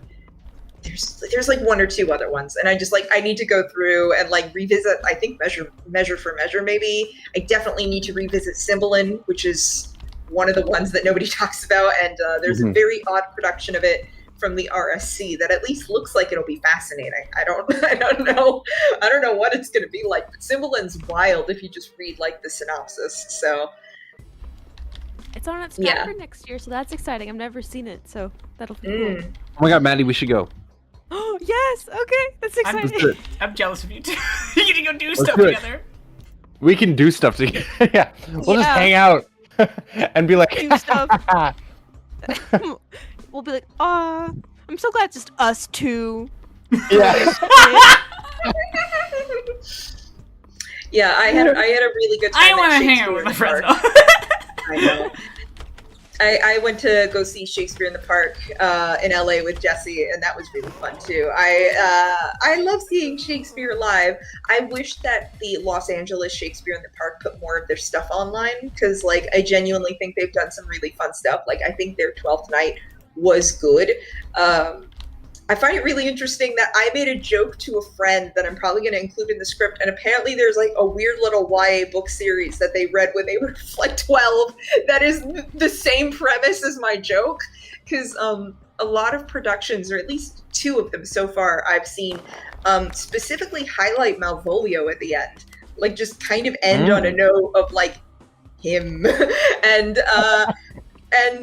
like that's interesting, like productions that acknowledge like what happens to Malvolio is awful and weird and just bad. Why but like so I was saying that it's highlighting Malvolio to set up for the inevitable sequel, 13th Night: Malvolio's Revenge. And apparently there is a book called 13th Night where Fest and a bunch of other like fools from Shakespeare plays are secret agents who are trying to stop Malvolio from murdering Duke Orsino. That's so good. Oh my I God. adore this. That's so weird. I love it. Which, by the way, he shouldn't be murdering Duke Orsino. He should be murdering Toby Belch and the maid. They're like the ones who I think do the most to harm him. Duke Orsino's like barely interacts with him. Honestly, those 3, him and Sir Andrew and they're like so mean. That's like one of the meanest things I've ever seen in a Shakespeare play. Like, I talk about, I'm going to probably talk a bit about, like, I feel like a lot of Shakespeare comedies have things that are hard to square with in the modern sense. Like, Claudio's kind of hard to take as a modern audience. What happens to Malvolio is rough, and that's not even getting into the comedies that are labeled as the problem plays. Like, Merchant of Venice is considered one of the problem plays, so is Measure for Measure. And the one I watched today, All's Well That Ends Well, where both the man and the woman in this couple did rancid shit. They're both pretty bad, frankly. By the end of the show, I'm like, it's pretty sus on both your ends, honestly. It's very British. It's very British, though. It's British humor. Ooh, it's just yeah, it's so British to trick a man into sleeping with you when he believes he's sleeping with somebody else. Oh, thank you. Yes. Classic. No, yeah, no. Like, and that's just what she did. He also sucked. It's just like, wow, they both suck. But yeah, so like I'm probably gonna just dig into like, I think it's interesting that a lot of his comedies feature this, like, at least one element that's just where you're like, oh my god. And the stuff with Malvolio, where they just convince him that his boss is in love with him. Can I interest you in one lemon in a cupboard? I love a lemon. Yes. One whole Absolutely. lemon. How generous. I'm gonna burn your house down with the lemons. But no, I just yeah, with Malvolio, they trick him into believing his boss is in love with him. He hits on her. The scene where he hits on her aggressively with the yellow stockings is very funny. Like, the yellow stocking scene is always very funny. But then, because it's been set up, the maid literally goes like, he's acting very strange speech, whatever. The boss is already primed to be like, well, this is weird. And so, yeah, he gets thrown into an asylum. Yeah, like, and then they just fuck with him while he's locked up. What the fuck? As a mentally ill person? What the fuck? I know. The one detail I find kind of entertaining, and it's just, I think the staging is interesting. I watched a production that was all in ASL, and there are just people off stage doing the voiceover for all of the ASL. So, like, you can still watch it. I had subtitles on too, but, like, you can just watch the whole thing, and it's great. While Malvolio was in prison, there was basically just a corner of the stage that had a little lip on it, a little lid, and you could just pull back the lid, and just his hands were sticking up in the air because he's signing. So it's just his hands sticking up out of the floor, signing while he's talking to Fest, being like, "I have been wronged" and shit. And I just thought that was like, that's fun, clever staging for an ASL performer. Just have his hands sticking up out of the stage. The scene itself is very bad. There's a bit that's even worse that sometimes, because Fest reads a letter that something that Malvolio wrote, basically saying, "I have been wronged," and he says he's reading the madness or something like that. So some performers read it in a funny voice first before being corrected to just read it normal. And it's It's not good. I am tired of this world. Listen, he wrote that in the 1500s. It's worse that people would still think that's funny No, now. my issue isn't. It's like one of those things where it's like, yeah, Shakespeare wrote some iffy shit in the 1500s because it was the 1500s, whatever. There's iffy shit all over Shakespeare. Insert LK's entire section about anti-Semitism and anti-Semitism. Yeah, but with that said, yes, how you stage it now. Yep. Is everything. No, I find it interesting productions that go out of their way to say, like, what's happening to Malvolio is wrong. Some of them do that while still trying to have the comedy of those scenes. One which bullet, is 2 kills. Good job. That's Indiana Jones shit right there. Just briefly. Yeah. Yes.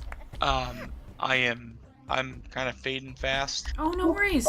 Oh no. Thank you so much for being here, Adnan. Go sleep. Of course, I'll Shout out yourself in the Twitch. I'll probably pop out tomorrow. But if I'm to do that, I should get some sleep. So Yes. Sleep. Go sleep. Yes. It was lovely to talk with you. Mm-hmm. Of course, I hope to do so more often. To chat, Yeah. please again.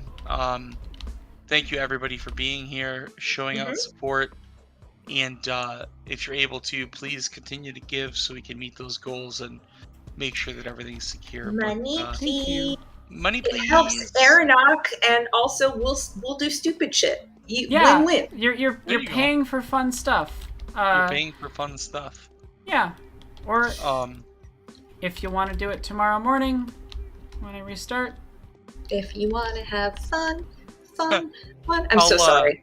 No, you're fine. I'll tag and chat, but yeah, everybody have a wonderful night. Big love. I hope everything continues to go well, and I will see everyone tomorrow. And thank you for including me. So good night. Thank you for being here. Bye.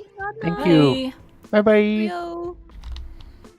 And Threw a then little there were British in there. 4. Which is a decent amount because most of the day it was just Adnan dies. Yeah, no, I like, well, and I tapped out for a lot of today because I was, like, watching plays. Oh, no, it's all good. If there's nobody on, there's nobody on. It's all good. I mean, it's been very generous of everybody to give me your time. I really appreciate it. I want to be clear about that. Yeah. I was just more I just emphasizing knew I I wanted appreciate all 4 of you being here. Aw, yay. Aw. Thank you. I'm sorry I always come on at night like a vampire. Maybe that's just. That's all good. I mean, it's good timing. Danielle's current voice is sexy vampire woman, so... Yeah. Gosh, literally me. Just like me.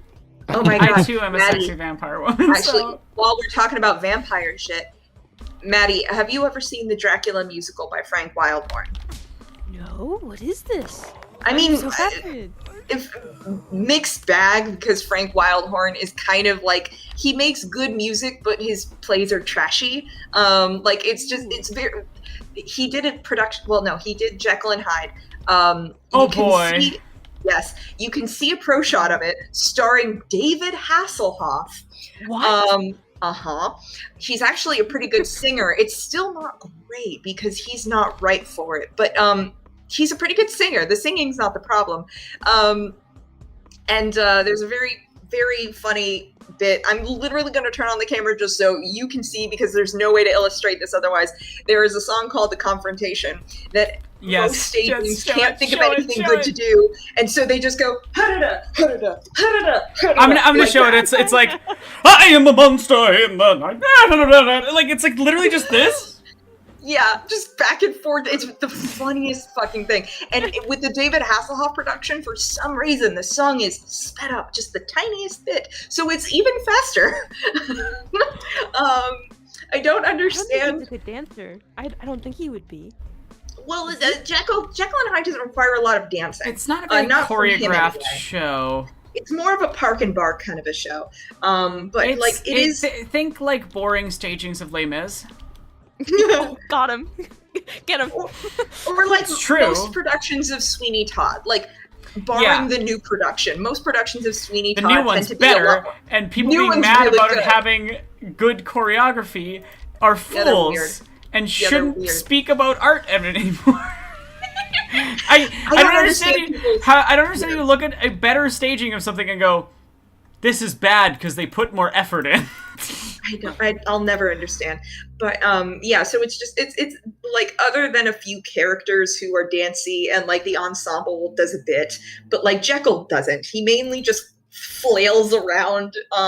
In my favorite number, one of my favorites, First Transformation, the album version is good because it's Robert Caccioli, who is the one good Jekyll and Hyde actor I've seen. He understands that, like, you need to be guttural sounding. It should sound a little bit like you're dying. And he's great. So you can listen to the album and he's good. But he did a production of Dracula. And there is a 2011 pro shot that I found where it's a Japanese pro shot of, there's a woman playing Dracula. And oh man, it's really hot. Oh man. I need you all to understand that I'm so gay. I'm so gay. Okay, send me screenshots. I'm so gay. No, we watched what clips. I put in the channel the other day. I might have forgotten about that. Okay, forget that I have very bad memory issues. No, I know, but like there were pictures and then we watched clips. This scene where she turns Lucy. Oh my god. Oh, wow. And mind you, it was unsubtitled. I don't actually know all of the words. I don't know the Dracula musical super good, so I'm just going on vibes and vaguely knowing the plot of Dracula. But like, wow. And also the music was good. Yeah. Oh, have they ever done like a Carmen musical? Because I feel like that's yes. Even, that's like, do you mean Carmilla? No, Oh Carmen. my gosh, Carmen. Oh, you mean What's Carmilla? Carmen? Carmen is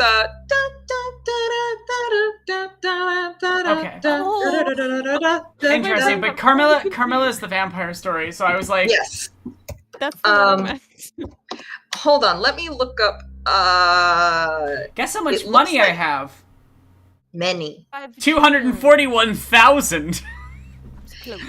And I could probably, on day 11, depending on how many panaceas and smouters I have, I'll probably sell a couple of them just to see if I can hit 300,000 gold. So yes, it looks like there was a 1970s off-Broadway Carmilla musical. That was the one. There's a Waiting in the Wings video that talks about like queerness and vampires, I think, and they talked about this 1970s Carmilla production that the person who made that video liked. I've not listened to it, but it's also probably hard to track down. Wait, I'm sorry, I just caught up with the chat, and Anthony, are you saying Frank Wildhorn did a Civil War musical? That's news to me. Wow. Oh no! That's not a good combo of creators and subject. He makes trash. He wouldn't. Oh no! Anthony says yes. Oh no! There is a section where the Confederates echo Frederick Douglass. What? How does that? Frank, what the fuck? Frank! Wildhorn, why are you like this? Oh no! Have you considered no? No. Stop. Oh no! They sing backup for him. Oh no! It's Katarina time, and she got a voice recently, so. Ooh. Actually. I beg you to believe what I say. These recent events are monstrous. My hands tremble so much I can hardly write. Here he is, again. Here again. Come to the rod, please. I need you. Katerina Sabarova. Wow. I'm actually the smartest nerd. Oh my god, you know what the actually is? It's the people who are like, actually, it's the Bothans who stole the plans. And it's my god. Oh my god, isn't. those people make me want to leave it. I'm going to, flames on the side of my face. Flames on the side of my face. Flames on the side of my face. I'm glad you all were instantly with me on that. Thank you. No. The number of people who have responded to the Rogue One Sorry, video. for context, we're talking about Rogue One. The Bothans are the ones that stole the second Death Star's plans. Many Bothans died 6. is said in... Yeah, many Bothans died is a line in Return of the Jedi. probably stuff that happened during the events of Empire Strikes Back, off screen somewhere. Bothans are weird cat people. They look, they're furries. They look they're furries. They look like furries. I'm so sorry. Ben from Canada got really eepy, and so he had to go to bed. Oh no! But, no! The best luck. But yeah, he's EP core. He's EP pilled now. Off to EP lives. I love how you talk, Maddie. I don't know. I wish I could speak in a different way, but this is what I have. No, never change. No, this is good. Never change. It's interesting because I think a lot of what I do is very hand gesture based. So like, I think there's always a piece missing, and like, is it? I mean, the energy's there, that's for sure. But also, I'm gonna be right back. I'm just gonna run for a sec. I will be back very shortly. Okay, you guys keep on trucking. Sounds and my hair's good. stuck in the headset again. Damn it. So, Maddie, you've released the first Barbie video. You're working on a second one, right? Okay, so I should be working on a second one. Working on a second one because I think so I do want to finish it eventually. However, my interest has waned. Valid. But like I have a thesis, but I think I'm intimidated by how big it's going to be. Also, Jessie Jenner said that she's going to make a video criticizing it, so maybe I don't have to. Maybe I can just let it. Jessie and I are writing one together, yeah. So, but I feel like it'd be a very different video from the one that you're making because ours is really focused on like the cis-normativity of it. Yeah. But I mean, if you guys are gonna cover it, then I won't. Then I would love like that one aspect. I want your video too. Because I think my thing that I feel good about is that usually if a topic's been covered, I'm gonna approach it in a way that's a little bit like weird or we harder can always to get communicate.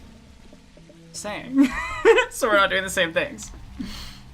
Exactly, and I think whenever I choose a topic, it's never actually about that topic. You know what I mean? No, I know. From what you said to me, I don't know how much you want to share on stream, about the second video, though, I think it's a really interesting one, and I think the first one needs the follow-up. I think it does, because I do have all these, like, what I do is I do really elaborate act ones, where I set up all these, like, thematic ideas, and I give you the tools that you need for the payoff, and so right now it's, like, very unsatisfying, which is why I really didn't want to release anything in a part 1, part 2 statement, because I write pretty intricately, like, even I'll have motifs. You write like I do. Like, we do it very similar, which is really interesting. And it's like, I like the idea that someone could watch it again and come up with a completely different interpretation of the video. Like, that's the goal. Yeah, sorry, I'm trying to remember how to do the Birdly voice right now. Oh, the witch voice? My name is Birdly.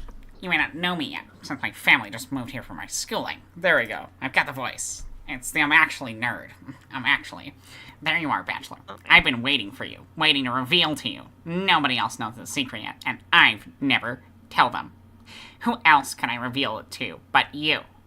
The man that only came here for its sake. You know what I'm talking about, don't you? Who I'm talking about. Well, Simon. Simon is alive, actually. I just saw him suddenly appear at the Crucible. I sense him, you know. I can't ignore it. I woke up. But the feeling refused to let go of me. He's there. He's still there. It was all a lie, an illusion. Ruben will back up my words. I don't understand. Why Ruben? Ruben must tell the truth. He never lies. If you make him swear in his master's name, he will tell you that he had never dissected the body. Simon's at the Crucible. It was all an illusion, a deception. You say you can feel his presence, but if Simon is alive, where were you feeling it all this time? Surely he couldn't have risen from the dead. I don't know myself. I would never mislead you. Why would I? We, the Sabarovs, are done for. We're the first to suffer Clara's punishing hand. Whoever wins, we shall never again rise from the ashes. And still, I say you, he is here. This is for you. Simon is, to a certain extent, a concept. That much I have concluded by now, which means your words can be taken very much as an allegory. No, that's exactly why the canes are so abhorrent. Any fantasy that only has a right to exist in the realm of dreams, they give substance. It's as if they're just bringing all these illusions, all the vastness available to the human imagination into this world. And what's so abhorrent about that? They deserve praise, worship even, if this is actually true. Oh yes, look around and see the fruits of that worship. No, they have no place on this earth. I speak as the protector of the weak.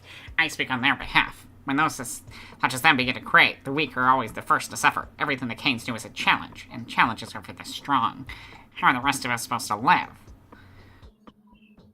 You speak on behalf of puppets. Let the weak become strong, then. Now I'm going to change it to...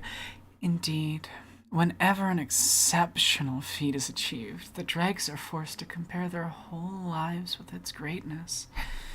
Not a simple challenge. I beg you on my knees, go to him. See for yourself that he is alive, and let the Inquisitor rend the canes to pieces. Aglaia will be happy because the only good thing in her is her hatred of the canes. Oh, is that so? I didn't know that. God, I did not expect to be doing sexy vampire voice for Daniil, but here we are. Here we are. Well, now you do. Oh, how generously shall we reward you for the news, for exposing the villains. On the eve of everyone's doom, a truly heroic deed, so why don't you do it? I ask for so little. I was gonna visit the Crucible anyway. Perhaps there really is no smoke without fire.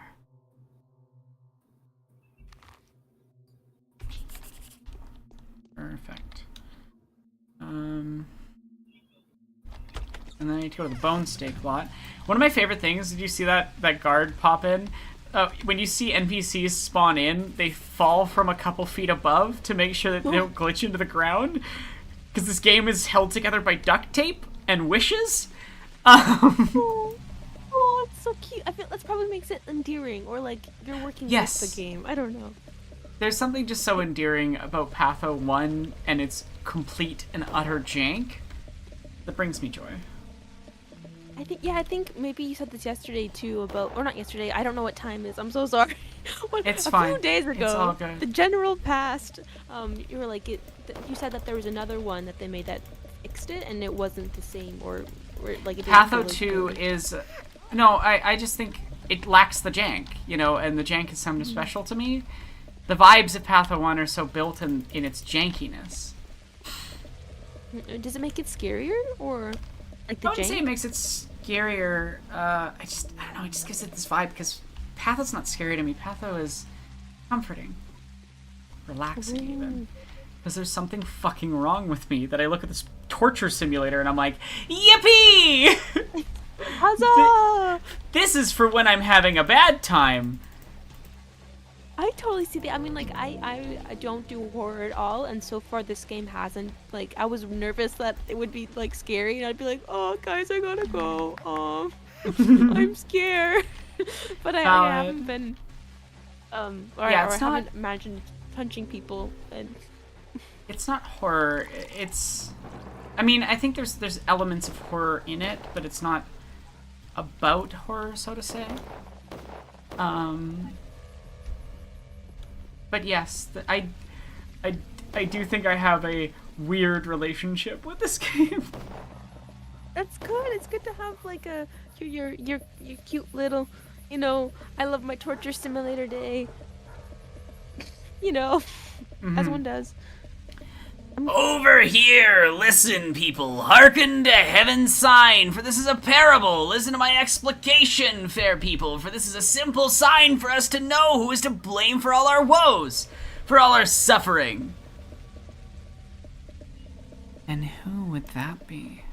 People gather around, or better yet, call your neighbors and relatives and nearest and dearest.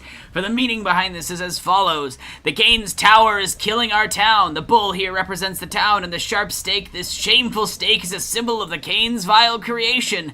Their obscene philosophizing. What has gotten into you, dear sir? Wipe them out, the monsters! Simon was a monster for his sins that brought this pestilence upon us, and Maria, his granddaughter, would soon reach the stars and ply us to her will with her magics, just as her mother Nina used to do in days past. She must be killed, torn apart, and thrown for the people's relish! That's it. I'm shutting you up in the most reliable matter known to men. The bull being dead's a big problem, because that's the source of the panacea, but Daniel doesn't know that, because Daniel doesn't bother to try to understand the culture that he's immersed in right now, because he's Daniel, my stinky, stinky, dumb little son. Stinky, dumb little son. I love him. He doesn't make good choices. That should be like a tattoo for me. He doesn't make good choices, but I like him. Or because I think, like in Star Wars, Anakin's my favorite character. He makes very bad choices, but I like him. That's fascinating. Do you have a favorite, or is that spoilers for upcoming video? Favorite character in Star Wars really depends the day. I mean, like, I think Andor is definitely up there. Mm-hmm. He's such a great character, but I don't know. I love Rex. I love Ahsoka in certain media. I like voice actor Ahsoka. Yeah, I will be honest. I have not I don't know. I think my brain. Just I've really handle struggled to live-action Star watch Wars. live action Ahsoka. It was, Have you finished it? I haven't even started. I watched one episode. Yeah. I just feel like Dave Filoni. Dave Filoni and Jon Favreau bring out the worst impulses in each other. Yes, that's it. Because like something works That's so good well, queer but theory. even. Oh, sorry. I was just trying to thing in chat. Continue. Oh yes. Like I think, like even the first season of Clone Wars isn't that good, but it got better, and so Clone Wars' first 2 seasons, but especially its first season, are a little rough. Season 3 onwards is a good show for the most part. But Clone Wars, you're always rolling a dice. It's just how likely you are to get a good episode increases the longer the show goes on. But you still have, the episode where Jar Jar fucks. Yeah. The episode where Anakin tries to have sex with a cat slaver girl. Yeah, oh my gosh, I have so many things to say about that. Oh boy, what they really said this is the show to tackle slavery, right? And because that's a whole big thing of like, why didn't the Jedi like emancipate the galaxy? And they like the good story they could have done with that, they did not do. They chose the worst option of anything they could have done there. Oh gosh. rough. And weird thing about that is that why did do you know the evil guys in Voltron? Vaguely. They have the exact same design. I don't know what it is. I was like, Okay. they were like, I got a voice act now. Is Ruben still a Southern Belle? Okay, cool. This is gonna sound like a Southern Belle is having a random woman hit on her, which will be fun.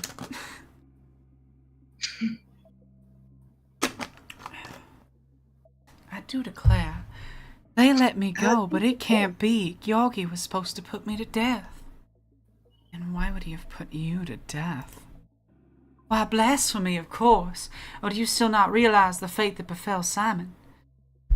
Tell me the truth, Reuben. Is Simon alive?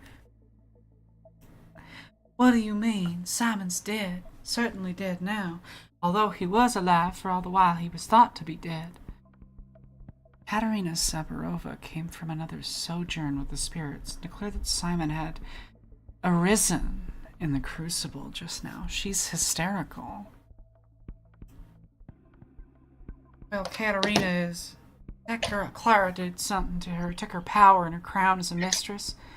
You're certain that you said that? It's impossible. I broke Simon down into tiny particles with my own hands and turned him into the white vaccine. How are you certain that the man whose body you took was Simon Kane? You think I don't know what Simon looked like? You think his greatness, his noble visage, is comparable to his brother or anyone else? After all, if it wasn't his superhuman blood, who else could have fought the disease for so long and almost beat it? Even if at the cost of lethargy. Whose, can you tell me? Understand that in all my time here, I have never, not even once, seen Simon. The only man I hope to meet here, I never saw him alive, never saw him dead. What do you expect me to believe?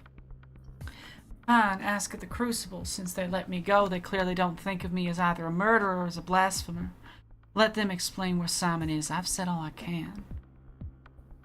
By the name of your master, Reuben, answer me. Did you tell the truth? It's all true. I broke Simon down into particles. Anything that couldn't be used to make the vaccine I burned. There is no mistake, can't you see? Only that wondrous organism could produce the white vaccine, the one that's still keeping hundreds of people alive. I give you my word. Well, very well then. My path takes me to the Crucible once again, just as 9 days ago when your master directed me there. Cool. Also, Aronach, you might be getting money from my roommate. Oh. I took my meds and I was like, just quickly caught up with my roommates and I told them what I'm doing. And one of my roommates, who has a pretty well-paying job, was like, "Oh, send me your stuff. I'll send her money." So you might see something soon from my roommate. Please Yay, thank your thank you, roommate, roommate. then. That's really nice. You can tell me which one off stream, because obviously you I don't will. know names now, but I know One who who's not a cishet guy. Oh, yeah. Well, thank them for me. I will.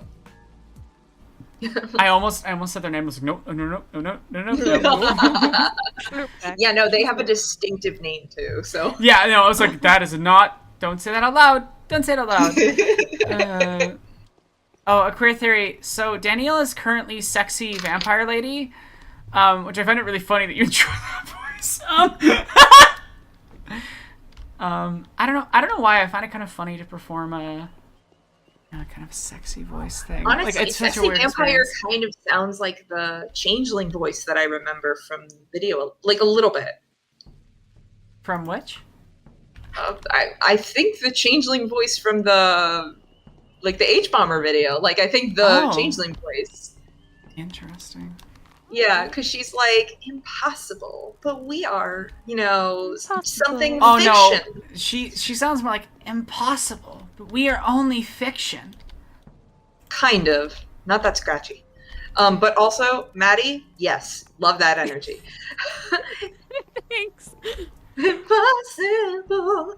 Da, da, da. There's a video on Instagram of like me and a friend just like sitting on the couch singing along with Impossible, because we saw a stage version of Rodgers and Hammerstein which was disappointingly white, and literally we were just Wrong. like, Failure.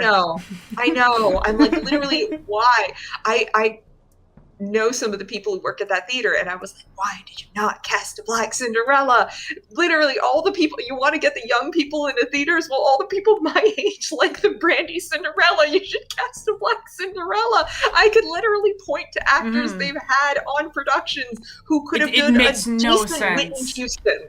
Like, it was so wild. I'm like, literally, I can tell you the name of an actress they could have cast to be like the fairy godmother Whitney Houston type, and she would have done a pretty good job. I was so mad. That's so yuck. Ugh. Yeah, so we went home and watched the Brandy Cinderella, of course. Good. Okay, one sec. I need to go remind myself of how to do this accent. I feel like I'm getting better at doing the Guy Ritchie thing. Oh, I could Guy not. Ritchie. It's basically Jason Statham. Yeah. Have you ever seen Spy? I have. Ooh. That's my only reference for Jason Statham, which is bad. It's pretty funny. I mean, like, it's a pretty funny thing to do. I think it's probably like a meta commentary on Jason Statham. Yes. I hope But that in this what kind? particular Inquisitor I'd find a friend and not the usual enemy. But no, she's already assigned as a part in a scheme, and my heart tells me it's not a dark one. And I hope that you are mistaken. I like Aglaia Lilich. What the fuck? I went to the The bone lot, why can't I talk to you? One sec. I need to go check my notes. I need to check my notes! But yeah, no, his performance in Spy is definitely a commentary on Jason Statham movies, where he's saying things like, yeah, I have hobbies like knitting. Like, you know, just yeah. Like knitting. Yeah, or he's like, I ripped this arm off and I reattached it with the other arm. I don't know why he's a British orphan, but I'll rip this arm off with the other arm, and then I can't remember all of them. Attached it with this arm. The funniest thing is just watching the blooper reel for Spy, where a lot of it is just what's his name, Paul Feig, like off camera, off the cuff, coming up with completely alternate line readings that are very weird, and just rattling off these long lines and being like, "Okay, do it like that," and then being like, "Wait, hold on, what? Say it again. Okay." All right, and then they're like giggling through the lines because they're not prepared to say them. Spy's not a good film, but I enjoy Spy. Also, are you ready for Mark Hamill? Mark Immortal? Okay. Oh, Batman! There's no fate, Bachelor, I say! Simply because we're not worthy of having any. I've been to the lot. Did you see it? Was it impressive? What is it? What am I supposed to make of it? You just wanted me to see it, didn't you? Well, first of all, I have to confess, this is not my handiwork. On the contrary, it's a direct attack on my interests. It never even occurred to me that this could make an impression on you, let alone a positive one. But I wanted to see how impressed the mob is. There are several people there, each of them so noisy you could take them for a dozen. Well, yes. You see, the place and the representation are tailored to excite the crowd. Seems like someone wanted to gather a mob, and those who gather mobs only do it with a single purpose. They seek to set them onto someone, so who's the target? I think the Canes are. Oh, Batman. Actually, I don't care in the slightest, but you should. You're now at a time point when you cannot afford to not care. You've only got a day and a half left. I want that thing to end because I don't like their style. What about you?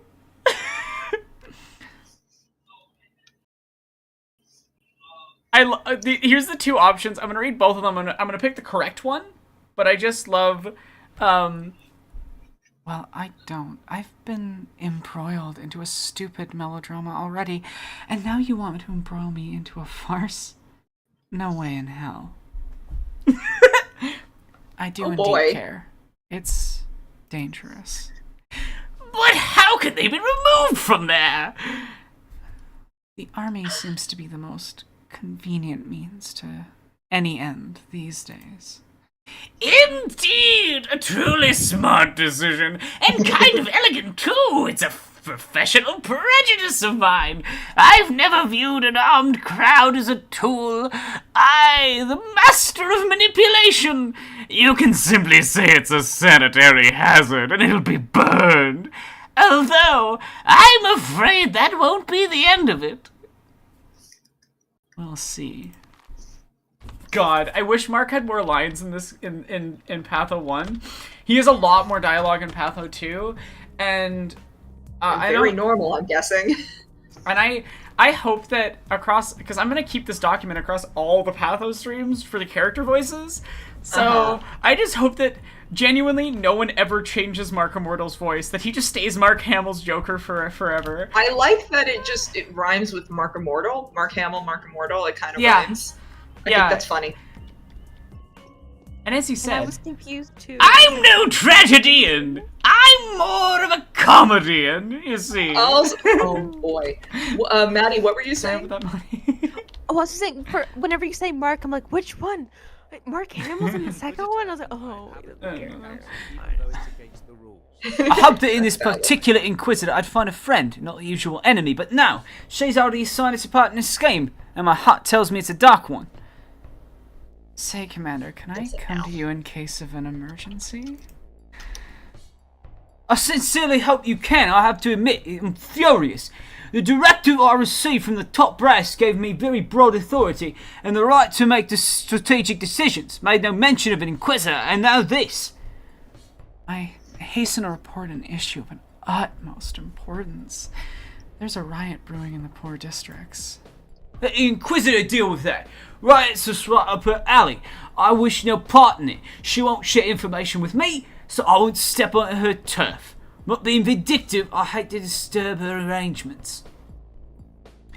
Certain special circumstances are in play, ones directly related to your responsibilities. I am responsible for ensuring that the epidemic never spreads from here further. I'm also responsible for the lives of my men. That is what I know for a fact. Your flamethrower cores are burning out everything infected, whether it moves or not. Is that within the scope of their jurisdiction? Absolutely. Many interesting things for them to see on the Boatsake lot. I'd lead them in that particular direction, if I were you. Here's what I'll do. I'll notify Longan. He's a stalwart officer, a heart burned with passion. He's in command of the flamethrower car. He's assigned to my unit right before this whole affair, so let him perform the duty. As for me, spare me any further details. I understand you completely, Commander. This is exactly what I wanted. Everyone performing their duty. Duty. Okay. Yes, 10 out of 10. 10 out of 10. Oh my god. Thank you. That's possible, Mike. I haven't played Patho 2 yet, so I don't know enough about Mark's dialogue in that one. But I do think that's funny that he just hates the player's guts more in that one. Good. That sounds right. But God, Sounds good. Joker's, like, Mark Hamill's Joker's such a fun voice to do. That sounds fun. And so before you left, Lady Knight, we were talking about Star Wars favorite characters. Do we know it? Like, hers is Andor. That's what I thought. Mean, I was like, is that a... like Rogue One? Just like them, my babies, all of my babies. I love my babies. They're babies. I literally wrote 300,000 words of Rogue One fan fiction. I genuinely, I mean, in spite of the typos, there are typos, but like, in spite of that, I'm genuinely proud of it still. I had a lot of fun. I decided that Bodhi and Luke should be a thing, mainly because they're both small and just need protection, and and like protect each other. Exactly. And their romance was, I kid you not, Jane Austen slow. Like, Luke got blushy over some exposed wrist. Like,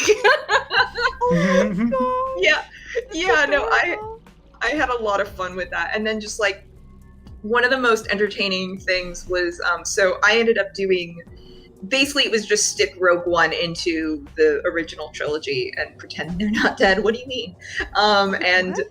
Yeah, which also, we talked about Shoe of the Wind earlier. You should read their fanfic Floating, Sinking. It is literally the best Rogue One fanfic. A lot of mine was just spent trying not to directly rip them off. Alex is the one that wrote that one? You've talked about that one so many times. I didn't realize that was Alex's one. I knew that Alex had written Rogue One fanfic that you liked. I didn't realize it was the fanfic. Yes, Sorry. no, it was the one that I spent a significant amount of time trying not to rip off. It's incredible that we ended up being like really good friends online, because like I love such a fan Alex of their so work. much. So Alex and I are both playing in the Garden Systems Star Wars game that they're running, and our characters are like, we heavily connected our backstories. So my characters, that's so fun. Yeah. I'll explain some stuff that I'm about to share on stream. But my character, my character's like an escaped former Inquisitor, and their character is Iggy, an IG unit that is basically just like my murder friend. and these two are just morally questionable, trying to do the right thing, and they are out for each other. Like, and they're so fun as a dynamic. That's very good. So it's like small, weak little. Basically, the dynamic, is kind of Gideon and Harrow. Or good. It's big, strong murder friend who's buff and tiny little mentally ill magic user. Good. But yeah, no. So love basically, in part 2, so Also, it's time 'cause, for like, Princess Peach. I'm so sorry. oh, okay. Do I need to shut up? Dear Mario, actually, there was no reason for you to come to see me today, for I am a chrysalis. You look like a Maria. person. Answer me, Maria. Are you aware that I've always been completely honest with you? I am. Fuck. Dear Mario, I am Daniil. You are a man of honor. Maria, tell me, Maria, have you always been frank with me? Dear Mario, you're the only person I've always been frank with, Daniil. This is probably because I'm. It's so fucking hard not to slip in a Mickey.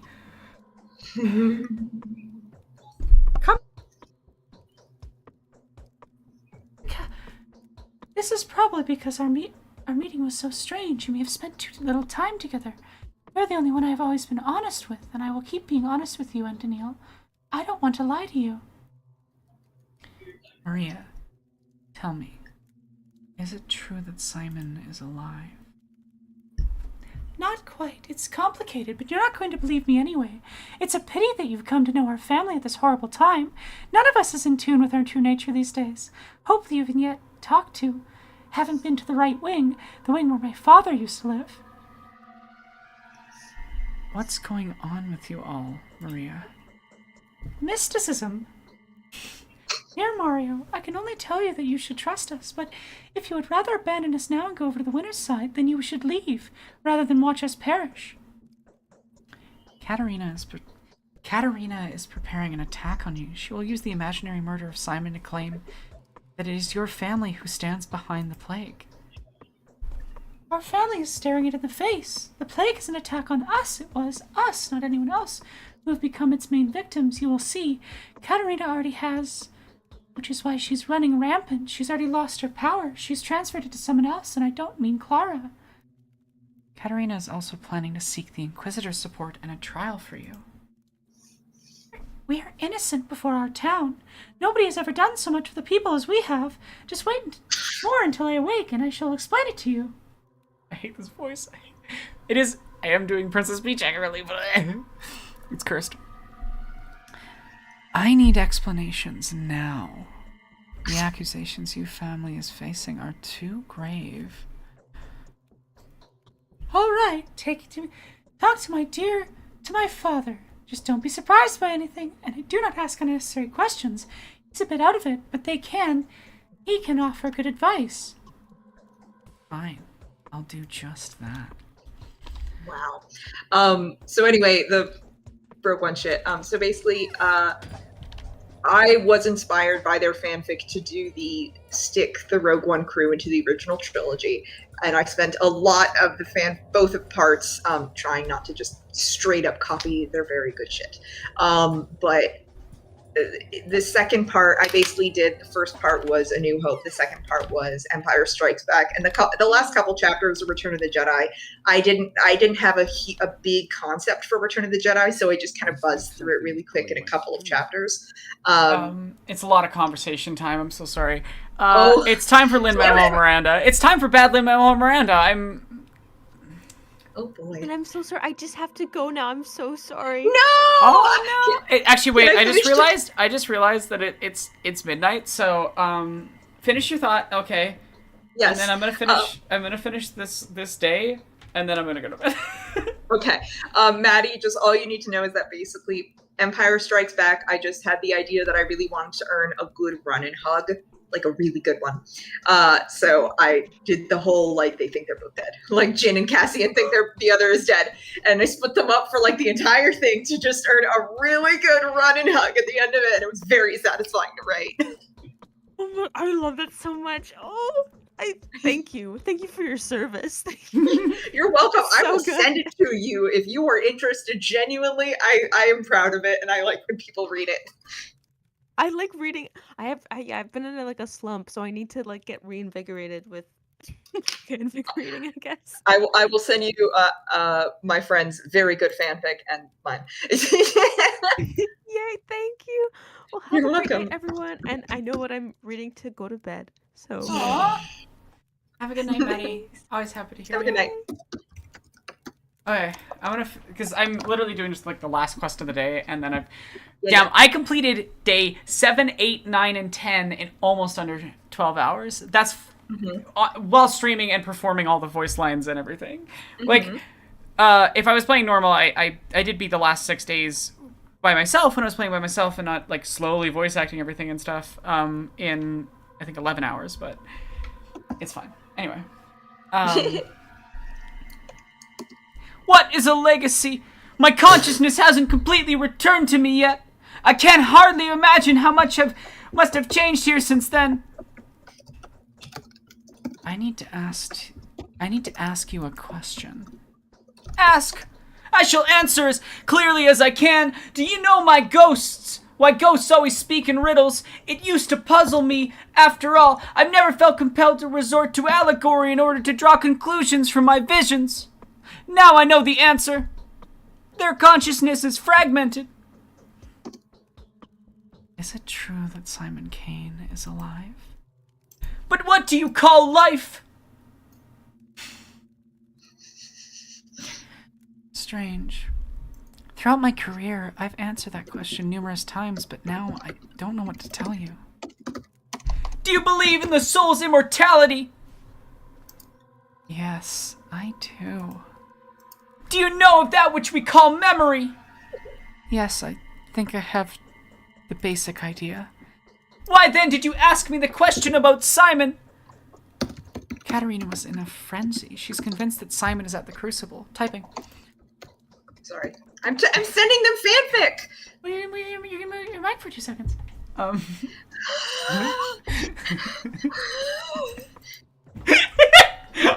feel like I'm letting out like how chaotic we are when we're just hanging out, you and I. As if, fuck you. Fuck you! Our way of saying I love you. Normal and healthy. Anyway. Very normal. What is a legacy? And so, that's why. Tell me, did Katerina only talk about Simon? Only him? And you say she was in a frenzy. Did she not notice the presence of another person at the Crucible, the very thought of whom should make the girl tremble? No, she spoke only of Simon. Or who are you? You cannot know the answer to this question. Had my daughter not fallen in love with you, you wouldn't have been allowed to ask even the questions you've asked so far. Why have you come here, Bachelor Dankovsky? I want to know the truth about Simon. So you want to know the truth about Simon, so be it. You will. Oh wait, I forgot. I think Victor actually got changed at some point. Someone swapped him for Artemy Burak. Okay, sorry. This is a very different tone conversation. This is gonna be Go Onion! No, they didn't request the Go Onion version. They requested normal Artemy Burak. So, give me a second. Go, Oinon. I need to collect the... Go, Oinon. I need to collect the tools. So you want to know the truth about Simon, so be it. You will. The truth is that Georgi Kane, who has so ardently desired eternal life for his brother, has committed himself in entirety to Simon's memory. He is imbued completely with memories of him. That is what Katerina saw. But she is very sloppy with her visions. I think I'm beginning to understand. If Katerina starts spreading rumors... Oh no, my throat's... If Katerina starts spreading rumors of Simon's return, tell them Georgi has gone mad. That he imagines himself to be Simon, and Katerina is sensing those waves. Talk to Georgi. Let him confirm his consent to being presented as a madman. You mean he must himself agree that I paint him as insane? Yes, go talk to him. Talking to him will open your eyes to the truth, Oinon. You are a perceptive man, after all. Help us. Such rumors would be inopportune. And please, accept some money. It will be of use in shutting up a few particularly big mouths. You really have no idea how much has changed. The cost of shutting up mouths is now several times greater. I keep scamming all the money out of these rich assholes. Wow. I jokingly hate the Lin-Manuel Miranda impression, but it's like also fun to do, but it also sucks. Like, I am torn on it. Yeah. I feel almost nothing. Okay. Oh god, is he still Jordan Peterson? I don't know who you're talking to. No, Georgi. Georgi is still Jordan Peterson. Oh god, I have to do sexy vampire voice to Jordan Peterson. Chaos Dragon. The Chaos Dragon of femininity. And the big rat was like this. I like to kill, murder, steal things from other people. Why? Because I like doing it. I'm sorry, this is really dumb YouTube move of Jordan Peterson that I really enjoy, that just has him saying wild shit. I mean, he said wild shit for real. They just strung some wild shit together into funnier sentences. I'm small. I'm unthreatening. What do you want? I just want to talk to you and ask for your blessing in a certain difficult affair. Yes, you're exactly as I imagined, my boy. When Isidore described you to me, I knew that this is the way I would like my heir to be. Alas, I've never begotten one. I'm not the first Cain to lack a son, and regrettably, not the last. I'm not a boy, Judge. You shouldn't attach so much significance to age differences. Beyond a shadow of a doubt, it's the shadow of a chaos demon. This is a man, not a boy standing before me. So why is this man here? Judge, there is a rumor in the town that Simon is alive and his supposed death was a ruse set by the Cains to disguise their involvement in this plague outbreak. Oh, to speak to you, forgive my temper.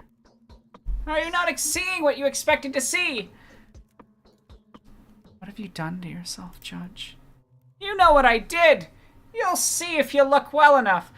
But that's not really the question, is it? What you really want to know is why. Yeah, same queer theory. Anyway.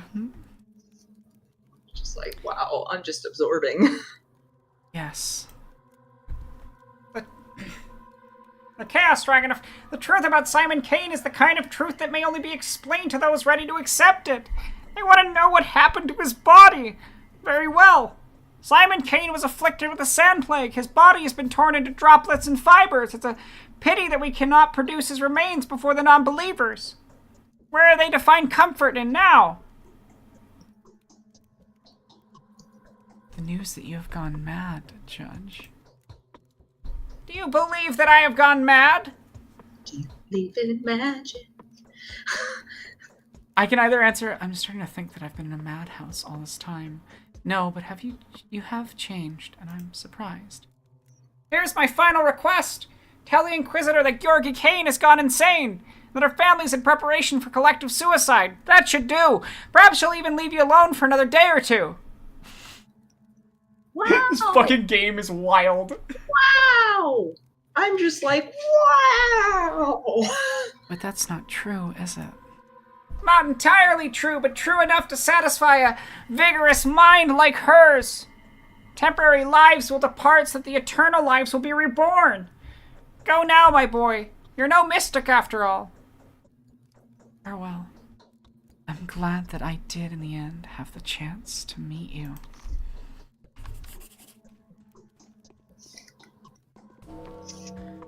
What a day. Go, Onion. Go, Onion. I need to collect the tools. Also, when you said, do you believe, I was like, do you believe in Magic! In a young girl's heart. Oh, that's a different song. I was thinking, do you believe in No, I can't sing right now because my throat's fucked from voice acting. I'm not even trying. I couldn't even hit a single note there. I was just like, oh no. I don't think I'm gonna be doing any talking for a couple of days. When you're done, you mean? Yeah, I'm gonna get this finished and then I'm resting the voice for like a week. Fair. Over on the bench, I'm listening to an equal bachelor. What is your initial opinion on the blueprints? My initial opinion is that of amazement. As far as I understand, such a structure simply cannot hold. All of this could only work if this chamber was floating in a weightless state. Those charts are nothing but an intellectual fancy, a mind game, like a perpetuum mobile. An apt comparison indeed. So how does it stay all in balance? Imagine with 1,000 children inside. I don't understand.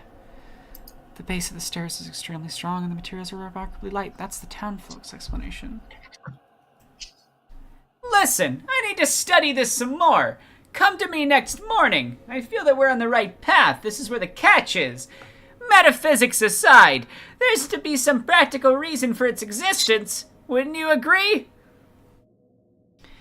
If you're talking about the disease, then I'll have you know that the tower is clean. I can confirm there's no infection.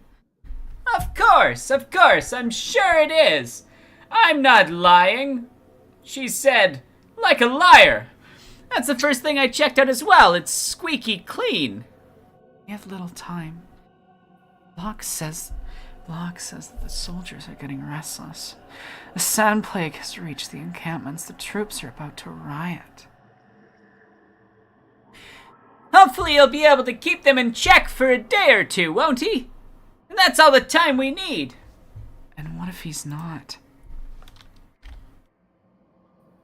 Have you already been told about the Canes? God! These days I'm told nothing about the Canes. Or do you mean something really special? I have extremely valuable information. Where do you imagine Simon Kane currently is? Partly in heaven and partly in the ground, I suppose. Why, you have reason to believe otherwise? You should know that Georgi Kane has gone insane. He believes himself to be Simon. He'll possibly die soon. Victor, too. I don't believe that. Out of the question. I don't even want to hear about it. Don't make me disappointed, I beg of you. I have told you what I intended to. Draw your own conclusions. Is that so? Well, that changes everything. I'll, of course, draw my own conclusions. In fact, I'm doing so right now. The information is indeed extremely valuable. I'll even allow myself to appraise their precise price tag. However, wouldn't be very nice for two crafty people like us to outwit each other, wouldn't you agree? I have my own opinion, and I'll remain entitled to it with your kind permission. Thanks for your money.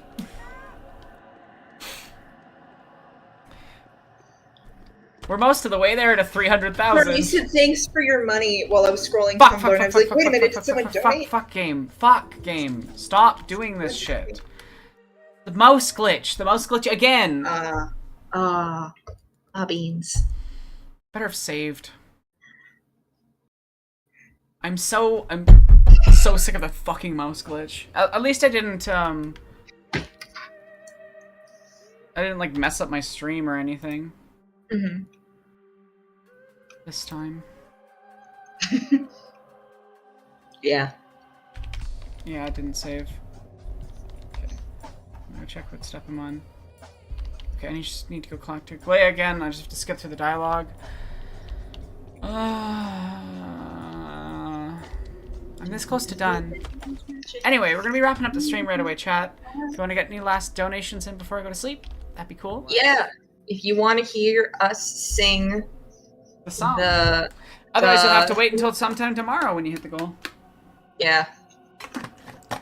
And LK has time. I'm like, maybe you can just sing it without me. I might have to. I'm not there. Yeah, if you're not there. Yeah. Because tomorrow I'm supposed to be recording a podcast. Right. You told me. Yes. Also, on Friday, I'm getting vaccinations.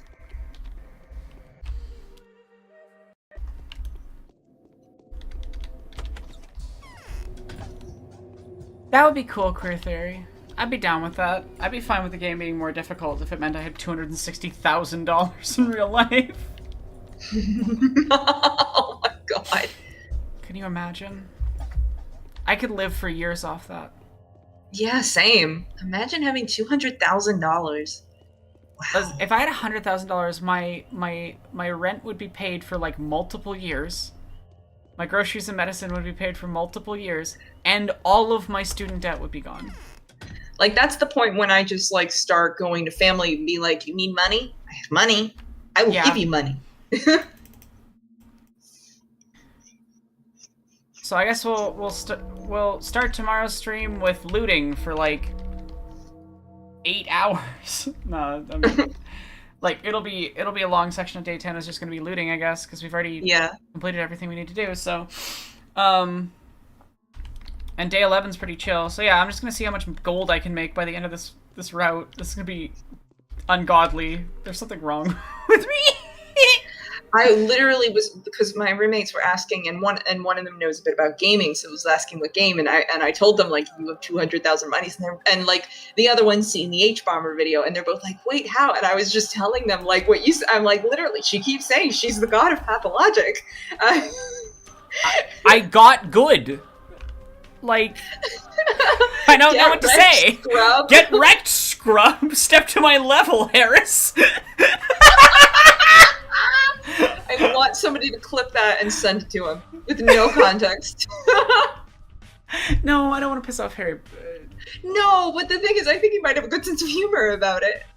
Okay, we need some context. I think you need some context, and also, like, to be clear, my ability to play this game is seemingly completely abnormal by all people's standards. Like, you're just built different. Yeah, I beat the Plague House first attempt. No saving. So there's something wrong with me. I understand this game to an obscene degree. Anyway, thank you all for being here. I will see you tomorrow. Same time, same place, to end the Patho 1 route of Bachelor. And then we'll probably do Marble Nest, or I'll draw a fun image or something at the end of the stream just to, like, chill for a couple of hours, and as, like, a fun celebration of finishing Bachelor's route, maybe I'll do, like, a fun digital drawing of the Bachelor. Thank you, everybody, for giving Aaron enough monies. Thank you for the money. I don't have that as a goal, actually. It was $37.50. When I finish Bachelor's route. Oh, LK, did you get to see the drawing I drew earlier today? That was probably not, but minor you can goals. Show me off air. No, I want to finish. I want to show it to everybody on stream again because it was a it was a reward thing. So they asked for sad Keanu Reeves meme, but Danielle, and I sketched it in graphite really fast. Okay. Sad Danielle. Sad Keanu. Oh my god. I love the rat. I just threw in a bad rat in the bottom corner. But yeah, I did this so fast in graphite, but I'm pretty happy with it. No, it's good. So, yeah. I will see you all tomorrow. My drawing class has been really fun. I'm learning to appreciate graphite more as a medium, though I need to get a sharpener. Yeah. Anyway. Hey, bye!